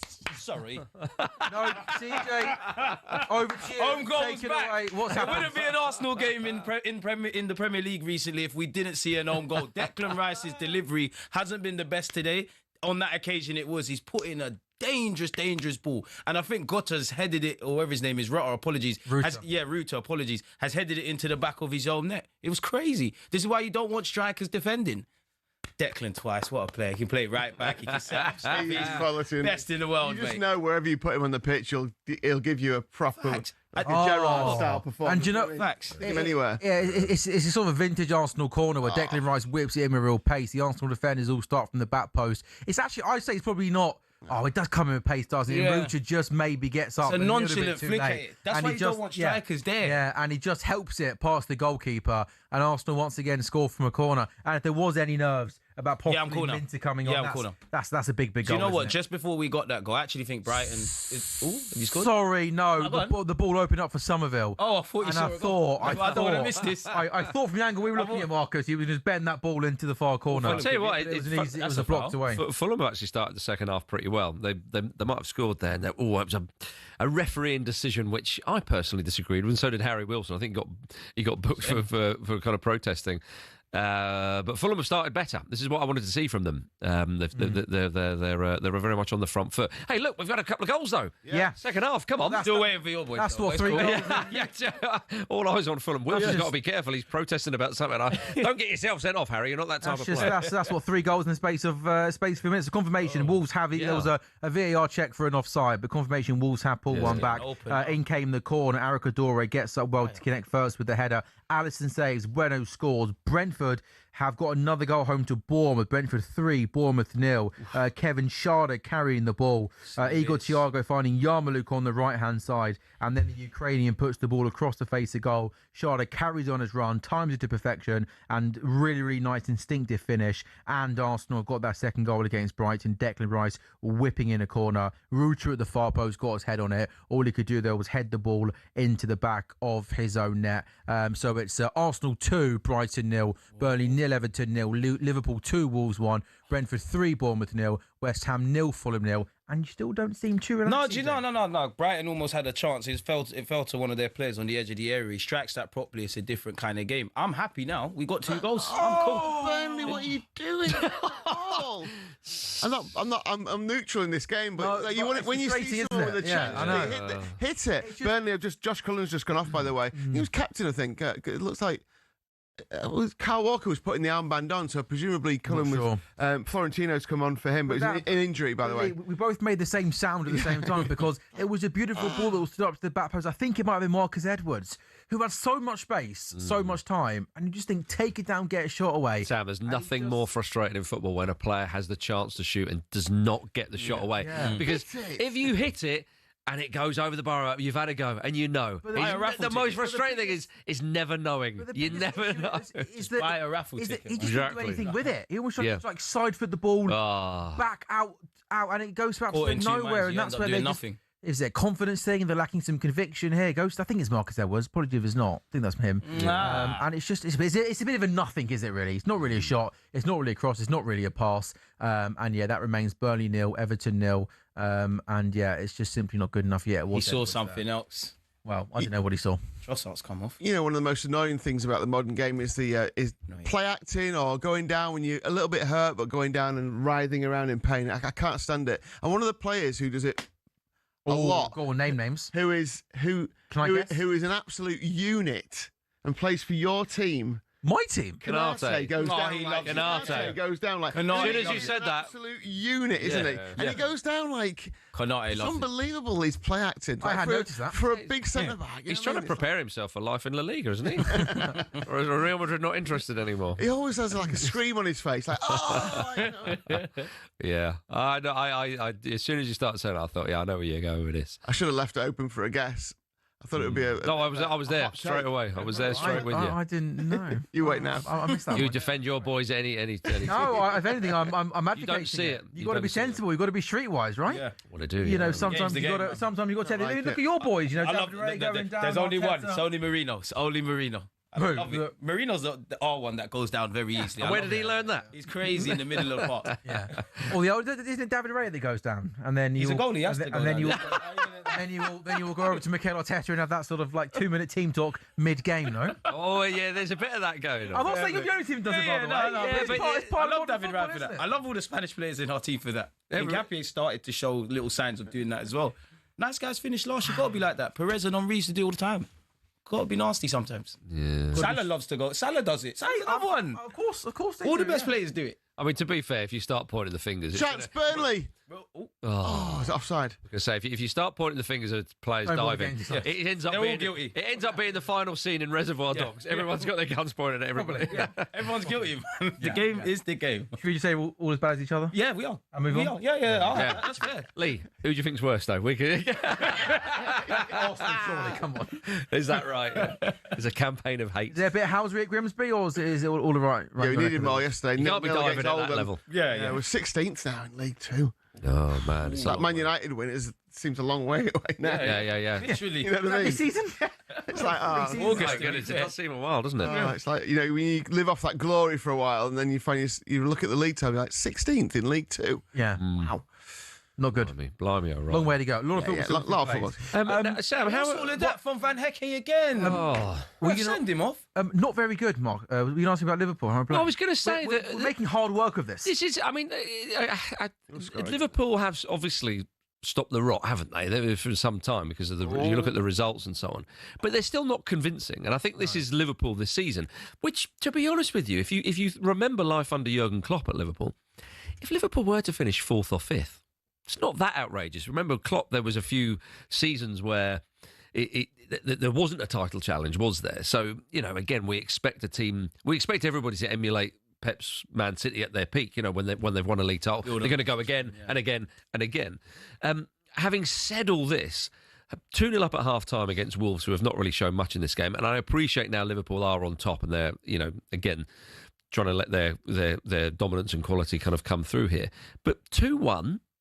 you might have a few nerves creeping in if you don't get the third goal. If it wasn't Wolves, I'd subscribe to it. No. I think it is nerves. In the second half, Wolves got the goal. Wolves have put pressure on, certainly from set pieces, putting the ball in the box. I've used the word control markers a lot on this show. Well, Liverpool have not got control, have they? 100%. It feels like which teams do have control in the Premier League? City were like that earlier on. Arsenal at times. Yeah. City were like that. Man, you know what? I know City have kind of lost it. Yeah, I don't think they're not the way they used to. But you know, but certainly in a game like this, though, Liverpool home to Wolves, you expect it to be quite simple, to be quite plain sailing, to dominate possession, not let a wall. But it feels as if even a team like Wolves have just got the ability to be able to play through us, be able to cause us problems, high balls into the box. Someone like a Canate, who was so good last season, struggles to deal with them. Look, you'd imagine we're going to win this game and have a little bit too much quality. But even, you know, the unbeaten run there with draws there against Sunderland, draws there against Leeds, but even some of the lesser teams, we're making hard work of it. The best one was probably Inter Milan away, and that was the first game. Unlucky Gyökeres. That was the first game. They went to the diamond formation. Quite a fortuitous situation,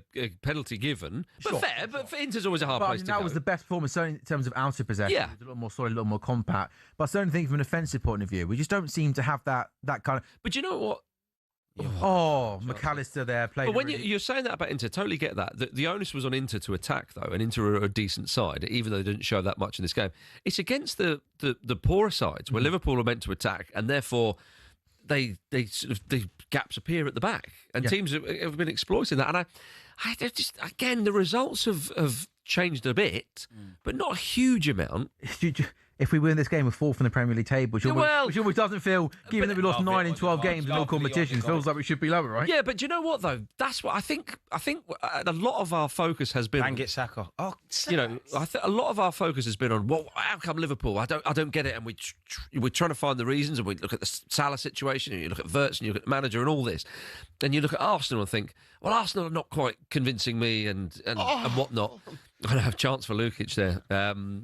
Man City again. Was actually sit back and enjoy it, because there isn't a team who are massively dominated. Facts. When Arsenal turn up, okay, more likely they're going to win, but you can still get at them a bit. When Man City turn up, you can have again. Look, Forest fans will be going, do you know what? Another day we might have got a point or something. It's a really interesting season in the Premier League. It's a really intriguing season. No one's going to be perfect this season who are going to win the title for the first time in a while. The relegation scrap. Well, look how well Sunderland have equipped themselves in the Premier League. Look how well Leeds are doing of late. You know, the idea of 3 up and then 3 come back down. I don't think that's not going to... Sunderland are going to get relegated this season. Of course. So that's been smashed as well. Is it absolutely intriguing? And the idea of top 4 or Europa League places... So this season so far... Why is this happening? Is it simple case of the lesser teams are just continuously getting stronger and stronger? Possibly. And therefore making it harder for the better teams? Well, or it just could be the law of averages. You know, whatever it is, I'm really enjoying it, you know, because... Oh, what a save by the goalkeeper! Oh, my goodness. I thought Beto was going to score. Barry's about to come on for Beto. But Beto probably... Oh, a chance for West Ham. Leno manages to push away the ball. It gets pushed away. They cross the face of goal. It's Dwight McNeil back at Burnley. And then the ball gets whipped across the face of goal. And to be fair there to Beto, it's a lovely flick, isn't it? Round the corner. And the goalkeeper, Dubravka, has to do really well to get down low to his right-hand side. But he keeps the ball out. But that was the best chance of that game there. Remains Burnley. Oh, no, what a chance for Bowen. Goodness. How's Bowen not scored? Is that Magasser who gets to the byline for West Ham? Pulls the ball back across the face of goal. And Jared Bowen, singing his praises all game, he should score. He's literally a couple of yards out. Look at him. He just doesn't get anywhere near enough good connection on it. He can't believe he's missed. Fulham here are hanging on a little bit, Marcus, aren't they? West Ham have sort of turned the screw here. I mean, it's an open game, though. Fulham have had the chances as well, haven't they? Fulham, yeah. Well, I was saying Fulham have been a little bit better in this second half, but West Ham in the last few minutes have kind of come back into it. It's a bit more end-to-end. How did Bowen not score there? A couple of yards out. It's a bit more difficult than you're making up, but he should be bagging some. Well, I mean, possibly, but he should. Look at the man's reaction. I think it comes to him quicker than maybe I thought it would. From a couple of yards out, you'd expect him to sort of speak out. If there's anyone you back Bowen in that's cash money. You would. Unfortunately, it weren't then. I mean, I tell you what, West Ham, they brought on Brighton.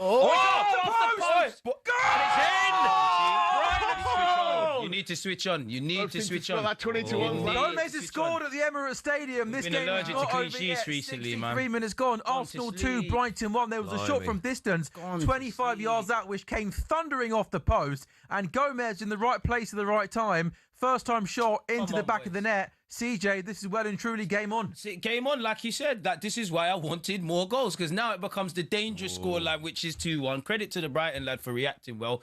That's the worst thing we've done today. What are we doing? We're not following runners. It's a cheap goal, man. Bit of fortune out. Brighton have had nothing.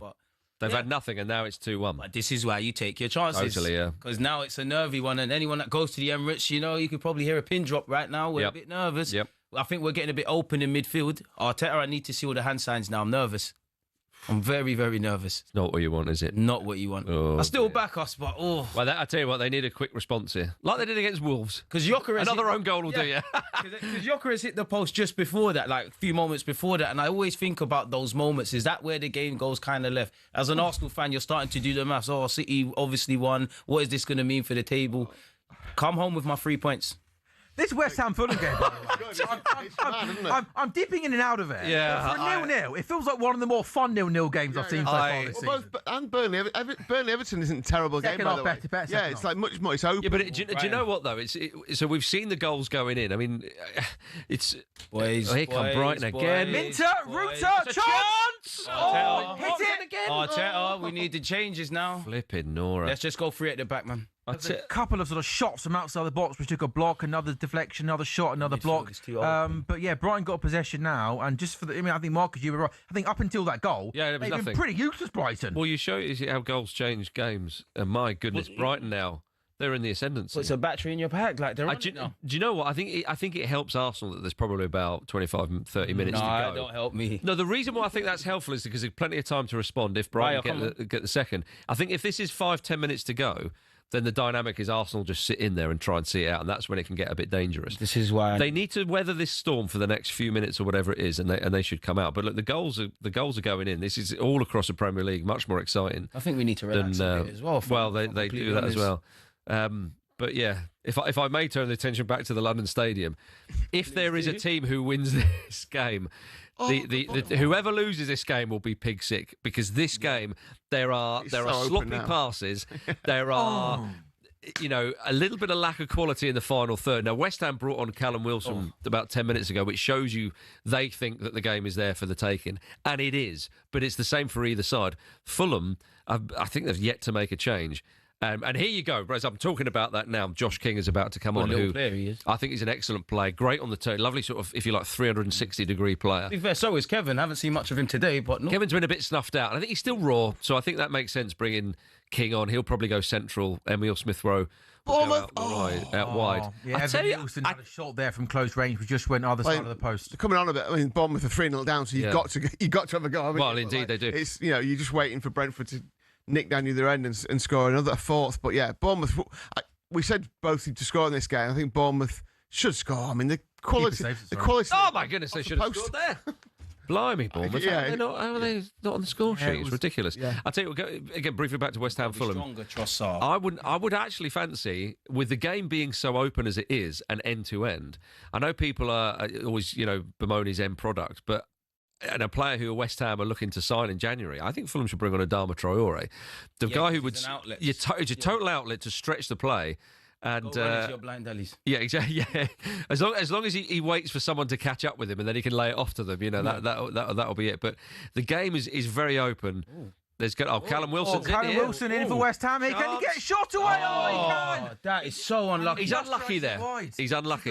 He didn't have the pace, did he? No. I mean, he probably wanted to carry the ball a bit further towards goal. Totally. But that's going to happen more. And Marco Silva has to make, I would say, one or two more changes, because in this game, I think West Ham are the more likely to score. I think Fulham, West Ham are getting it up the pitch a bit quicker. And as I say, with both teams end to end, there's a lot of room now. And when there's a lot of room, a player like Adama Traore can come on and exploit that. Again, I know he's not the best finisher in the world, but actually that outlet and to be able to drive you up the pitch and it gives the opposition defence something to think about. So that would be a nice little, if indeed he does go to West Ham in January, maybe last thing he does in a Fulham shirt, come on and change the game for Fulham at West Ham. The Wilson double, by the way, is possible now. Still on both on the pitch? It's unlikely, but it's possible. Could happen. 50-1. Okay, it can happen. The Wilson double. This is from, I was looking to see if two Wilsons had ever scored in the same game together. And Callum Wilson and Harry Wilson both did score in a game in 2020. Oh, did they? January 2020. Wow. I was hoping for like a Wilson Palacios or something. Yeah, okay. We were going to do. Yeah, I like how many Wilsons can you name in the Premier League? Yeah. Maybe if we get to 5:15, we can. Yeah, it's too much going on for that sort of. One thing certain is we've got an exciting final 20 minutes then to go. I'll just keep you bringing up to date with the latest that's going on. Arsenal are leading Brighton by 2 goals to 1. They did they doubled their lead early in the second half, route to scoring an own goal. Has pulled one back for Brighton. Looks like Gabriel Magalhaes is set to make his return for Arsenal and come on off the bench. Brentford are now 3 up at home to Bournemouth in the Premier League. Kevin Schade scoring early on in the second half. Bournemouth have had a couple of opportunities. They made 3 changes at half-time as they try and get themselves back into this game. It's still Burnley 0, Everton 0. Both sides are having chances in the second period. The best chance of Burnley fell to Marcus Edwards. Beto had a good flick for Everton, which just went wide. Liverpool 2, Wolves 1. Wolves pulled a goal back right at the start of the second half and are hanging in there and making life difficult for Liverpool. We've took off Federico Chiesa and brought on Conor Bradley, and it is still goalless at the London Stadium. West Ham 0, Fulham 0. Yeah, Barry's on for Beto, just made the change. Roll on for Alcaraz for Everton as well. So a couple of subs making way, see if they can get a breakthrough here. But it's much more open. Still looks like a 0-0 at the moment. But again, you wouldn't be surprised if someone does get a late winner here. It's just the quality. And we probably said that Barry is slightly better quality than Beto. So let's see if Everton can break through. Is this a bad day for the bookie so far? City, Arsenal, Liverpool all winning. If they all win, it's bad. Yeah, I mean the difference between the Arsenal, Liverpool, City win treble was like about 17-10. So under 2-1, plenty under 2-1. The both teams to score win treble was 20-1. So it just shows you the difference between those kind of how that can change. But yeah, it wouldn't be good. Can I just say that Gabriel has just come on for Arsenal. Never have I seen a fan base be so excited about having a centre half coming on with 20 minutes to go. I'm buzzing, man. It's written in the stars. He scores. That is huge. And you know what, Marcus? The way the game's gone, I need my best defenders on the pitch to see out the game. I'm happy for Magalhaes. He's had 2 big injuries this year as well. Yes. It's crazy. Apparently, Kai Havertz is close to being back fit. We need our players. But I mean, what is such an important player, but yeah, so talismanic for Arsenal. It just a centre half to have that sort of, I don't know, not status, but that. It's the goal scoring, it's the defending. Chance for West Ham again. Jared Bowen's literally carried the ball. He was getting nibbled at, and he carries it. Such good close ball control, good balance. He carries it such a long way. He picks out Wilson on the right-hand side, and his first-time shot from just inside the box goes over. But it feels like it's Jared Bowen v Fulham here, pretty much, doesn't it? Yeah, it does. Yeah, I mean, the thing is, like, I understand Great Wilson. Ball. Look, at the end of the day, he has a chance to shoot at goal from inside the box, and he skied it. He's got to do better. For West Ham, those chances have got to go in. Again, as a Fulham fan, I'm delighted he's missed. But this game, if West Ham, I think even if they draw this game, it ends 0-0 or 1-1, I think they'll be a touch disappointed. If Fulham can find a way to win this, it will be such a demoralising result. If they can win it, though, West Ham, my goodness, it's a late Christmas present for them. But the game is there for the taking. As I say, there's a lot of gaps appearing. There's mistakes that finished. Oh, what ball? Come on, boys. Come on, boys. Got to do better than that. That was a lovely ball. Was that Trossard who... Trossard was involved. Jesus has kind of made his own block in this. Trossard's been very good today, man. That was actually Mikel Merino who delivered. Merino's been all right. That's where you want Gyökeres to be. That's where in that 6-yard box to make that run. And them chances only happen when Gyökeres is off the pitch. Yeah, sure. Yeah, that's where you want to send it forward to, because that'd be a tap-in for Haaland, wouldn't it? But I understand why Gyökeres came off. He looked knackered. He has done, like we were speaking about when we had our segment. He has done all the other facets of a forward. We just need goals. I'm happy to going back to what Marcus said. I'm happy to see Magalhaes back. Like, I think us Arsenal fans, we have this discussion a lot. Who would we miss more, Saliba or Gabriel Magalhaes? I think when you're trying to fight for a title, we miss Gabriel Magalhaes a lot more. Yeah. He's the guy he's like the big brother. He's the one. Anyone that's played Sunday League is the guy that talks and makes sure you fear him. If you're an opposition player, you fear him, and he keeps everybody's cool heads. Like, we really have missed him. Arsenal 2, Brighton 1, Burnley 0, Everton 0, Brentford 3, Bournemouth 0, Liverpool 2, Wolves 1. Goodness me. If that remains 2-1 going into the final 5-10 minutes, it's going to be nervy times at Anfield. Still West Ham 0, Fulham 0. Danny Welbeck looks set to come on. In the stars, I said. It's that time, isn't it? The last 15 minutes. I need a third. With the groans and the moans from the microphone. I need a third. You can't beat it. The noises during the City game were mainly like purring about Foden. Turkey, really, Foden just chesting it down in front of the defence and like wandering away with it somewhere, and Turkey doing stuff. But yeah, Brun Larsen's just gone off, and Jadon Anthony on for Burnley, as they're obviously going to have a go at this and try and win the game. If I'm Burnley and West Ham in this situation, it's there for you. It's there for you. You've got to gamble and try and get the 3 points. They're in the bottom 3. Absolutely a bit of a gap is coming. They're both playing well. They've had chances. I think you've got to look and try and grab this game by the scruff of the neck and win the game. Yeah, I agree with you. I mean, but you look at the West Ham bench. I mean, they brought Wilson on. They've not got a lot to bring on. I mean, I think Souček sometimes gets the odd goal, but he feels like the type of player you bring on if you're chasing the game and you need a draw kind of thing. It gives you that different option at least, I guess, whipping balls into the box. The way the game's going, though, there is an argument. Nice, man. The way the game's going, though, if you're Nuno, I think your temptation is, and I think Silva looks like he's the same of. Take the point. Let's see what's happened. Let's see what happens here. A point isn't a disastrous result for Fulham. No, not for Fulham. You'd be slightly disappointed because West Ham you're playing second, third, bottom. No, of course. I know you're away, but surely you want your teammate to try and win this game. Of course you do. But you're right saying you're playing the second bottom, but you're also 76, 77 minutes into the game, and on another day, Semenyo scored. Yeah, well, how many more goals is Semenyo going to score for Brighton? They were absolutely woeful in the first half. They made 3 changes at half-time. They've been better since Brentford scored that third goal early in the second half. Is there possibly a late comeback on for Bournemouth? Antoine Semenyo has scored for Bournemouth. That's 3 in a row now for him after he had a little lean spell after starting the season. Also, Harry Wilson chance. Areola fumbles it, and that's really, really good defending there. So Brentford 3, Bournemouth 1. The play comes from down the right-hand side. Good play there. Good, strong drive into the box. Brentford want a foul. And then the shot comes in, and then Semenyo from close range. Back heel finish into the back of the net. Oh, my days. Raya, thank the Lord for you. Arteta, we need subs. Legs are tired. David Raya, you've just earned your dinner tonight. You've saved us. Absolutely saved us. How you've kept that out by Minte, I don't know. It's great play from Brighton. What a save. Brighton. Please. Minter with That a is strike. unbelievable save. Tries to pick out the far corner, and Raya What a flings himself save to his that right. is. That's a genuine That world-class almost save. brought me to tears. That is such a good save. But this is it, though. Why are Arsenal in this situation? We make it hard for ourselves for no reason. Finish your dinner in the first half. I mean, yeah, you think of the And chances. look, ref, are you looking at what they're doing to Raya? Yeah. Oh, my days. Oh, a chance for Brighton. Raya. It's over. It's over the bar. From the corner, Vifa does get his header on the corner, from close range. VAR's He heads the involved ball here. over, and goodness me, he should score there. He's literally 2 yards out. They should. 2 yards out, and Wolves had a really good chance. Oh, I think. Oh no, it was defended. There was Oh, it come off Nkape's head. Nkape got in the Well, way. they never I got the think. corner. I didn't see it. I tell you what, this is why this. I'm, sorry, CJ, to say this, but this is why this season is so intriguing. Arsenal. Yep. Obviously, well, they're currently second. If they win this, they'll be top of the league.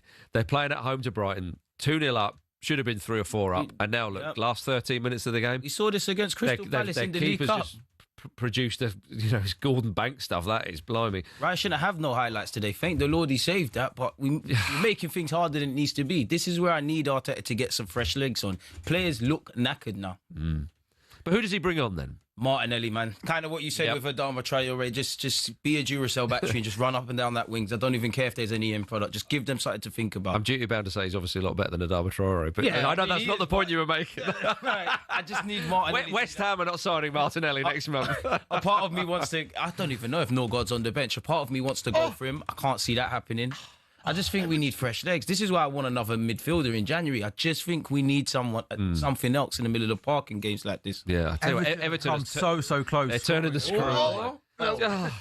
It's all a bit. It's all a bit Yes. poor. You know what I mean? Like the final ball looks. Right, Bournemouth. And Bournemouth having another go, aren't they? Yeah, at Yeah. 3-1 down. They're really having a go. Plenty of time left in this game, by the way. We said 2-2. It might be 3-3. Yeah. Yeah. So it's only 77 and 78 coming up on the clock. So there's plenty of time to get back into this, and plenty of time for goals in the West Ham, Fulham, and the Burnley Everton game. It's not like any of the 4 teams are settling for a draw right now. No. They're still going for it. Good 10-15 minutes left in these games with stoppage time. Yeah. So this is where in the Fulham game, where Raul Jimenez, he's 34, he'll be 35 this summer. He'll be out of contract as well. He's been a great servant to the club, and you know what quality he brings. But he's huffing and puffing out there. They with that injury to Rodrigo Muniz, I think that's been a real bad one for Fulham. He's out until probably February, maybe even more. And they've really, really suffered without him having that option off the bench or even starting. Come on, Josh King. Chance for you to first goal. The Prem. Great ball from King. Hit it. Go on, Keep it down. Katete. It's pinball, isn't it? Again. It's the same at Burnley. It's like you just need that quality. Yeah, you got. Wide of the post. King, come on. And my manager's definitely listening to this because Martinelli looks like he's coming on. He's got the headphones in, and He needs to. Goals. Yeah. Just get Is Gabriel Hines going? Have you heard what CJ said there? Yeah, you got that. You got that. Good. All right. I don't need to tell you then. Oh, dearie me. Yeah. So Souček is coming on. Souček is coming on because I think Fulham have snuffed out a few West Ham attacks, although I still think there's a goal in it for West Ham. Likewise for Fulham, but Souček gives them that different option. Fulham making subs themselves. Kenny Tete coming off and Emile Smith-Rowe. Tom Cairney coming on. That's interesting. See, I mean, I love the man. I love Tom Cairney, obviously being a Fulham fan. He gives Fulham that little bit of extra class, a little bit of something controlled or, can pick a pass in the centre of the pitch. Technical level, yeah. Exactly, yeah. I mean, Cairney's no spring chicken. He's in his mid-30s now, but what a player he is. So that's interesting what both sides are doing. And you can see what Silva's thinking. He's thinking, we need to put our foot on the ball because we can create. West Ham are maybe thinking, you know what, a ball in the box with Souček up there, that can cause a bit of chaos, Oh, it's a fascinating last 10 minutes we got here. Yeah, a stat just flashed up on the Burnley-Everton game, which tells you a lot of what you need to know. There's been 25 attempts on goal from both teams, 0 on target from Burnley, 4 on target from Everton. Just it's the lack of quality that's going to mean this is a low on the goals, because it's not like it's a boring game. There's loads of endeavour, but just not enough quality at the end of the move. So we've got 10 minutes to go then in our Saturday 3 o'clock games, and all 5 games, I should say, poised pretty perfectly. Liverpool at Anfield. It's Liverpool 2, Wolves 1, and Liverpool are really, really struggling to see off Wolves. And fair play to Wolves for a team that are bottom of the Premier League, yet to win this season. Out of possession, they're making it difficult for Liverpool, and there's been a couple of moments, a couple of opportunities, balls into the box, and the big centre forward in particular, Arakadare's had a couple of chances, half chances, headers that have gone just over the bar. So Wolves still very much in the game at Anfield. The West Ham Fulham game is pinball. Everton at Burnley have turned up the screw over the last couple of minutes. Absolute shenanigans going on in the GTEC Community Stadium. Bournemouth are back in it. There's now an absolute melee going on. Semenya's heavily involved and not happy. Did anyone see what happened? Yes, I think Semenya went in pretty heavy, didn't he? I presume it was Semenya who went in heavy on the keeper. I mean, Bournemouth are really pushing on here, and Brentford, look at all. Let's say he's just kind of gone in with a challenge. It's not.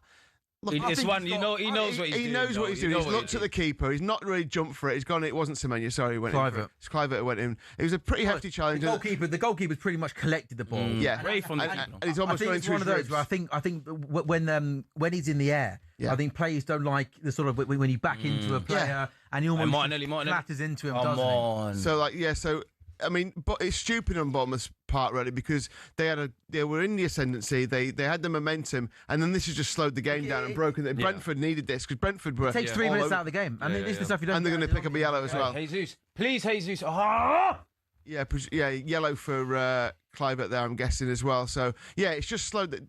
This is perfect for Brentford because even at 3-1 up, they look rattled in the last 5 minutes. I'll tell you something, at Anfield, it didn't come to anything, but Wolves put the ball in the box there. There was a volley. I mean, it went kind of... It would have been quite a spectacular one, but shows you that Wolves are still in this at Anfield. The centre-forward, Arakadare's, cause all sorts of problems. Big, strong, physical centre-forward. And they every opportunity they get, they're just launching the ball into the box. He got the assist for the goal they scored from a corner. He's been a handful. And Wolves are very, very much in this game. And I'm really, really surprised we haven't been able to kill them.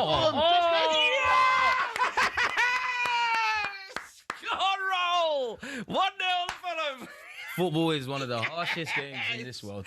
It's a huge goal. Come on. That's what we wanted. Very good header. So all the teams have come in. Yeah, the Acca's coming up, guys. There we go. Get that Acca out there. As long as you two keep your lead, you know, the big boys, Liverpool and Arsenal. I mean, they're the ones we're most worried about. Lovely work down the wing. Yeah, you're right. Yeah. It's poor from... Who was that? Yeah, it's a really great header from Jimenez, but Harry Wilson gets the byline. He puts the ball into the box, but it's an awful clearance.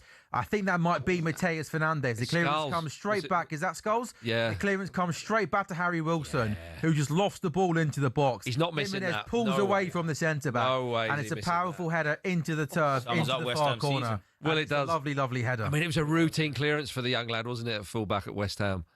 And he basically gives Harry Wilson a second bite of the cherry. Yeah. And he floats it into Jimenez on the 6-yard box. It's the first really, really clear-cut chance where you think that is such an easy one. Come on, Martinelli, come, how? What you said earlier on, though, about the kind of there's a mistake in West Ham. Yeah. And there it was. I mean, they haven't played brilliantly. Neither team's played brilliantly, but they've been in the game, and then suddenly a stupid mistake at the back, and that's what your manager is. Then you're pulling your hair out because you're like, oh my god, we've played all right. We're in this game. But you can't. That's 5 minutes to go. Fault, like, no, of course not. But you're just thinking, what is that? Is a clearance? I mean. There's still, with a game like this, there's still time for West Ham to get an equaliser, don't get me wrong. But if Everton are pushing here as well. Well, they are, yeah. Everton look far the more likely. But if West Ham go on to lose this game, and there's 4 minutes plus injury time left, my goodness, they've had their chances. But from Fulham, if Fulham can get out of there, if we can get out there with 3 points, that would be a lovely old job, I tell you what. But Jimenez, two things he's really good for is a header and a penalty. I mean, beautiful header. The way it was just it was a powerful header. It was almost cushioned, wasn't it? It shows you sank back in and just let it. Yeah. Well, it shows you the mistake that was made. I don't want to go too harsh on the young lad because he's obviously got a good future ahead of him, but he should be clearing that away. And I think the whole West Ham defence, they almost sort of take a moment to breathe, and he doesn't clear it. Wilson pops it in. Jimenez has got a free header 6 yards out. Nelly, lovely flick. I'll tell you something, at Anfield there. Hey, come on, Jesus. This is your... come on, Jesus. Bradley there with a last-ditch challenge. Wolves were in.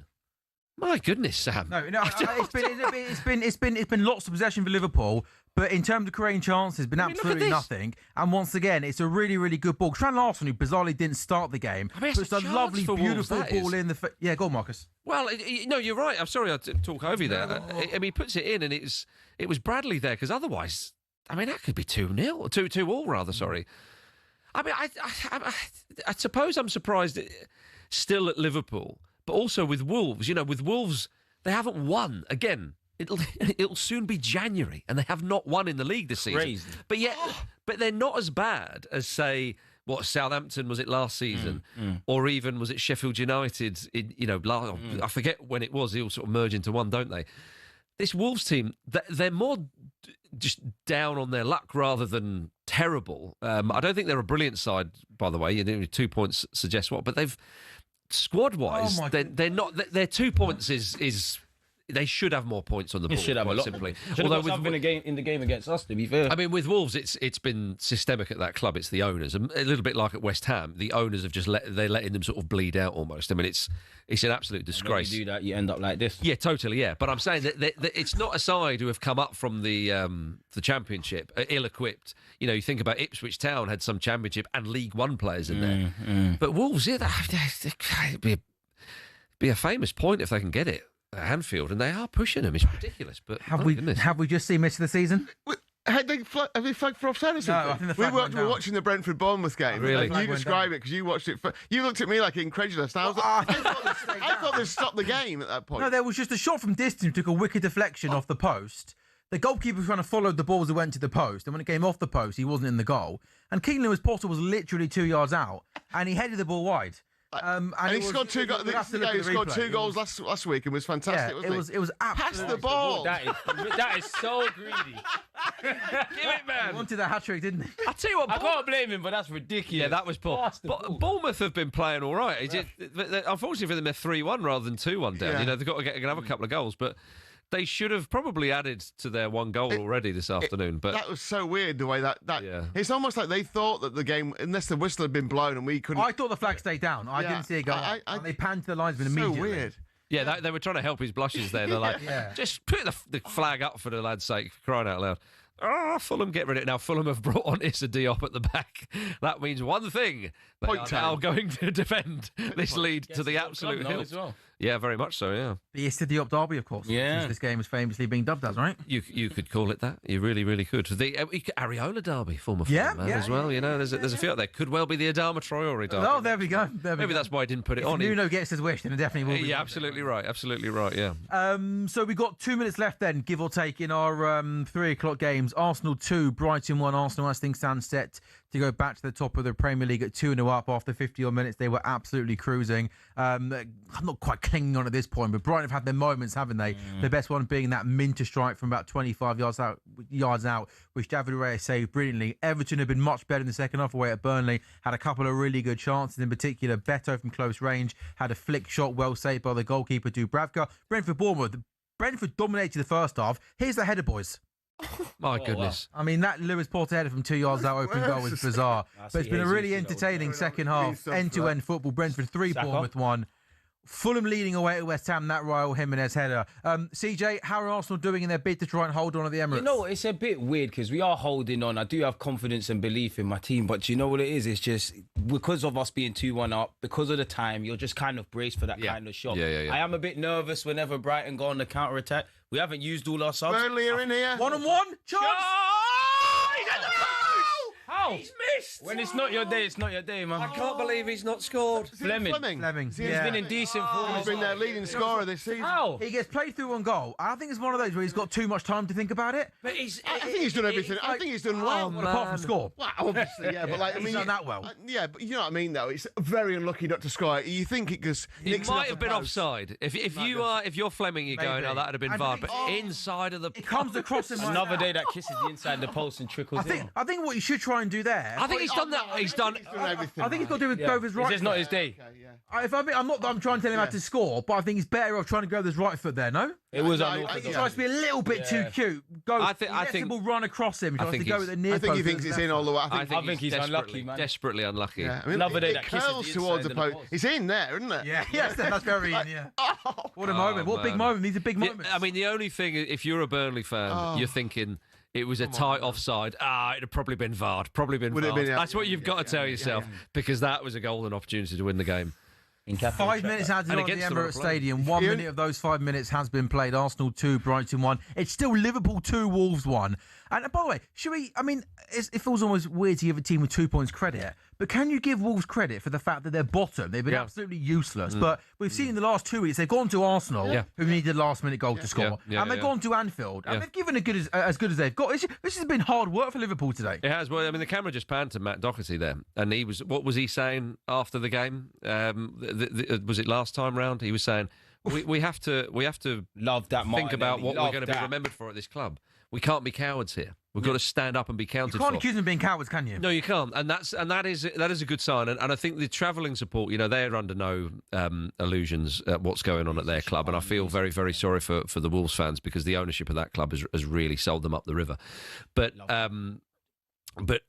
something for the away fans there because they're going to support their team, and good luck to them with that. And you see that loyalty is often exploited in football, sadly. Is a horse. But Wolves. It's going to be a long old season, but if they can put in performances like that, they will get a few points. They will get something. West Ham fans are going home, by the way. They're streaming out. Cameras just showed that Fulham 3 points off 5th place, which could be a Champions League spot, Marcus. Are you telling me there's a chance? Don't say no, it's boring. So that's a line out of a teen high school film, isn't it? You're telling me there's a chance. I don't know. Usually the person who says that knows that there's absolutely no chance. Well, isn't it? I was Stranger things have happened. I mean, Well, I tell you what, Fulham have won. They've got the 3 points as predicted. Yeah, for the Acker. Absolutely. Get in there, my old son. I tell you what did I say before? 8-1 Acker. I said, whoever wins this game will be absolutely loving it. And whoever loses it, particularly West Ham, it's a sickener. That is such a demoralising result. Really good win for Fulham. I know you think going to West Ham, but the way that game went, they're the ones who stood up and had that bit of quality and the mistake came from West Ham. But that was Wilson and Jimenez, capitalising on a mistake. By the way, Bernard, that Zian Fleming, he only came on in the 88th minute, by the way. Yeah. Saka's in for Arsenal. Finish it. Oh, really good block there. It's poor. Take the corner, mate. Take the corner. You've got 90 seconds left. It's poor. Stop smiling, Saka. There's too much emotions in this game for me. Is he smiling? He is. That's Christmas time. No, Christmas is over now. Forget that. We've got a league to win. We have to chase the illusion of perfection. No one gives you goals in this league. You've got to. He's got to shoot. We were talking about Gyökeres earlier, and I said 5 in 15 is not bad. Zian Fleming's got 5 in 14. Yeah, so you're like in a team like I'm surprised he Burnley. start today for. If you're Gyökeres, you want somebody's half chances. We've had this. He's got so unlucky he hasn't scored there. So we've got one game that's gone at full time. Fulham have gone to West Ham. 3 wins in a row for Fulham now in the Premier League, up to 10, 3 points off 5th place. They win at West Ham. Raul Jimenez scoring the header. There is exactly a minute to go at the Emirates Stadium. Arsenal keeping the ball in the corner. We've got 2.5 minutes left at Turf Moor. Again, 0-0 Burnley Everton. I think second half in particular been a really entertaining game of football. Both teams have had big chances and big moments. The best chance of the game falling there to Fleming. 1-on-1 with the goalkeeper hitting the post. Can Brentford put the icing on the cake? No, they can't. A shot just goes wide there from Reece Nelson. So we got 2 left in that game, 2 left in Burnley Everton, and 90 seconds to go at Liverpool Wolves. What are you pointing at, Marcus? Oh, that is tough to watch. That's the young lad. Is it Skulls at the fullback? Who made the mistake for West Ham, and he's very upset visibly, and he's sort of apologising to the fans. Really? As I say, it's not a howler. He's tried to clear it, and he hasn't got his boot on it, and Wilson has capitalised and put it into them lessons Jimenez. you learn in the Premier League. Well, it is, but it's really sad to see. No, it is horrible. A young player like that, who's obviously loves the club, etc., but to see that kind of raw sort of negative emotion. Ref, the game's it's not done. his fault. It's not his fault they've lost the game. Okay, Ref, the game is done. It's not Skulls' fault that they've lost the game. West Ham had their chances. The great Jared Bowen missed one that he should have put away. Wilson had a few. You've got experienced Premier League players who have had a chance there for their team to score and to put West Ham a goal to the good, and they didn't do it. And there we go. There we go. CJ, over to you. It was tight in the end. It was tense in the end. Yeah. Arsenal beat Brighton and go back to the top of the Premier League. Yeah, the main thing we knew. I've never seen you so stressed before. Even like in the Champions League semi-final wasn't like this. Oh man, because we done so good in the first half. The biggest criticism I could say in the first half is we didn't finish our dinner. Second half, I think we was a bit out of sorts. Brighton obviously tried to get something out of the game. When you concede that goal as we did. Oh, Shard, sorry to interrupt you, mate. Go ahead, man. Shard has got a hat-trick for Brentford. This one, maybe the more simple of all the finishes. There's a nice ball in from the right-hand side, and Sharda is unmarked in the middle of the box and heads home. And fair play, by the way, to Brentford and Keith Andrews, because how many people just said they're done, what they're getting Keith Andrews in for? Yeah. And again, look, we know the Premier League table he was their set-piece coach. Yeah, he was. We know the table's pretty tight and congested at the moment. Brentford up to ninth in the table, 3 points off fifth place Chelsea. Are you telling me there's a chance? Last chance for Everton here against Burnley. Ooh. Header, but it was never going in. It was saved. Liverpool are beating Wolves by 2-1. Brentford beating Bournemouth by 4-1. Fulham win at West Ham. Arsenal beat Brighton. And the full-time whistle is about to go at Turf Moor. And it has gone at Turf Moor. Burnley 0, Everton 0.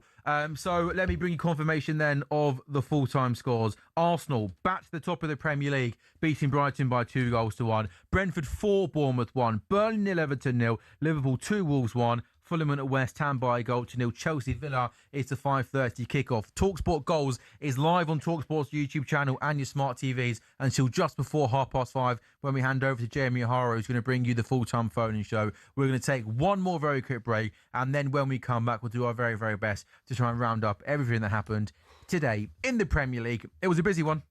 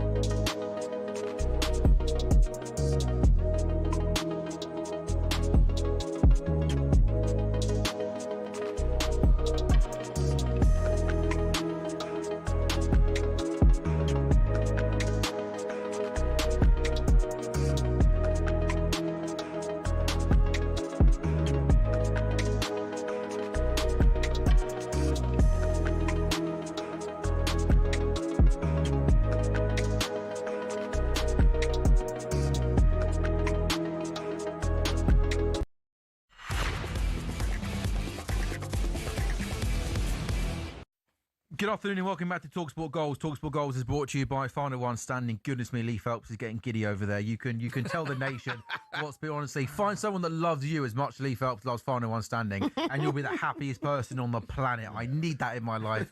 It's new from William Hill. It's 18 plus. Gambleaware.org. Terms and conditions apply. Sam Ellard, Lee Phelps, Marcus Speller, CJ the Ludaguna. We've all just taken our breath because that was a busy Saturday afternoon of Premier League football. The day started with City going to Nottingham Forest and winning by 2-1.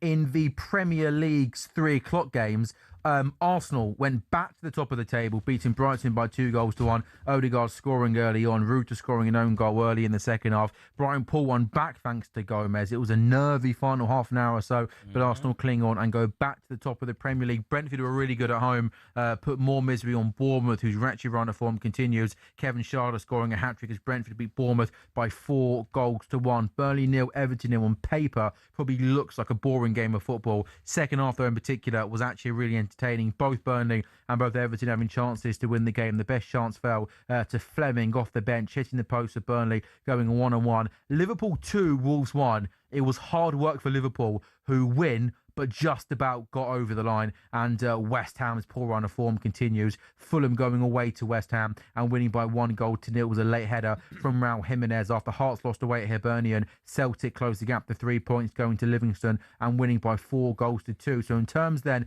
of the Premier League table, it's actually we're at the top. Arsenal once again 2 clear of City, both winning today. Villa on 36, that's 4 behind City and 6 behind Arsenal. Play at 5:30 away at Chelsea. Liverpool only a few weeks ago had lost 9 and 12 in all competitions, and now are unbeaten and 6th in the league and 4th in the Premier League table. They go above Chelsea, of course, play later on. United, Sunderland, Brentford, Palace, Fulham make up the top 10. Brentford and Fulham both on 26 points, just 3 points behind Chelsea down at the bottom of the table. Wolves still have 2.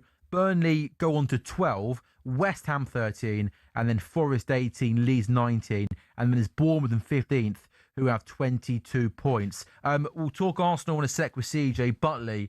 Do you want to tell us some wonderful, exciting, and possibly decisive news? Well, a lot of it rests on Sunderland tomorrow, to be honest with you. But just looking down some of these leagues now, so today in the 500k league, so we had 2 players went through from Man United winning yesterday. 2 picked Fulham today, 2 picked Brentford.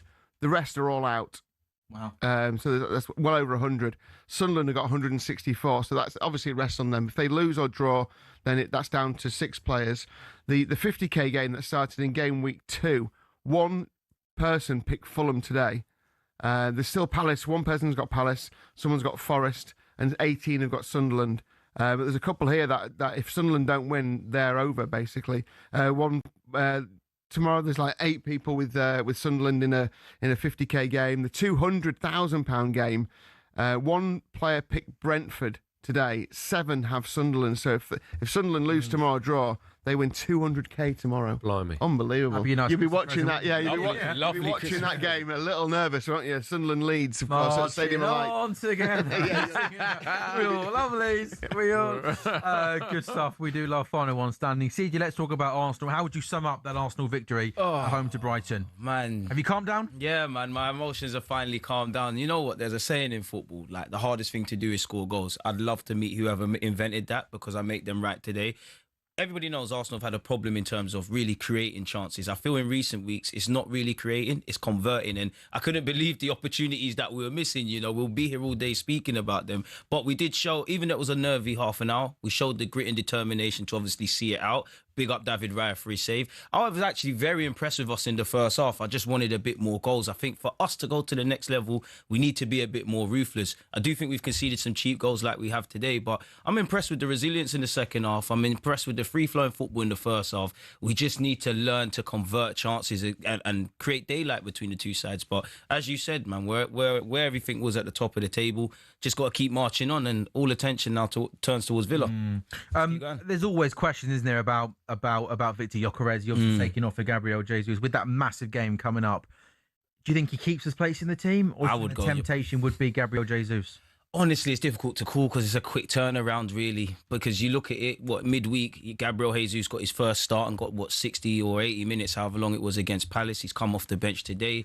I would probably go Gyökeres if I'm completely honest with Aston Villa, because I've come to accept at this moment in time, Gyökeres, you go out there, occupy the centre-halves, tire them out, and then you get your more skillful players or players that have shown that they're a bit more able to convert chances come off in the second half. So I'd keep, do you know what? I'd probably keep the team the way it is. Obviously, I want to see, I hope Timber's back. I want to see Rice back in midfield, but that's the only thing, actually. Calafiori and Timber not involved today. Yeah, other than that, it's positive on my team right now, man. Possibly, Marcus. The moment of the game, though, was the save from David Raya. Big up David Raya. The Minter shot from the right-hand side outside the box, going top. I mean, that is the way he threw himself to his right-hand side to keep it out. I mean, that's a genuine world-class save. Like a cat. It's a contender for save of the season. Do they still do save of the season? They really should. They should do. Why not? Goal of the season. Save of the season should be up there. But yeah, that is a contender. But it was unbelievably good save. That is right up there. It's one of those saves where you're off your seat. If you're an Arsenal fan, you're almost celebrating it like a goal. And it shows you that you need everybody on it in your team. If you're going to go and win the league, if you're going to go and challenge the likes of Manchester City for that league title, everybody has to be on it. And for David Raya, to come from, Brentford, I know it was a while ago and he's been playing for Arsenal for a very different style of goalkeeping, of course. He's equipped himself really well. I think, actually, some people are not sold on David Raya still, I get the impression. I think he's a quality keeper. Is that true? Not sold on David Raya. Well, I get the impression. Arsenal fans, or no. I think not Arsenal fans. I think honestly, I would love to meet someone not sold on David Raya. Yeah, this one of the best keepers in the world for the last 2 years. Yeah, no, I think I wouldn't have him down as the best, but he's up there. He's up there, certainly. Yeah, and those saves he makes, my goodness, because if that goes 2-2. Suddenly the jitters are there and so on and so forth. You can't give anything. Different conversations. Totally. As you say, Arsenal were 2-0 up and cruising. You can't believe when Brighton scores against the run of play. Exactly. You need those big moments, and he is playing his part. There's absolutely no two ways about that. I'm surprised Arsenal were pegged back, but this is this season in the Premier League. Facts, Mark. People keep talking about Man City. They're inevitable, and I get all that.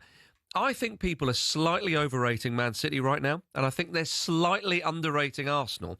And the reason why I say that... Can I interrupt? Why are they overhyping Man City? The run of form, they won 6-7 in a row? Yeah, they have, but I still think their performance ain't been dominated. Yeah, they are. But then almost is that a sign of a good team? They're not playing particularly. But that's the point. That's the point. That was going to be my point, Sam. That's the point. When Man City don't play particularly well, or another side, say Forest earlier, get at them a bit. But Man City win by the odd go and goes, yeah, but they're winning and they're doing it. When Arsenal do it, everyone goes, oh, hang on a minute, it's a little bit shaky. Fair enough. Both sides did that today. Both of those teams could have dropped points today. Neither of them did. Over to Villa now, who are going to play Chelsea, and they're kicking off in the matter of minutes' time.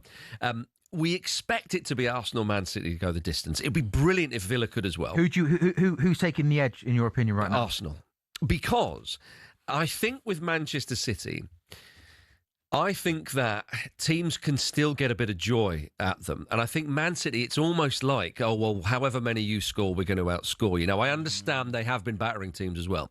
They look like they're enjoying it a bit more. Arsenal are going through a bit of a phase right now where they're thinking, we're not invincible. They thought they were. You couldn't even get a shot at them or a shot on goal at them. And we lost defenders, and then, Gabriel coming back was that's a big today. highlight today as well, Magalhaes coming back, because mentally, totally, he's the guy that kind of galvanised. Yeah. It's a bit like Van Dijk for Liverpool when he's in the team. You just feel safe, don't you? It's like the big brother just making sure everyone's focused. He's huge for Arsenal. It would be like... on both ends. Totally. If Man City lost, Haaland. dare I say Haaland, or maybe Ruben Diaz or whoever, that would be massive for them. Donnarumma, that would be huge for them as well. Current form, maybe Foden. Yeah, and I sincerely hope both sides don't get any big injuries now. Why on earth would you wish that, So that would be brilliant if both sides got every player back and there's right, let's have a proper, no injuries, no excuses.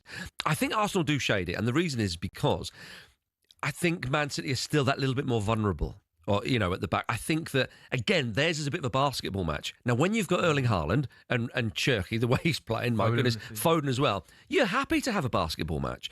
But I think sometimes that is inevitably going to go against you more times than, say, what Arsenal do. Arsenal not expressing themselves as much, but they're giving... have more lapses in concentration. Yes. Like today. Totally, yeah. But they're giving nothing away at the back, Arsenal. Very, very little. I understand Brighton scored today and Raya makes a great save. But Raya is a part of the team. Do you know what I mean? Often when people say, Raya Ryan makes a save, it's as if, well, that shouldn't count. He's an Arsenal player. It's like Haaland getting one chance for City and bagging, yeah. Exactly. It's like when Arsenal score from set pieces. It's like, oh no, that can't count. Set piece goals count. Score from a Doesn't set matter piece. how you do it. Exactly. And if your goalkeeper makes saves, you've signed that player. He's in your team, so that is still noteworthy. Exactly. So for me, Arsenal edge it. They've still got a 2-point lead, and I think that we'll see how crucial that is, because I think both sides are going to drop points here and there. But it is looking at the defence with Gabriel coming back in particular. I think that is ultimately what I'm looking at. Just fingers crossed for Calafiori and Timber. And that's the thing. I'm looking at my boys in that. City have been there. They've done it. They've worn the T-shirt. We should be hungry. We've got enough lived experiences. We've got enough, unfortunately, failures in the last few years. I saw, to be honest, I wouldn't say ugly, but I saw the good, bad, and the ugly kind of my Arsenal team in this current cluster. In that first half was blisteringly good. We're creating chances. We're not really putting daylight between the sides. They've come out well, and then we have got that grit under Mikel Arteta to get things done and get over the line. But as we know, we love football. If Raya doesn't make that save, it's a different game. And I am looking at the first half or several chances as why haven't we put the ball in the back of the net? I don't think it's on Arteta today in that regards. I think it's the players, but the main thing is just getting results in this period. You just keep relying on own goals, right? Yeah, man. Great signing. Yeah. 4 own goals in December. Second highest scores. Gyökeres has got competition, man. Own goals are crazy. I love it. Can you play own goals up front? Yeah, on Tuesday night. And they come clutch at the Emirates. They count though. Own goals count. Oh, I'm not. And also, it's a result. I know you're messing about a bit, but it's a result of good play and good wing play and good balls in the box. And I was having a bit of fun. I know you are, but don't count the own It's goals. one of those things that teams get ridiculed a bit, don't they? About it's like, you're not in the mix. Things happen. Exactly. Take set pieces out. Take own goals out. Take your goalkeeper out. You're rubbish. We're in champions. And Rice They'll be as well. second. And Gabriel, he's too good. Take them all out. Thank the Lord for Rice. Have you been surprised though, Marcus, at the pressure that City have been putting on Arsenal? Because a few months ago, people are saying it's done, September, October, give it to Arsenal. Even though they maybe haven't been at their best, City, controlling games, dominating games, they are winning games. Yeah, they are. Has kind of Pep 2.0 been a pleasant surprise for you? Pleasant might be a stretch, but I a slight surprise. I mean, I was very much writing off City in terms of getting back to the best times that they had under Pep, and I still don't think that will happen. But Guardiola finds himself in an intriguing place because this is really quite a kind of refresh and a rebuild that he's never had to do before. Really, anywhere, you might argue. I know at Man City he's always reinventing and so on and so forth. You can't be there. He's really having to go back to basics. But it is, And also as well, managers' ideas come and go in football. Tactics, people copy other people. Arteta is a Guardiola disciple, so is Maresca as well. A lot of people are. And so things come and go, and also players come and go. And without some of the best players that he's had at his disposal, you think someone like Kevin De Bruyne, they are a different side. But he's building them up. The one thing that Man City will be really enjoying right now is Ryan Cherky. He's really taken to it. And Guardiola, interesting how he's been talking about Cherky. When he did that beautiful Rabona assist, Guardiola was quick to go, well, I never saw Messi do anything like that. Because he knows he's just got to keep his feet on the ground as well. That kind of thing. So Guardiola, has he got the bit between his teeth? Perhaps. Certainly more than last season. I think he looked pretty demoralised last season. There was talk, wasn't there? There was talk, wasn't there, that he had his head turned by England. That was, if the reports are to be believed. You love that one, don't you? You mention it every week on this show. Well, I mean, I'm just saying he could. I would have loved that. I'd love it too. He's in with a shout with the Premier League. Pep, you could have been in a shout with the World Cup. Yeah. So you made the wrong decision in my eyes. But anyway. But when you see him go over to the away end today, and he's in front of the away end. And he's loving it. He does look like he's got the bit between his teeth. Well, he does, yes. So I think it's there. And I think that he has, as I say, he's emerging from last season. Because last season too as well. Yeah, they are as well. I mean, it was around this time last season where it was all going to pot, wasn't it? And they actually finished the season pretty strongly in the Premier League, we can forget, but then they lost the cup final. Yeah. And it ended on a bit of a sour note, the league. They come into this season, it's kind of like, well, what are we going to do? Well, Liverpool have fallen away. Who would have predicted that? Chelsea not quite there in terms of a title race. They look around and they go, all right, well, it's Arsenal. Arsenal were winning games that, again, defensively looked like they were made of steel. Suddenly that begins to crack. And Pep's going, tell you what, lads, this lot haven't won a title. Yeah, a lot of us has. Look around this dressing room. He's won. I've won. And I think that's what it is. And I think that they are riding that wave. And it does look like it's got quite good vibes at Man City at the moment, So I think he's thinking, blimey, okay, I didn't think we might be in with a shout with this. Let's see how far we can go. But Arsenal are still top of the league, lest we forget. We mentioned it last week. Do you remember that run? It was I think it was in the Irish Times. It was a great article about how they do it and how they finish the season so strong. And I've got it here. We did this last week, but it bears saying again. 18-19, there were 7 behind at the midway point. Went 14 unbeaten February to April. Overturned that. 2021, there were 8 behind after 12 games. On December the 15th, they went on a winning run. And it was a 28-game unbeaten run they went on. 21-22, there were 5 behind after 10 games. From the 11th of December to the 15th of February, there were 13 unbeaten, won it by a point. And 23-24, trailed by 8 points, went on a 25-match unbeaten run from February. This is what they do. Yeah. Just tells me you need to be perfect to win the league or anything close to it. But I think if they're within, if it's like this in March, I fancy it naturally. I mean, I think Arsenal still would be the favourites from a betting point of view, but I think people will think City can win it. Arsenal are still favourites right now, and even if they were level on points with City, I think Arsenal probably would just edge it. But if City are in the lead after today, if Arsenal had lost today, I think Arsenal. I don't think City would have been odds-on favourites to win the title. No. I still think that Arsenal have just got that edge around the team. I agree with you, Lee. There's something about people will disagree with us, and that's fine because we're trying to project what's going to happen, and nobody can do that. But I think there's something about Arsenal. I mean, if not this season for Arsenal, then when would be the question. But I think Man City, I think they've probably been pleasantly surprised among themselves of how well they've been doing, and they're in that title race. As I say, that is partly because Liverpool have dropped off as well, and Arsenal again sort of blinked a little bit. But look, Arsenal are still top.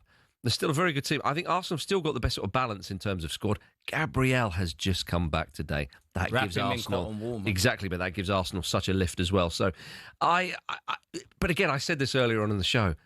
As a neutral in terms of title races, although, CJ, I'm not just saying this because you're right. I'd love Arsenal to win. It's been so long, and you don't want it to be too Going predictable. to the last day of the season, man. It's been so enjoyable this season because there's so many things that are hard to call, and nobody is perfect. No one will win the season this year being perfect because look at how many games they've lost. They can't do it. It's not 98 points for 97. No, and that is really good for the league because the last thing you want is the teams dominate and just brush teams aside. That's why, Marcus, I'm so critical on my team because people would say I'm being negative, and I know you can't win them all and things, but with everything you guys have said, this is why I know you can't go back in time, but that's where I have to look at being 15 minutes away from 3 points against Sunderland. Yes. Not getting that done. Yeah. One result that kind of pees me off in a nice way is actually the second half against Liverpool at Anfield. I think we should have got up. Yeah, I think so. The first half against City, we had them there for the taking. That's why I'm not really interested in us being a good team. We need to be a great team. We need to chase the illusion. 10-man Chelsea, you've got to make the most Chelsea, of that. I have that one on Arteta because I do think in hindsight he approached it kind of conservatively. The way Chelsea started made him double down on that. Yeah. And granted, I know you can't win them all and we could do the whole stats thing, but that's what we're up against. Like,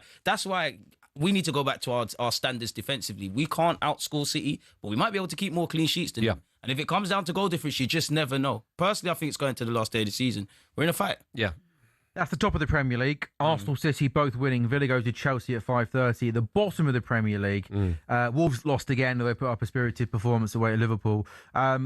But what about West Ham, guys? I mean, they're on an absolutely wretched run of form, and it feels like a long time ago that Nuno came in and picked up those couple of early victories. Another defeat today. They're 18th in the Premier League table, 5 behind Forest, 6 behind Leeds, who, of course, play again, who play tomorrow. And I maybe say, we've watched West Ham be pretty useless a lot on this show. But, I mean, Marcus, you're watching it closely as a Fulham fan. I actually thought West Ham played quite well today. They had chances and moments. And just didn't take their chance. I mean, probably the best one as well did fall to their best player, Jared Bowen, but a shot from close range. So it feels just the moment that whatever they do, they can't win playing badly. Totally. But even when playing well, they can't get over the line. It's just such a demoralising result that for West Ham because at home to Fulham, Fulham, you look at the table now, they're 10th, only a few points off the top 5. Which how many? It's just the 3. So you're telling me there's a chance? Hey, look, it's still silly season, so nobody's getting... We're post-Christmas now, mate. Oh, allow me to dream, damn it all. I'm literally telling you should dream. Yeah, I'm talking to myself, sorry. I think with West... Yeah, I mean, look at... Leeds United are 6 points above West Ham and play tomorrow with a game in hand. They can't believe their luck. Forest again, a spirited display against Man City. That's what you expect from Daesh, etc., and cliche.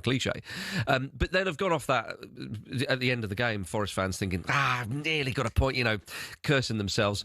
But still, they'll have seen their team play in a spirited way. West Ham showed a little bit more fight today. They created a few chances. Bowen missed a couple where, on another day he slots one of them home. Yeah, Callum Wilson again. These are your big experienced Premier League players. Now, I know Wilson has not been a prolific goal scorer for a little while, but he's still an experienced goal scorer. But they need better than Callum Wilson now. Yeah, well, they do. And I'm not being disrespectful, but Callum Wilson was a great Premier League striker. Yeah. But now in 2025, West Ham need better than Callum Wilson. Don't Sure, they? yeah, indeed, it was not the point I was going to make.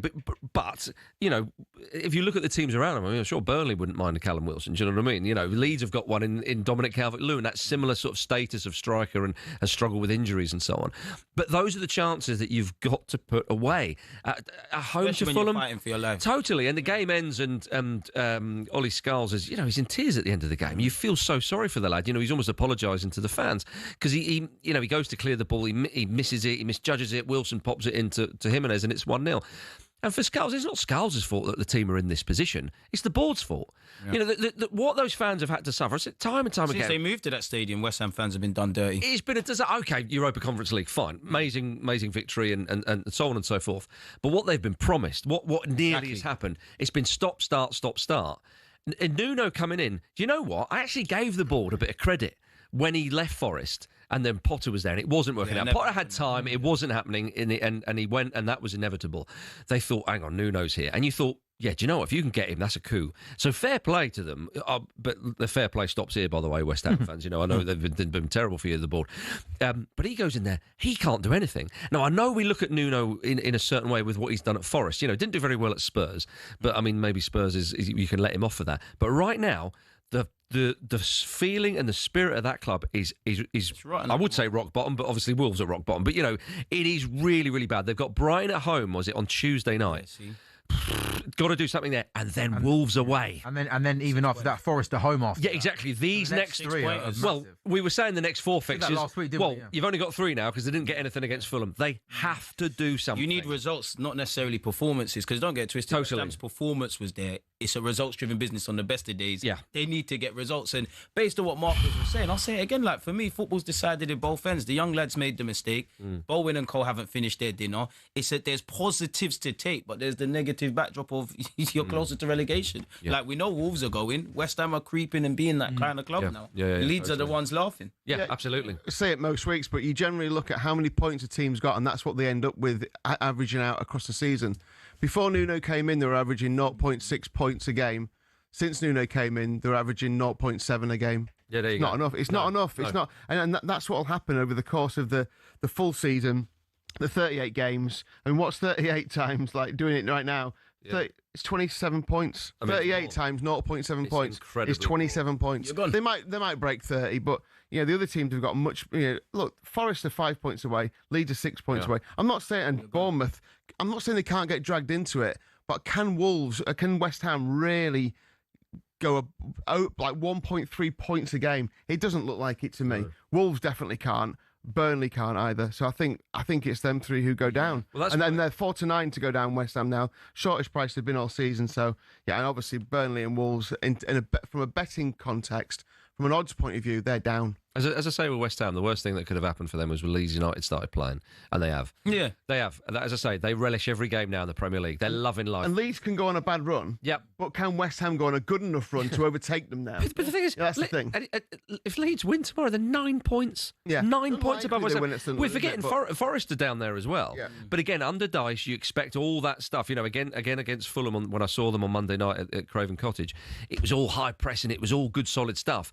Just with Dyche, the classic thing is trying to attack, trying to score goals, and with that front line he has at Forest, they're probably some of the best talent he's ever worked with. So he's not used to it, and as I said, I don't think Dyche will be there beyond the summer, because I think he will steady them, he'll keep them up, and then come the summer they'll be looking to maybe get someone else in to try and take him on. Who knows if that works? But right now, West Ham are facing relegation. They are. And Leeds United are loving life. And the difference is, every time Leeds play at home, their crowd are the 12th man. Right now, the West Ham fans, They just want us. They want it to be over. It's a great point. Gents, thank you very much for your time today. CJ, good shift from you. You go home a happy man. We get it. As always, We get it. CJ, I don't think you've ever been here when you've. He loves it, doesn't he? When I first started, it was dark. Oh, and now you're good, now we're just winning Every time he's on with me. Yeah, Arsenal Mark is a win. good luck charm, man. Oh, the Aka came in, did it not? And the Aka came in. We won. Good stuff, we Marcus. are. Thank you so much. Lee Phelps, as always, thank you very much. And thank you all for watching talkSPORT Goals. talkSPORT Goals is back on Tuesday night.